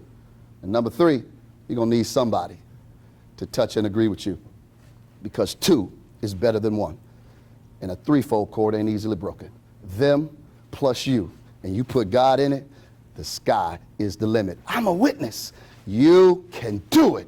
Oh, yes, you can. You don't have to stutter. You don't have to go backwards. You don't have to not enunciate. You can enunciate. You can articulate. It's amazing how I hear myself sound today without a stumble, without a slimmer, without a backup or a quit. All I know is I began to do it. I began to sing as I tackled the thing that couldn't be done, and I did it, and so can you. Give your own selves a hand clap today. Thank you for listening. I'm Anthony D. Shannon. I am your friend. If you need to know how to win, if you need strategies, if you need to know how to overcome, you got a kid, you got somebody that's tough, you can't get with them, you throwing your hands up, you need to call me, Anthony D. Shannon, consultinggroup.com. I'll help you overcome. And yes, you can. You will win. Peace. Thank you. Picture a bucket of broken crayons. I want you to imagine that. Broken crayons that can't be used. Our first instinct is what? To toss them out. They're trash. Let's get some more. I don't know if you have children, but I do. If you have grandchildren, the one thing that really gets to me is if I go into my children's room and I see broken crayons, I'm just ready to throw it away. Look, we have to start it all over. There is nothing that we can do with them. But I tell you, I've been wrong all along. You may have been wrong all along. Broken crayons still color. Yes, they do. And they create masterpieces. Today, I am going to talk to you about being broken, but not broke. Broken, but not broke. My name is Charcora Palmer. I am the founder and the CEO of Total Power Financial Solutions. I am an author, an Amazon best-selling author, and I am also a speaker. But most of all, I've been in that place. I've been in that place where I have been broken, and I didn't just wake up one day and accomplish the things that I have aforementioned. It took me going through. It took some tears. It took some trying times. Now, I want you to think about someone that maybe you idolize in your mind, maybe your favorite singer, an artist, a rapper, whoever. For me, my favorite is Charlie Wilson. I just got to give it to you. I love Charlie Wilson. I love his music. I love his inspiration. But what motivates me the most about him is his story. He has a story of brokenness, but he overcame. From addiction to homelessness to being at the top to being knocked down to the bottom and bouncing back up again. Charlie Wilson succeeded. I want to go through just a few more people just to get in your mind, because we look up to them and you may not even know anything about their stories. Number one, Oprah Winfrey. Man, you know, Oprah has made it to the top, and she is very motivating and inspiring. She's built schools across the country, over in Africa. But Oprah went through too. Oprah, she grew up with her grandmother. She lived a lot of different places. And even when she embraced the industry, she entered the industry into radio and talk show, she wasn't very widely accepted in the industry. Number one, because she was a woman of color. And number two, you know, it's a predominantly male industry. But even before that, in her childhood, she was a victim of molestation, okay? But she still overcame. She still overcame. Another person that we look up to, Lisa Nichols, and I love her. She is a motivational speaker. One thing that sticks out to me about Lisa, she tells a story that one day she looked her child in the eye. She was going through, she was really broke. She wanted to make it but didn't know how. One day she looked her child in the eye after not being able to put Pampers on her baby or give her baby milk. And she said to him, "I'll never be this broke again a day in my life." Now, we've looked at them. Let's look at yourselves. What are your broken pieces? And what masterpieces can you create from that brokenness? For me, myself, I can go back as far as my childhood, having my innocence taken at the precious age of 11. Even growing up in a single-parent home, that wasn't so pretty. Even my parents facing divorce right before I reached my adulthood. There are many stories that I could say that can go on and on and on, having my family snatched away from me one by one, back to back. Listen, if I can make it through, you can make it through. You see, your brokenness happens to push you into your destiny. Your brokenness happens so that you can be that testimony for someone else. Your brokenness happens not for you to stay there, not for you to get used to it, not for you to, enjoy it and say that it feels good, but it's not all for you. That's one thing I had to come to grips with. Back in 2016, I graduated with my master's degree.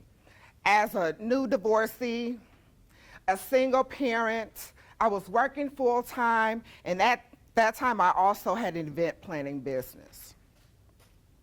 I graduated, we all go on to school because we want to do better, we want to earn more money, we want to do it the way that society says do it.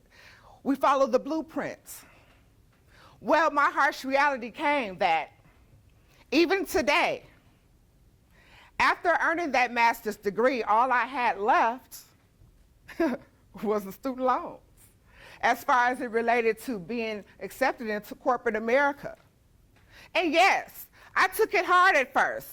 Yes, I felt some type of way about it after all the sacrifices, but then I was reminded that even in that broken place, the journey that I had paved out and that others had paid out for me wasn't to be my journey. From that, I birthed my entrepreneurship. From that, my business, which was designed to push others to other levels and to recognize their greatness. Yes, ultimately move them to the money, but we got to get past the brokenness before we even attack that. So today, as we have examined everyone else, I've told you a little bit about me, and you've taken an examination of yourselves. Let's talk about the three things that you need to get to that next level and to get past the brokenness so that you aren't broke. Number one, realize that anybody that you're idolizing, the only thing that separates you from them is their willingness to work. Their willingness to take a leap. Their willingness to count all the odds out and to press forward on their mission. Number two, believe in yourselves. I know that sometimes life can beat you down. I know that sometimes we face things in which we think we can't overcome them and you want to just throw in the towel. Yes, it gets rough, but know that you are worth the journey. You haven't made it this far for you to be left to naught. Number three, and this one, if you keep this in mind, it will change your life. Know that your brokenness is not for you, it's for somebody else. It's for someone else. If you can encourage someone on the journey, and let me interject, there are going to be times where you're going to have to encourage somebody even when you're going through. It's not when you get to the other side, and that's where your strength comes. Even when you're going through and you'll begin to minister and to build yourself up. I've had many days like that. Like, I'm encouraging you when I'm going through. I remember when I was going through a divorce, and thank God that's the past, and hey, all things are new. But I was encouraging people, and I had my wedding event planning business during that time. And the bulk of my business was what? Weddings. So I'm getting everybody else married, and I was going through. That hurts. Like, I can't even keep my own stuff together, but woo, here comes the bride. We just gonna go with it. But my strength came, and it tested me in areas that I didn't know that I could even survive. So today, the three things I want you to keep in mind. Number one, the only thing that separates you from anybody else is the willingness to work. Work for it. You don't have to stay in your broken place. 2, believe that you're worth it. And number 3, just keep on pushing. My name is Charcora Palmer. I can be reached at charcorapalmer.com, Total Power Financial Solutions, on any of the platforms, and I thank you for your time.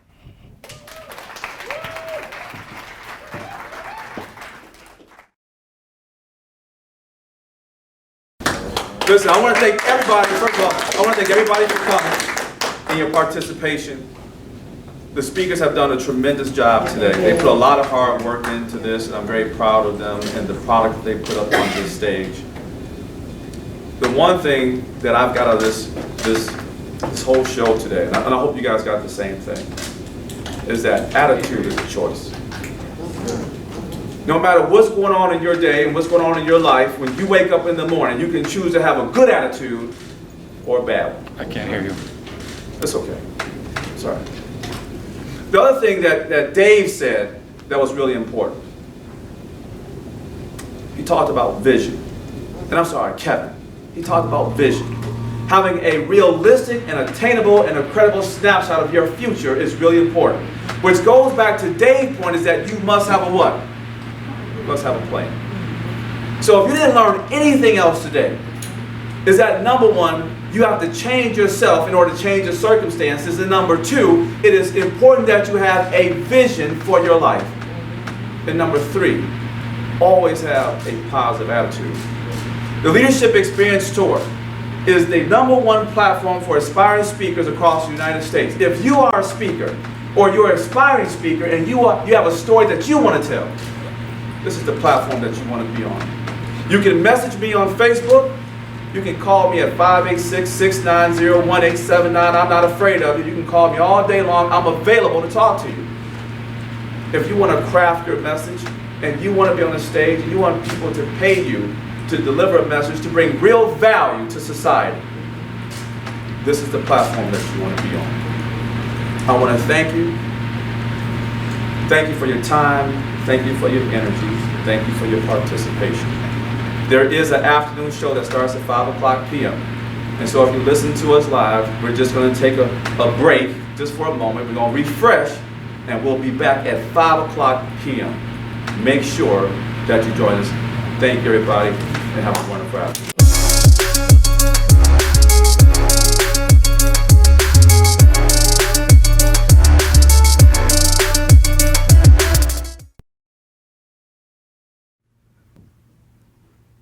Good afternoon, everyone. Oh, don't y'all do this to me twice. All right, we're going to try this one more again. Y'all ready? Okay. Good afternoon, everyone. Okay, that's so much better.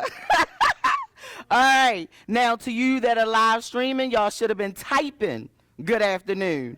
If not, y'all going to do it now because I don't like to be ignored. Did anybody realize that? Okay, all right. So, if you didn't get a chance to go potty during this break, that's too bad. Sit down and keep still, because just like in the beginning half, this next half is going to be dynamic. So, if you got a rock in your seat, rock in your seat. So you should have an opportunity to do everything you wanted to do in the first half, because again, this second half, you do not want to miss. And pay attention. So I want to do something real quick to make sure that you can pay attention. You ready? Everybody got their listening ears on? Okay, all right. Keep ignoring me and I will come down there and point you out. I'm not afraid of you. Okay, so I have a story about aimlessness. Okay, I can spell it. I don't have to say it. Now, there was a young man that was looking for direction. I mean, he was bad off. Anybody in here look for direction? You have something that you want to do? You have a goal? I got one person participating with me. Y'all think I'm joking. Okay, all right. Now, with this, he decided he was going to take a walk in the park. Is somebody telling me I need to come down, or was that just an accident? All right, get off the wall. Now, he took a walk in the park to try to get his mind right, to get some direction. When he got there, he saw an older man, well-to-do, dressed nicely, just feeding pigeons, like he had everything to do. You know, I'm sorry, not everything to do, but he was real comfortable, like he had nothing to do. Anybody in here know what well-to-do is? Because we use it a lot, but does anybody know what it means? All right, cool. What does it mean? Well off. There we go. He had, like, money, basically, okay? He had his coins. All right. Now, he goes up to this gentleman, and he goes, how did you do that? How did you get to where you are now? And the guy said, take a seat, let me tell you. Long ago, I was just like you are. Nothing. Didn't know what I was going to do in life, but I knew I wanted to do something. He said, I had 5 cents to my name. So this is an older story. And he went and bought an apple. He said he sat in the park and shined that apple all day long. After he shined that apple all day long, the next day, it looked so good, somebody bought it for 10 cents. So how much did he make? He had a profit of a nickel. So he took that 10 cents, went and bought 2 apples. He shined those even longer, and the next day, he sold it for how much? 20 cents. You paying attention. I like you. The rest of y'all are okay. So he shined those 4 that he bought all day long.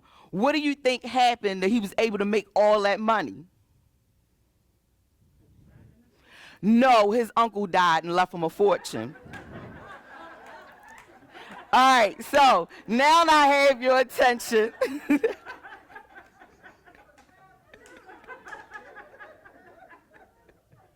Now that I have your attention, I want to bring back up Mr. Sean Thayer, and this is the energy I want you to keep as the next speakers come up. Love you guys. Thank you.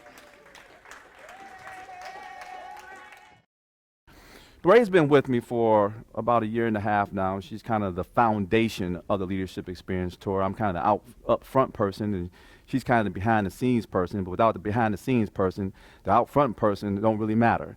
So she does a phenomenal job just keeping everything in order. Let me just say that. Now, I want to bring up a very special guest. I've been knowing this person now for probably 3 years. We spend a lot of time on the phone, and she's telling me her stories, and I'm telling her my stories. And it's just a lot of things that's going on in both of our lives. I've been somewhat of a coach to her. She's been somewhat of a coach to me in many different areas. She's an author. She's a speaker. She's also a playwright. She just got a major contract with BET. We're going to talk about her story in the month of October. This is somebody I'm very proud of. She's a genuine person. She has a great personality, and she'll do anything for anybody. I want to bring up, and I want you guys to give her a great round of applause for Dr. Missy Johnson.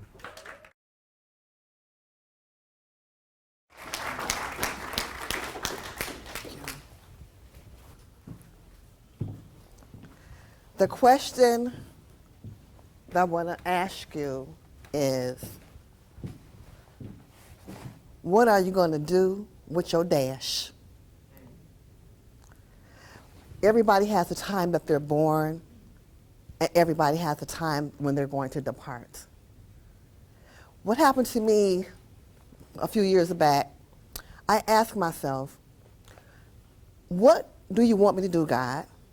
Because I was always looking at other people and other coaches, and I said, oh, I want to emulate them, I want to do them, you know, I want to do this, I want to do this. And what God said to me, just wait. A lot of times we get impatient with waiting because we want things to happen in our time and not in God's timing. So when I talk about what are you going to do with your dash, I have to say maybe 2016, 15, I was in a car accident, a 60 miles an hour head-on collision on 94 freeway. And they did the jaws of life of me, pulled me out of my car. My son was in the car. He survived. And what happened, I also had a closed head injury where I forgot my name for 3 months. So if you would ask me, Dr. Missy, I understood the question, but I just couldn't put it together. God brought me out of that. The next thing happened, I'm living life like it's golden, like Jill Scott. Then I go into a coma in Henry Ford West Bloomfield. For those who are in Michigan, you know Henry Ford West Bloomfield, you know that's the prima donna hospital. And I was in a coma for 47 days. I was in ICU for 31 days. When I came out, I said, God, what is it you want me to say, what you want me to do, and where do you want me to go? That was a long rehabilitation. But as you see, God brought me out. So you know how we go through church and everything. Lord, you got me. I'm going to serve you. I'm going to do your will. But you know what? I said, you know what? You got the whole world in your hand.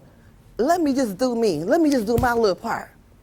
The next thing happened after I came out of the 2-year rehabilitation from the coma, because during that time, I had had 10 surgeries when I was in that coma. So when I woke up, I was cut from here to there, and I see my flesh. Coming out of that, let me go back to work, my corporate job. 3 months into my job, when I came back to work, it's like everybody seen a ghost because they couldn't believe I was still alive. I didn't even tell anybody. I just told my boss, I'm just going to come. Well, 3 months later, you know, I'm working there in Dearborn. I said, let me go get my mammogram. You know, I got so much stuff going on. Let me go get my mammogram. The next thing they told me is that you have breast cancer and you're going to stage 4. Wait a minute now. Okay, God, you really, I don't need no more stories. What's really going on? What people didn't know is that there were 2 other people in my family with cancer, and I was taking care of one of them. So I had to tell that person that I couldn't take care of them. And what happened to the other person, which is my sister, we both had cancer at the same time, and she died. So my question to you is what you're going to do with your dash. Well, I'm here to tell you today that your dash has a destination. You may not know what it looks like, but when you start asking God, what do I want to do? And I have to say, God, you might got Buddha, Shuddha, Huda, whoever you got, whoever your higher person is that you believe in, but for me it's God. I said, God, you done brought me through the car accident, you done brought me through the coma and cancer.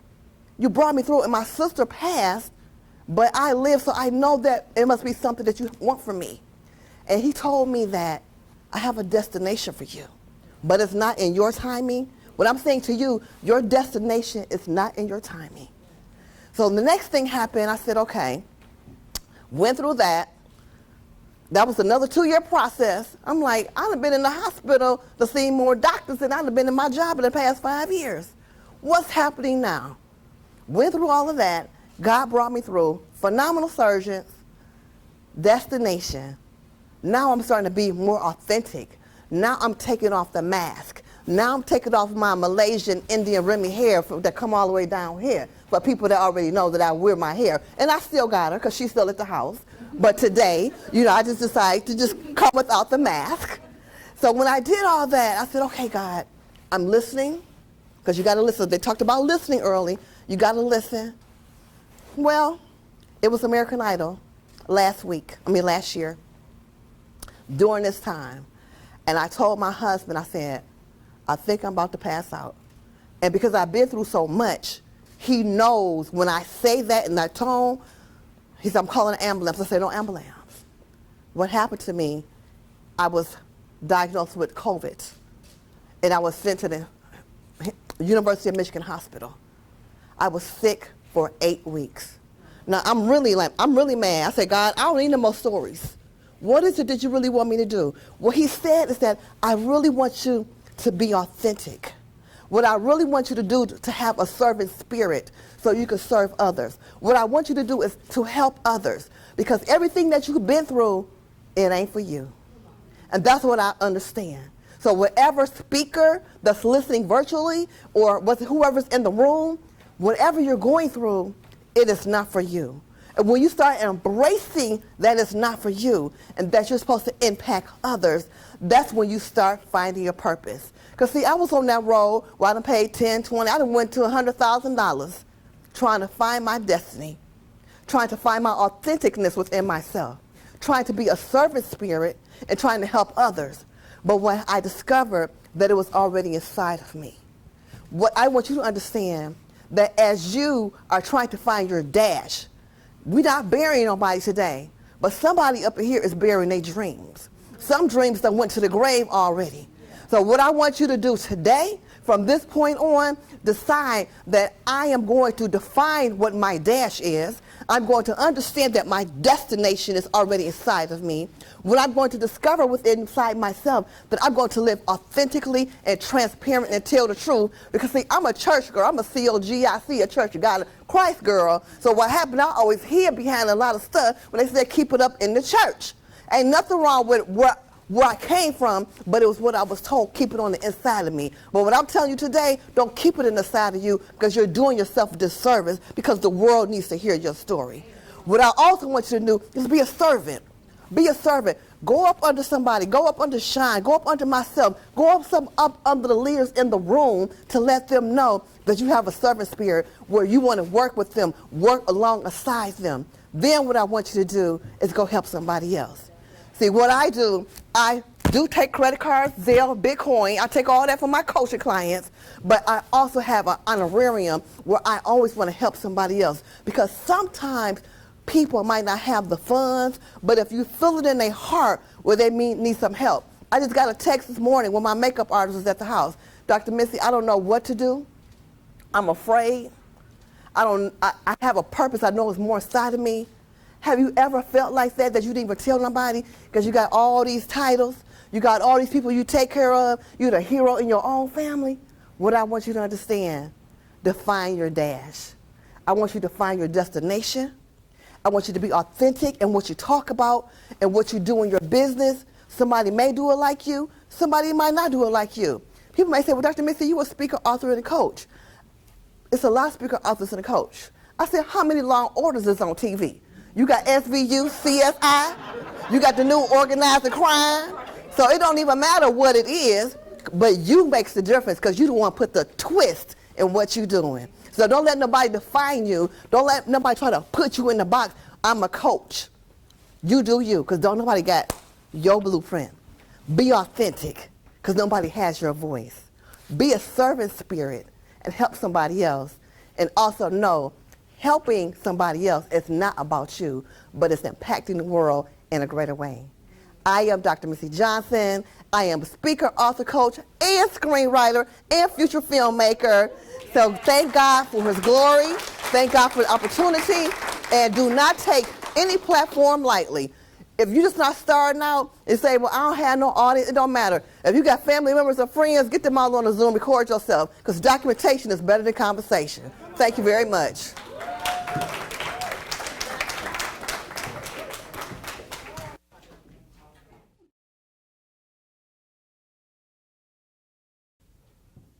How many of you have had an aha moment that the troubles that you experience in your life are a direct result of your own behavior?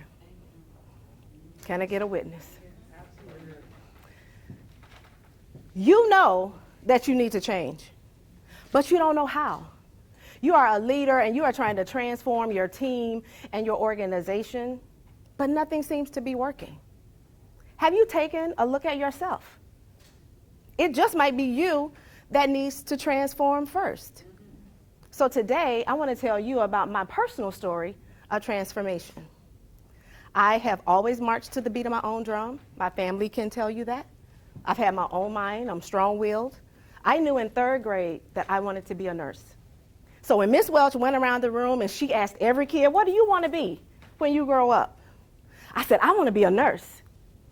And that's what I did. And in nursing school, I noticed some favoritism from the instructors towards some of the students.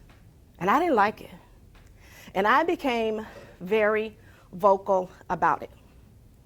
So vocal that I would walk down the hallway in the nursing instructor's face vocal about it. One of my peers, she pulled me into a clean room. She said, Erica, they're going to kick your butt out of school. She didn't say but. As I went from nursing student to registered nurse, that favoritism continued. Some of the nurses got the prime day shift and the prime holidays, and the others of us, we got the night shift. And to make matters worse, it was work a day, off a day, work a day, off a day. And if you know anything about working the midnight shift, you know that you needed all of your days in a row so that you could have some type of normal life outside of work. So we weren't happy about it. So here I go again, being very vocal about it. I went to the manager, and she, for whatever reason, didn't have the capacity to listen, or she chose not to. So I became the voice of the voices that felt silenced. And so this informal leadership role was a noble idea, but I was like a bull in a china shop. I wasn't poised. And so I became known as this angry, aggressive, and even verbally belligerent employee. I had many arguments with management about the favoritism on the unit. The issue was I didn't know how to handle it correctly. I cursed out the assistant clinical manager on the midnight shift in the middle of the hallway. One of my good friends at the time, she pulled me in the clean room and she said, Erica, we gonna get fired just because we your friends. Like, chill out. So y'all know what happened. I got rolled up. And the manager had like 3 people in the room when she rolled me up because she probably thought, this lady crazy. I mean, I was a little bit, but more so, I was tired of the way that things were going. The favoritism was blatant, and it had a direct effect on the morale of the unit. And I couldn't understand why the leaders in the unit didn't do anything about it. They either saw it and chose not to do anything about it, but nothing happened. And so forget at this point, me being a formal leader, my career as a nurse was on the line because I didn't know how to effectively navigate through the change that I knew needed to happen. I knew that patterns needed to be disrupted, but I wasn't able to do it with wisdom and with grace. So I was talking to my mom one night about it. And I mean, I was letting the manager of that unit have it. And my mom said, I wish you had a tape recorder so you can hear how you sound. And I said, I don't need to know how I sound because I'm right. It doesn't matter how I sound. And she said, but baby, sometimes you have to give up your right to be right. And that moment, I knew that if I wanted to inspire people to be better and to do better, transformation had to occur here first. And that night, 30 years ago, began my personal journey of transformation. Talk about the power of aha. So the next morning, I scheduled a meeting with my manager. Now, she was more nervous than a lone-tailed cat in a room full of rockers.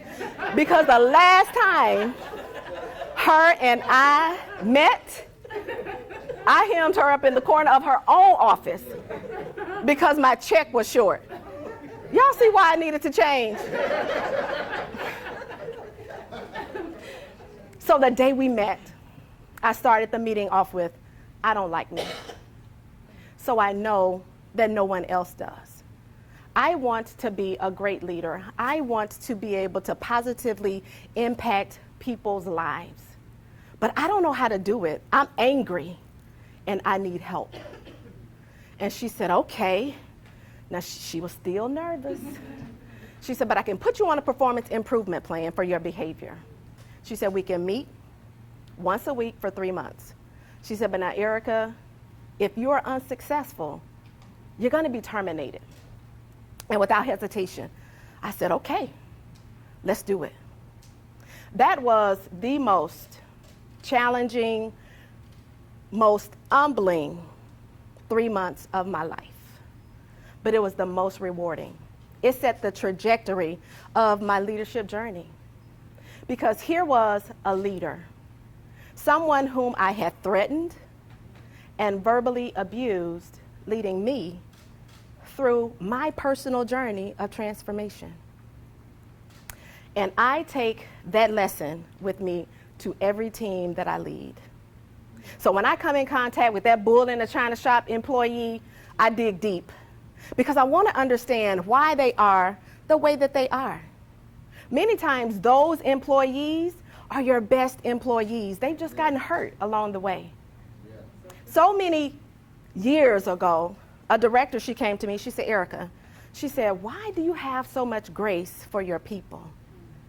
She said, there are managers that are firing people for the things that you're coaching them through. Why do you have so much grace? And I said, because once upon a time, somebody had grace for me. And I wouldn't be the influencer or the coach or the leader that I am today if I hadn't taken a good look at myself and realized that I needed to change, and if I hadn't listened to wise counsel from my mom.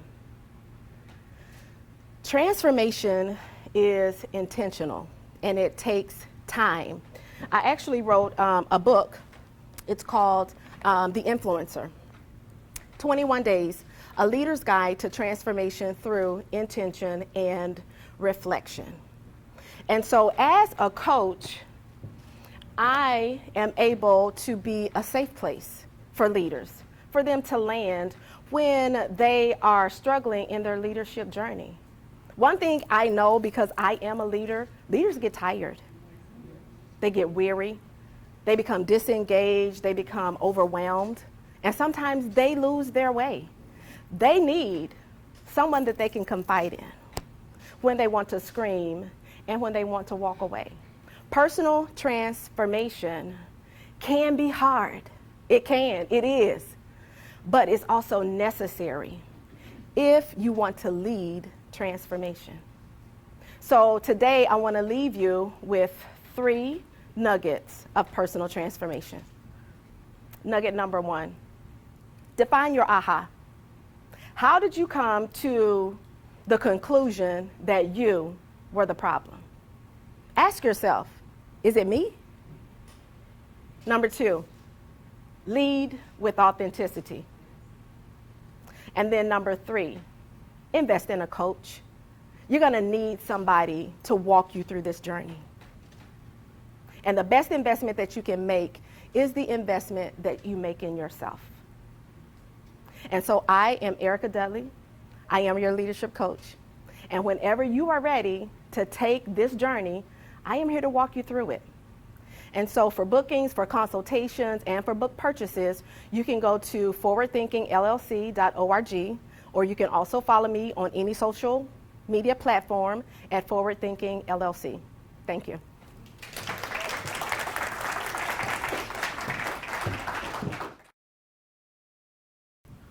Are you willing to embrace your destiny and not your history? I'm a retired U.S. naval officer. I served for 30 years. In my civilian career, I was a computer programmer. I programmed and maintained multi-million-dollar systems for major corporations. I've traveled the world. I've been to places I didn't even know existed. I've sat at tables with people I never dreamed of. And as I climbed the career ladder, I was often the only woman or woman of color in the room. Now, although I've had great success professionally, my life ain't been no crystal staircase. Personally, I was a mess. I grew up in Chicago. I'm the youngest of 4 children. I had a verbally abusive mother, a mother who would speak to me with words laced in venom. You're ugly. You're lazy. You're a sorry daughter. I was shaped by those words. I was an introverted girl who never smiled. My confidence shattered. To this day, I don't have any joyful memories of my childhood. I always wondered why my mother had such disdain for me. All I wanted was her love and acceptance. As an adult, I bought her gifts, I sent her money, neither of which she ever said thank you for. When I would go back home to Chicago, I'd pick her up from work like a good daughter. She would introduce me to the young women she worked with. This is Lisa, my play daughter. As I stood there wanting to cry, the air escaped my body. My heart fell to my feet. And then I thought to myself, she calls this stranger her play daughter? She speaks to her with such kindness. But me, her real daughter, she talks to as if I'm garbage. Regardless of what my achievements were, I always saw the look of irritation and disgust on my mother's face when I wanted her acceptance. I had low self-esteem on one hand, then I was a type A person driven to succeed on the other. I was the first in my family to go to college. I didn't have emotional or financial support, but I got the degree. I was always striving to do better and be better. I've gone through my entire life checking all the boxes to external success, trying to outrun the dehumanizing words of my mother that kept running through my mind. There was a time when I thought that pleasing others would make them value me. See, we have a tendency to look to others for our validation, not understanding that some of the people who we're looking to validate us will only see our brokenness like a predator searching for its prey. Have you ever depended on someone else to validate you? All my life, all I ever wanted was to be someone's special one. In my search for acceptance, I made poor choices and bad decisions. I gave to family and friends who were only on the take. I loved the wrong men. Men who, like my mother, would abuse me verbally, emotionally, and physically. I had a man hold a gun to my head when I caught him in bed with another woman. Years later, I got involved with a man who I decided to share my personal story with. Instead of being understanding, caring, and compassionate, he chose to take what I told him to judge and condemn me. I was being told I was nothing again. How could I be so stupid? Who would want me? I'm broken and I'm damaged. I'm a failure at my own happiness. How could I be so strong professionally, but then be a woman searching for acceptance personally? One night as I showered, I fell to my knees and cried, God, why is my life like this? Why am I such a mess? Then I heard a small voice say, you are not who they say you are. At that moment, I realized that my worth wasn't dictated by others. At that moment, I realized that my past doesn't determine my future. You see, moving forward requires not living in the past. You have to release the chains of your past so that your future can move you forward. When I started to forgive myself for the poor choices and bad decisions, I stopped being ashamed of my past. See, it's your failures as well as your successes that make you who you are. Your scars are proof that you've overcome adversity. When I started to own all of my life without regrets, I started to find peace and happiness. I started to love myself like I had never loved myself before. I decided to stand in my greatness. The most important lesson I've learned in my life is when you know who you are, you don't need anyone else to validate you. When you know who you are, you know your worth, and you will never allow anyone to devalue you. See, now I understand that everything that I've been through in my life prepared me for my future. My future as a naval officer, my future as an entrepreneur, my future as a loving mother, and my future as a woman who inspires others to be resilient. So I ask you again, are you willing to embrace your destiny and not your history? See, your destiny is not because of your history. Your destiny is in spite of your history. See, I know you made mistakes. Everyone has. But you survived. I know you had a plan for your life, but your life has taken many detours along the way. If you look over your life and you say to yourself, how did I get here? Don't be discouraged. You are not your circumstance. This is not where your story ends. I want you to know I'm living proof. Your past, it may be a mess, but keep going because your future can be amazing. I'm Trina L. Martin of TrinaLMartin.com. I'm the author of From a Mess to Amazing, 7 Steps to Create the Life You Deserve. I'm unbought and unbossed.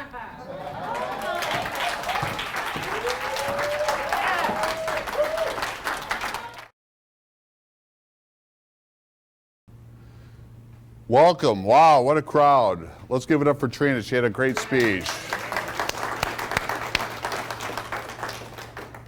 I want you to take a moment, close your eyes if you'd like, or just visualize the person you think is a great leader. Could it be Winston Churchill, Richard Branson, Oprah Winfrey, President Obama, maybe your 5th grade teacher, Mrs. Jones, or a neighbor? And just think about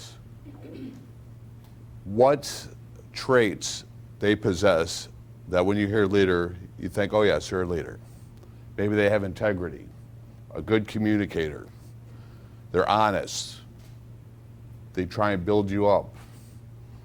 Now take a moment and think about that person, and when you think of them in a leadership position, you think, oh my God, how did they ever make it?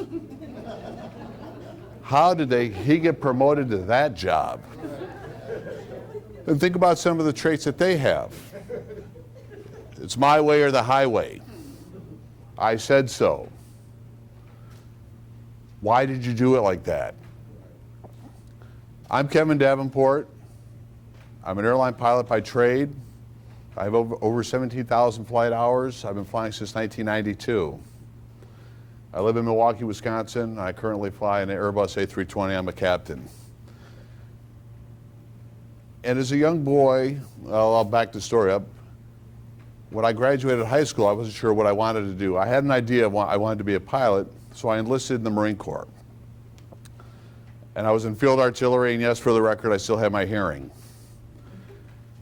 But as a young boy, I started reading biographies and autobiographies. I often thought, well, how do these people get a book written about them? What makes them different than anybody else? Books such as George Washington, Abraham Lincoln, Martin Luther King. And as I started to read, and as I got older and I started to notice traits that these people have. And so I recently wrote a book called Navigate Your Success. Navigate are some of the traits that I came up with that I think all great leaders have. So N is your network. How many of you have ever heard network is your net worth? Attitude, vision, integrity, goal setting, appreciation, trust, and education. And so as I put this book together, I wish I could talk about actually all of these traits, but I only have time for 3. So I'm going to start with network.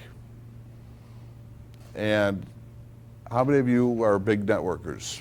Let me see a hand. Great. So I will share a story with you. About 4 years ago, I was at a leadership conference in Milwaukee. I walked in, checked in, and lo and behold, Sean was facilitating the training. I said, hey, I'm Kevin, nice to meet you. And Sean, he says, I'm Sean, welcome, glad to have you. And so we start talking, getting to know each other, and I said, Sean, are you on LinkedIn? He says, well, yes, I am. And I said, would you mind if I connected with you? Had I not made that conversation, I would not be standing here today. So again, lesson learned, always be networking or always be connecting. Sean and I kind of hit it off, and we've been talking, and he's kind of helped coach me on my journey. The next trait I'd like to talk about is vision. We've all heard that phrase, without what? People will perish. Vision. So, 1992, I may have had about 10 hours. My instructor, Dave, we walked out to the flight line. Dave's now a captain at American Airlines. And I pre-flighted the airplane. We taxied out. We took off. And Dave says, okay, I want you to hold this heading and hold this altitude. Pretty basic stuff when you're first starting out. I did neither that day. And we land, and Dave says, what happened? You're a little bit better than that. Good pilots are always trying to strive to be perfect. And I said to him something that I still regret to this day. I said, but you said good. I didn't see myself as a good pilot at this point. So Dave took me aside and he says, Kevin, here's the homework we're going to go over for tomorrow's lesson. I want you to read about it, and then I want you to armchair fly it. Armchair fly? Has he lost his mind? And then that was mentally, I said, Dave, what does that mean, armchair fly? And he says, go to your dorm room, sit in a chair, and mentally, from start to finish, fly our lesson for tomorrow. And I thought, oh my gosh, I've never heard of this. This is 1992, this is before visualization was really a thing. And so I did that, and the next day we went out. I was right on my altitude, right on my heading. And Dave says, what'd you do? And I said, well, Dave, I armchair flew like you told me. I still use that principle to this day every time I go in for my simulator check every year. And if you think that, if I'm the only one, the military demonstration teams, the Blue Angels, the Thunderbirds, the Canadian Snowbirds, they all fly their air show before they even get to the airplane. So visualization is a powerful tool. It's what you want. And my last one is appreciation. And now you didn't think I was going to assign any homework. You thought you were coming to a conference. So here's your homework for the day. I want you to appreciate 3 people. It could be for anything. Hey, thank you for pouring that cup of coffee at Starbucks. I'm sure it's not easy to get up at 5:30. Thank you. Thank you for the great service. I had a great time at this restaurant. I appreciate it. And you'll see people start to light up, and as you give out the appreciation, it's going to come back. And you'll see the smile because people don't feel like they're appreciated. And just, I encourage you to appreciate. It's really made a difference in my life. Because for a long time I was not very appreciative. I was always trying to, they got more than me. They got the job first. But then I started to take on appreciation. And now you might ask yourself, well, why am I up here? Why do I do this? Well, as I said, I'm a veteran, and I started helping veterans find their way after they get discharged. And there's a study that with the VA that 22 veterans lose their life a day due to suicide. To me, that's 22 too many. A lot of these young men and women come back and they lose their purpose. So I try and help them gain their purpose. And I found I had so much fun doing it, I started taking my services to businesses and clients. Because from a business standpoint, I kind of bring the airline perspective, the pilot in command, the captain, and I'm an outsider looking in, So I have a different perspective than maybe some of these business owners. So again, appreciate 3 people. Keep networking and keep visualizing. It's imperative. You just got to keep the visualization going. You can find me on social media or find me at www.kevinjdavenport.com. And I thank you so much from the bottom of my heart for sitting here and listening. And I appreciate you for taking time out of your day to be with us. Thank you.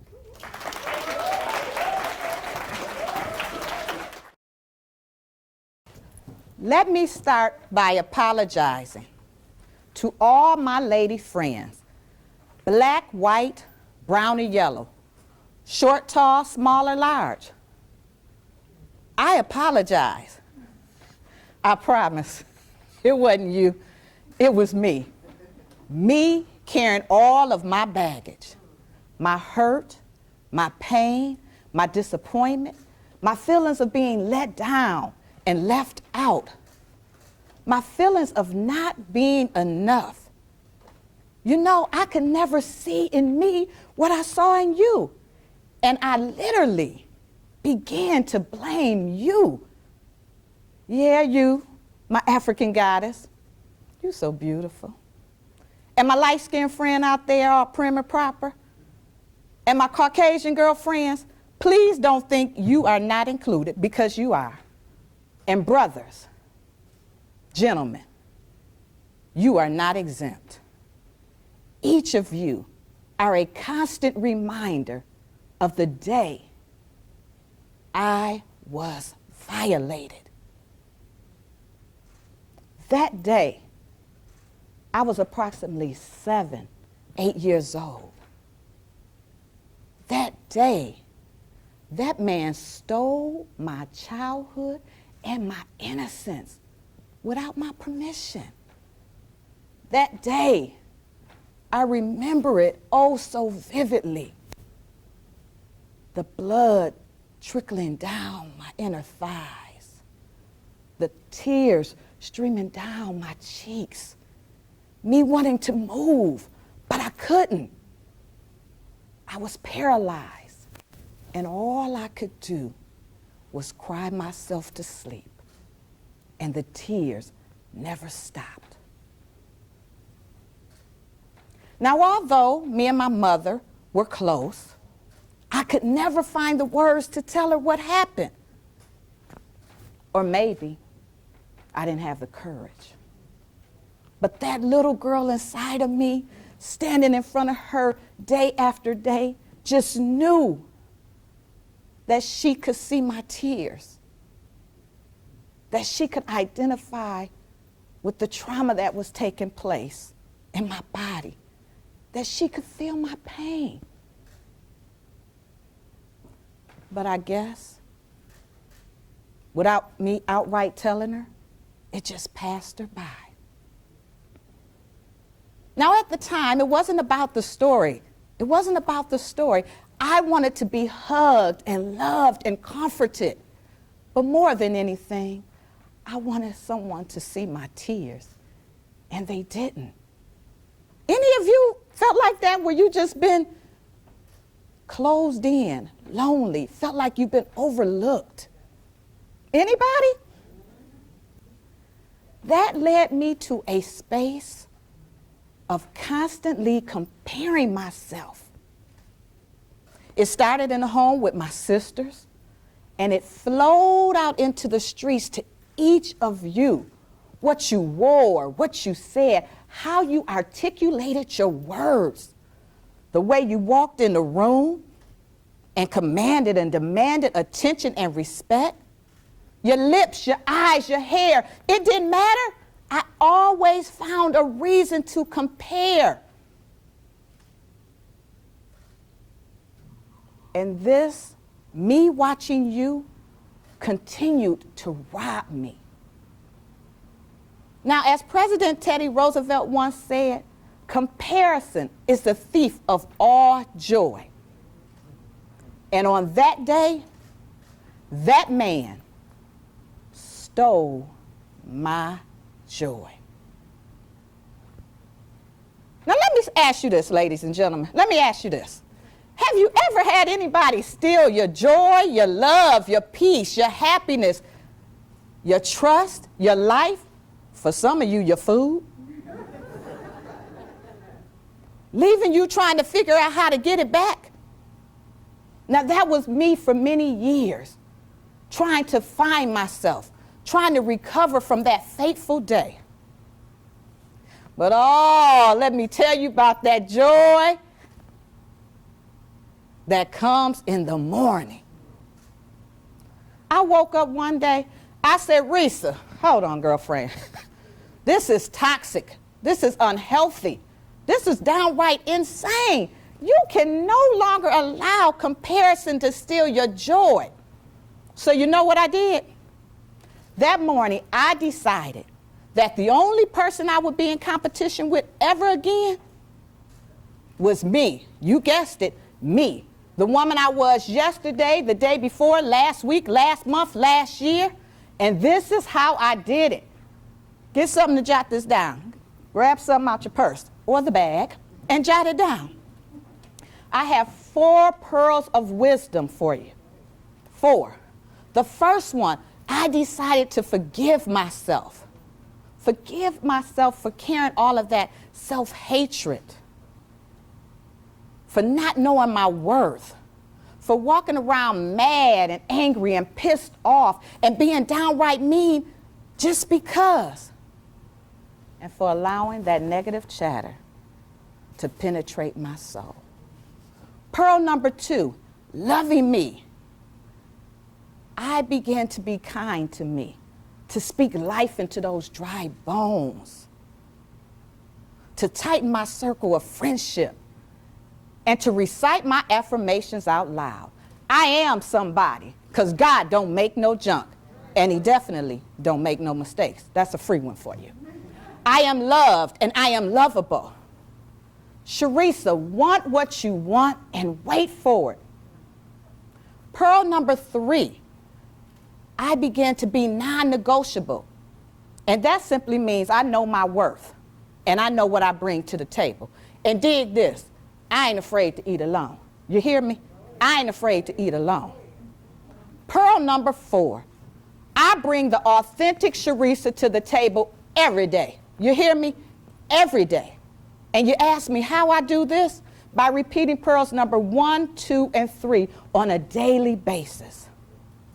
Ladies and gentlemen, I implore you to begin to forgive yourself, because forgiveness truly is an act of kindness to self. Begin to love yourself. Be non-negotiable in everything you do, because you truly know your worth. And bring the authentic you to the table every day. By doing this, ladies and gentlemen, I promise you, you won't need the validation or the applause of anyone else ever again. Be your own best cheerleader. I am Sharisa G, the activator, taking you from stagnation to activation. I would love to greet and meet each of you, but if not, my business card is in the bag. Take care and have a wonderful afternoon.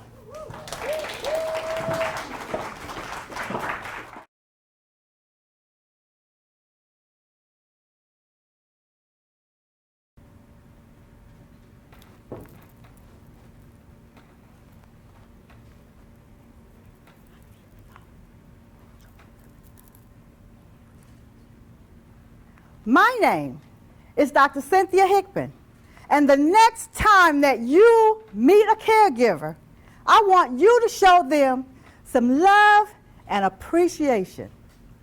I am your proactive caregiver advocate. I wrote a book entitled From the Lens of Daughter, Nurse, and Caregiver, A Journey of Duty and Honor. I wrote a book after caring for my mother for 20 years, along with my hubby. Give him some love over there, y'all. We lived in Houston, outside of Houston, Texas. My mother lived in Toledo, Ohio, where she raised all of us. And at some point, at the age of 77, it was necessary for her to come live with us. My mother was the first in her family to attend college. She attended Wilberforce University.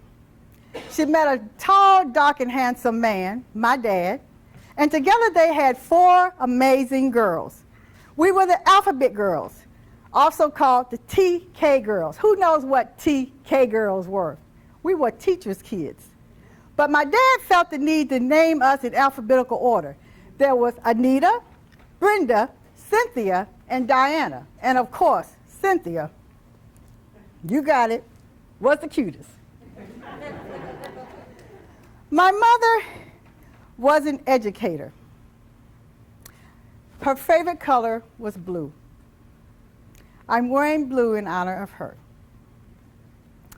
She was an amazing person, but because she lived in a house in Toledo, Ohio that had basements where the washer and dryer and the hot water heater sat, and going down those stairs was very difficult for someone at 77 years old.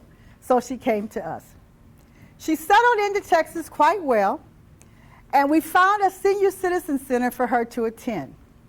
And while at the senior citizen center, my mother, Mommy, what I called her, found her a boyfriend, Mr. Henry. Mr. Henry was from Barbados. Now, I've been told that island men like it hot. Well, my mother was hot. One Christmas at the center, they had a gift exchange. Mr. Henry got my mother's name, and Mr. Henry bought my mother a gift. And the gift was a camisole negligee with a pair of panties missing a whole lot of material. And I said, well, Mama, that's nice. But Mr. Henry won't see you in that. It's underwear. Well, as any other day, getting Mother ready for the center, I would always get her dressed. For this particular Friday, the last day of the Christmas center, I didn't do it. And I cannot remember to this day as we speak where I was. But my mind said, proactive caregiver advocate, go check on the seniors. Give them some Christmas cheer. Tell them hello, which I did. So as I walked in the center, and as I got closer to my mother, my eyes got bigger and bigger. I could not believe my eyes. My mommy had put on that camisole negligee under a suit jacket, and I dare to imagine if she had them panties on. And guess who was sitting close by, taking it all in, y'all? Mr. Henry from Barbados. Well, Mr. Henry saw his nice Christmas gift on my mother. And of course, at the center, knowing Cynthia, Mama, why do you have that on? She said, sit down, Cynthia, and be quiet. That was for the record book. That was for the record book. But when did things change? A trip to a museum in Houston, because my mother was an educator, I always tried to keep her mind and eye-hand coordination intact.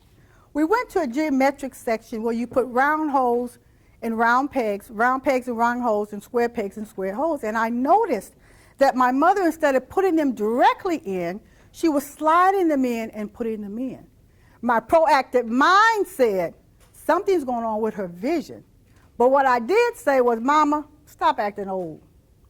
A couple days later, we made appointments. Took her to the eye doctor, and sure enough, she had bilateral cataracts. Of course, we got the cataracts removed. And guess what? She was up and running again and making Google eyes at who? Mr. Henry. Yes. I was able to find a period in my caregiving world to attend a nursing conference. On my return from the conference, I noticed that my mother looked different. Her color had changed. Her feet were swollen. And I took her to the doctor. And that ended her in the hospital. It was at that time that I retired from my job on August the 13th, 2013. August the 13th, 1920 was my mother's birthday. I retired on her birthday, early retirement. I decided to become, my husband and I, full-time caregivers. So as I think about the caregiving journey, there's a couple of things I want to share with you. My mother was like a tree. She had a trunk that was strong. She had roots that were granite, that were placed, that were strong. She had branches with lots of leaves and trees. She had caregiving excitement. She had fun. She had all these wonderful things that were on this tree. But what I want to share with you is a part of that tree was the reality of taking care of an elderly person where your life and death situations matter. When I decided to take care of her, we talked about the what ifs. The what ifs, the end of life. I promised my mother I would never put her in a nursing home. I promised my mother that she would never die in a hospital with tubes and all that. And she was on the same page with that. Let me fast forward to the final hospitalization my mother had. A urinary tract infection and confusion caused her to have a hospital admission. The first night was mine where I stayed, and I always took documents to put on her chart. The do not resuscitate, the healthcare directives, and I gave that to the admitting nurse. The next morning, I came home to shower and rest. Hubby and my sister took on the morning of that hospital stay. An hour or so later, my husband called screaming, "Mom is coding, and they're putting a tube down her throat." I must have made it to that hospital in 7 minutes, when I'm sure the hospital was every bit of 20 minutes away. I got to the hospital and I screamed, "What are you all doing? Why do you all have that in her? Where's her records on her chart?" The admitting nurse had forgot to put the records on her chart. But God had a plan. My mother had not seen all four of her girls together in a long time. I called my sister, one in Toledo, one in Cincinnati, to have the conversation about what was going on. They didn't hear anything I said. The next day, my sisters traveled to Texas, and we had the conversation about taking my mother off of the ventilator. The day came to remove her off the ventilator. We all were there. We took her off the ventilator, and my mother started breathing on her own. That was God's plan, y'all, of bringing her daughters together. I took my mother home into hospice. On August 13th, 2017, we gave my mother the biggest birthday party you can imagine. She turned 97 years old. I even sang happy birthday with an oscillating fan and called it a guitar. 7 days later, on August the 20th, 2017, my mother closed her eyes this side of heaven. The journey was real. The journey was raw. And the journey was mine. My name is Dr. Cynthia J. Hickman. I'm your proactive caregiver advocate. I wrote a book entitled From the Lens of Daughter, Nurse, and Caregiver, a journey of duty and honor. Thank you.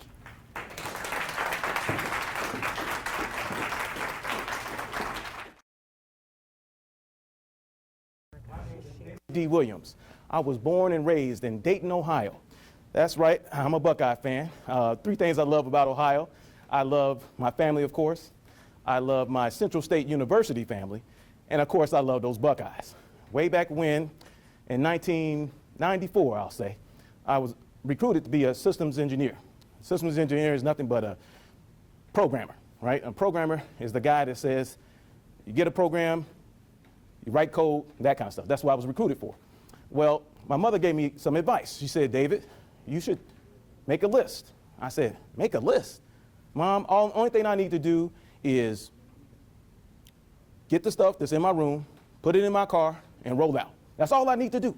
She said to me, "Okay." Now, we all know that didn't work out well, right? I forgot things. I didn't have stuff. I had to buy it up here, all that kind of stuff. And I don't know why I didn't listen to my mother, because I was used to listening to people in college, you know, in high school and all that kind of stuff. In college, I was in the band. And my band director was a strict guy. He had two things you must follow. You had to follow your itinerary, and you had to follow his instructions. And his main instruction was this. He said, we want to make sure that you are early is on time, and on time is late. So I tried to take that over to corporate America, right? I said, all right, well, if on time is late, I'll just show up, I'll be early. I was a young guy, I was a young Yahoo, I was there. I was going to be at that meeting early. And I recognized corporate America, people don't think the same way that I did. So I needed to change my thinking. I needed to change what I was doing and how I was doing it. And the first thing that I recognized was I needed to come up with a plan, and I needed to be organized. And I had to go back to my musical roots. I used to read what's called the treble clef. The treble clef has 5 lines and 4 spaces.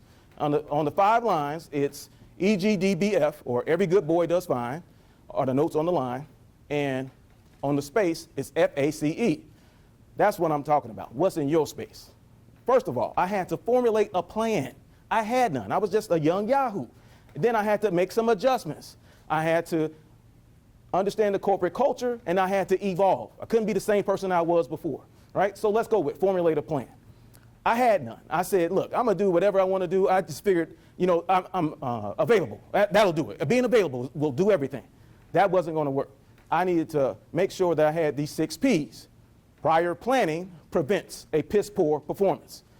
Now, not just on the band field, but in life. You need to make sure that you are performing. If you're not performing, if you don't have a plan and you're going to perform, it's not going to work, right? It's just not going to work. So what I did was I said, okay, what do I need to do? I need to make some adjustments. And I got that from my wife now, my girlfriend then. She had this thing that she told me. She said, hey, you want to get with me on Saturday, you got to get with me on Wednesday.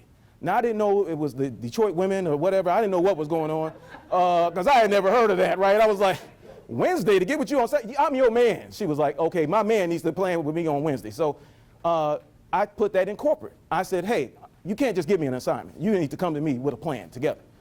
They started saying, oh, this guy knows what he's talking about. Yes, I did. Listen, I'll give my wife all the credit. I stole that from her, right? Yeah, you better give credit where credit is due, right? Anyway, so I made some adjustments. And I said, okay, well, the next one, corporate culture. Now, we had to wear suits every day. And this tie would have been too much, right? It was very conservative company. So I said, okay, what do I need to do? They said, well, you can either wear a white shirt or a striped shirt. And they said if it's a striped shirt, it had to be the width of a dime. The stripes did. I said, forget it. I'll just wear a white shirt. That was easy, right? And so I had to adjust to that corporate culture. And then I had to say, okay, I had to evolve. I was a young Yahoo, 23, 24 coming in. I couldn't be the same person I was at 23, 24. I had to evolve. I was there at that company 12 years. Each year I had to get better. Each year I had to say, okay, what do I need to do better? The big thing I recognized was I needed to help others, right? And what I did, I was a programmer, right? So I volunteered at DAPSEP. And I said, hey, I'm going to help these young kids understand programming. Because I was taught by look, the next note that's on the line by God was to help others. Each one teach one. That's what I was taught, right? I was drugged in the church like a lot of people. I was at Sunday school every Sunday. You would think I was a preacher's kid. I was at Sunday school. I was at church. Wednesday night service. I was there all the time. But my mother was doing that to keep me out of trouble, which I totally appreciate. But what I'm getting at is, I said, well, how can I truly give back? So now, as being what's called a healthcare analyst, I'm like, how can I give back to people? Well, I came up with this phrase, DDT. Now, I don't mean the old Jake the Snake move, right? Now, I know some of y'all know what I'm talking about. I don't mean that, okay? I mean something else. It's called the doctor, the dentist, the therapist, and the eye doctor. Work with me, people. Work with me, right? So I'm going to go backwards and then I'm going to go forward. The eye doctor. Why do I say the eye doctor? You got to be able to see. You can't even pass the driver's test without being able to see, right? My son, love him to death. I got 2 boys. My youngest said to me, he was at the front of the class. I said, oh, that's my son, front of the class guy. He was at the front of the class because he couldn't see. I didn't know until he was at church. I drug him to church too. Hey, I spread that ministry. I drug him to church too. He couldn't see. I said, man, you can't see. This is ridiculous. So then I changed it. I said, okay, we're going to go to the doctor. Okay, the eye doctor, you go once a year. The doctor, you should go once a year. Find out about your health. Your health is important. Now, I know why. Because 65% of men don't go to the doctor. You can just forget it. 72% of men said, hey, I would rather do chores than go to the doctor. So ladies, if you got a man in your life and he's doing a bunch of chores, he probably needs to go to the doctor. That's just how that goes. I mean, I'm just letting you know. And then With this vaccine, a lot of people are like, hey, I'm not taking it. It's on you, whatever you want to do. But I'm going to tell you what my doctor said. Now, this is little lady, she told me, she said, please, David, tell everybody you know to get this vaccine. I said, why? She said, black people don't get the vaccine. She said, I know. She said, I know we have done you wrong. She said that to me. I know we have let you down. But I'm telling you, if you don't take this vaccine, you can forget it. Because I just recently turned 50, and she said, forget all these other shots, you need this vaccine. So I'm spreading that on to you. Now, that 35% that go, they don't even tell the doctor what's going on. What kind of sense does that make? Now, the next one, the dentist. 64% of people don't go to dentist. Why do we have these things and don't even use them? Best country in the world. It has its hang-ups. I'll get to that. It has its hang-ups, but don't go to the dentist. The dentist can tell you what's going on in your body too. It can say, hey, your gums are bleeding. You got gingivitis. You got blood disease. Whatever. They can tell through the dentist, right? You go to the dentist twice a year, once every 6 months. The next one, the big one, is the therapist. The therapist. Now, it's not even stats for the therapist, right? Because black people and the therapist, oh no, I go to church, right? That's where they're headed. So, hey, I've been black my entire life, I know. And so what I'm saying to you is going to the therapist. That mental health is just as important as your physical health, right? Before I got married, I went to a therapist, right? For all that, counseling, marriage counseling, that kind of stuff. After I got married, I went, while I was married, I went to the therapist. Now, why did I go? Because I was trying to combine everything that she knew in her life, and she was trying to combine everything I knew in my life, and we were trying to become one. Well, we needed some kind of direction. Somebody put us on therapy, right? So my whole thinking was, okay, well, why is it like this? Why is it like that? Well, one of the main reasons why we got a big problem here in America, and I think everybody black knows about it, is called, I don't know if I can really put my finger on it, what it is. It's racism. It's there, right? I'm fearful every day my children go out. I got 2 boys, 17 and 20. Every time they go out, I'm fearful, when they drive, because it happened to me. When I was at Muncie, Indiana, they pulled me over and said, hey, you fit the description of a black guy with a short haircut with a purple shirt. And they pulled me by gunpoint. They did it. And I said, man, I'm not that guy. Look at my record. Because my dad taught me that. He said, hey, if you got a clean record, they can't do nothing to you. The next one, I'm in corporate America, the place, I came up here for. And these jokers said to me, he said, I was at a help desk. I always like helping people. Never been a problem with that. He said to me, he had a noose at my desk. He said, you really hung yourself on that call. You didn't make this call. A noose. What black man needs a noose to rectify a situation? But that's what he thought. He thought it was cool. Now, I did not give him some, I gave him some choice words. I did not curse at him, but I gave him some choice words and said, you should never, ever put this in a black man's cube, ever. He was like, oh, I'm sorry. But he did it anyway, okay? So I recognized that it's still out there. And that was way back in 91, 92. I'm sorry, 94. 91 is when when the guns came ablazing. That was 91. Now, I was 49 years young when I found out. Guess who helped me in that situation? I didn't even know it. Of course, God was looking out for me. My dad. My dad went up to we were in Ohio. He went up to Muncie, Indiana, and told the policeman, he said, not my son. That's not my son. My son wouldn't do that. He does what he's instructed to do. Now understand this. Criminals usually don't have dads speak up for them, right? That's not what's going to happen. So I didn't know this until 49. So that's what I'm getting at with therapy. We need to share this kind of information. Now, I got only a few minutes left, but I'm going to go there. Why do we need it? What's going on? Well, I can tell you what the solution is to all this kind of racism stuff. I might have mentioned it before. You probably need to formulate a plan, make some adjustments, right? Understand the black culture, right? And evolve. You cannot be the same person, the same company you were before that you are today. You cannot be the same person. And let's not forget, you're going to have to also have the 6 Ps. Prior planning prevents a piss poor performance. All right? I understand what we are and what we're going to do, but get this. I'm going to say this and let you go. It's not about what you know. It's not about who you know. It's about who knows you. Amen? All right. I'm David D. Williams, and I approve this message. All right? Let's give all the speakers a round of applause. First of all, I want to thank all of you for coming and supporting the Leadership Experience Tour. This is the #1 platform for aspiring speakers here in the United States. If you are a speaker or you are aspiring to be a speaker and you have a story that you want to tell, then make sure that you let me know. You can find me on Facebook, you can find me on LinkedIn, you can find me on Instagram.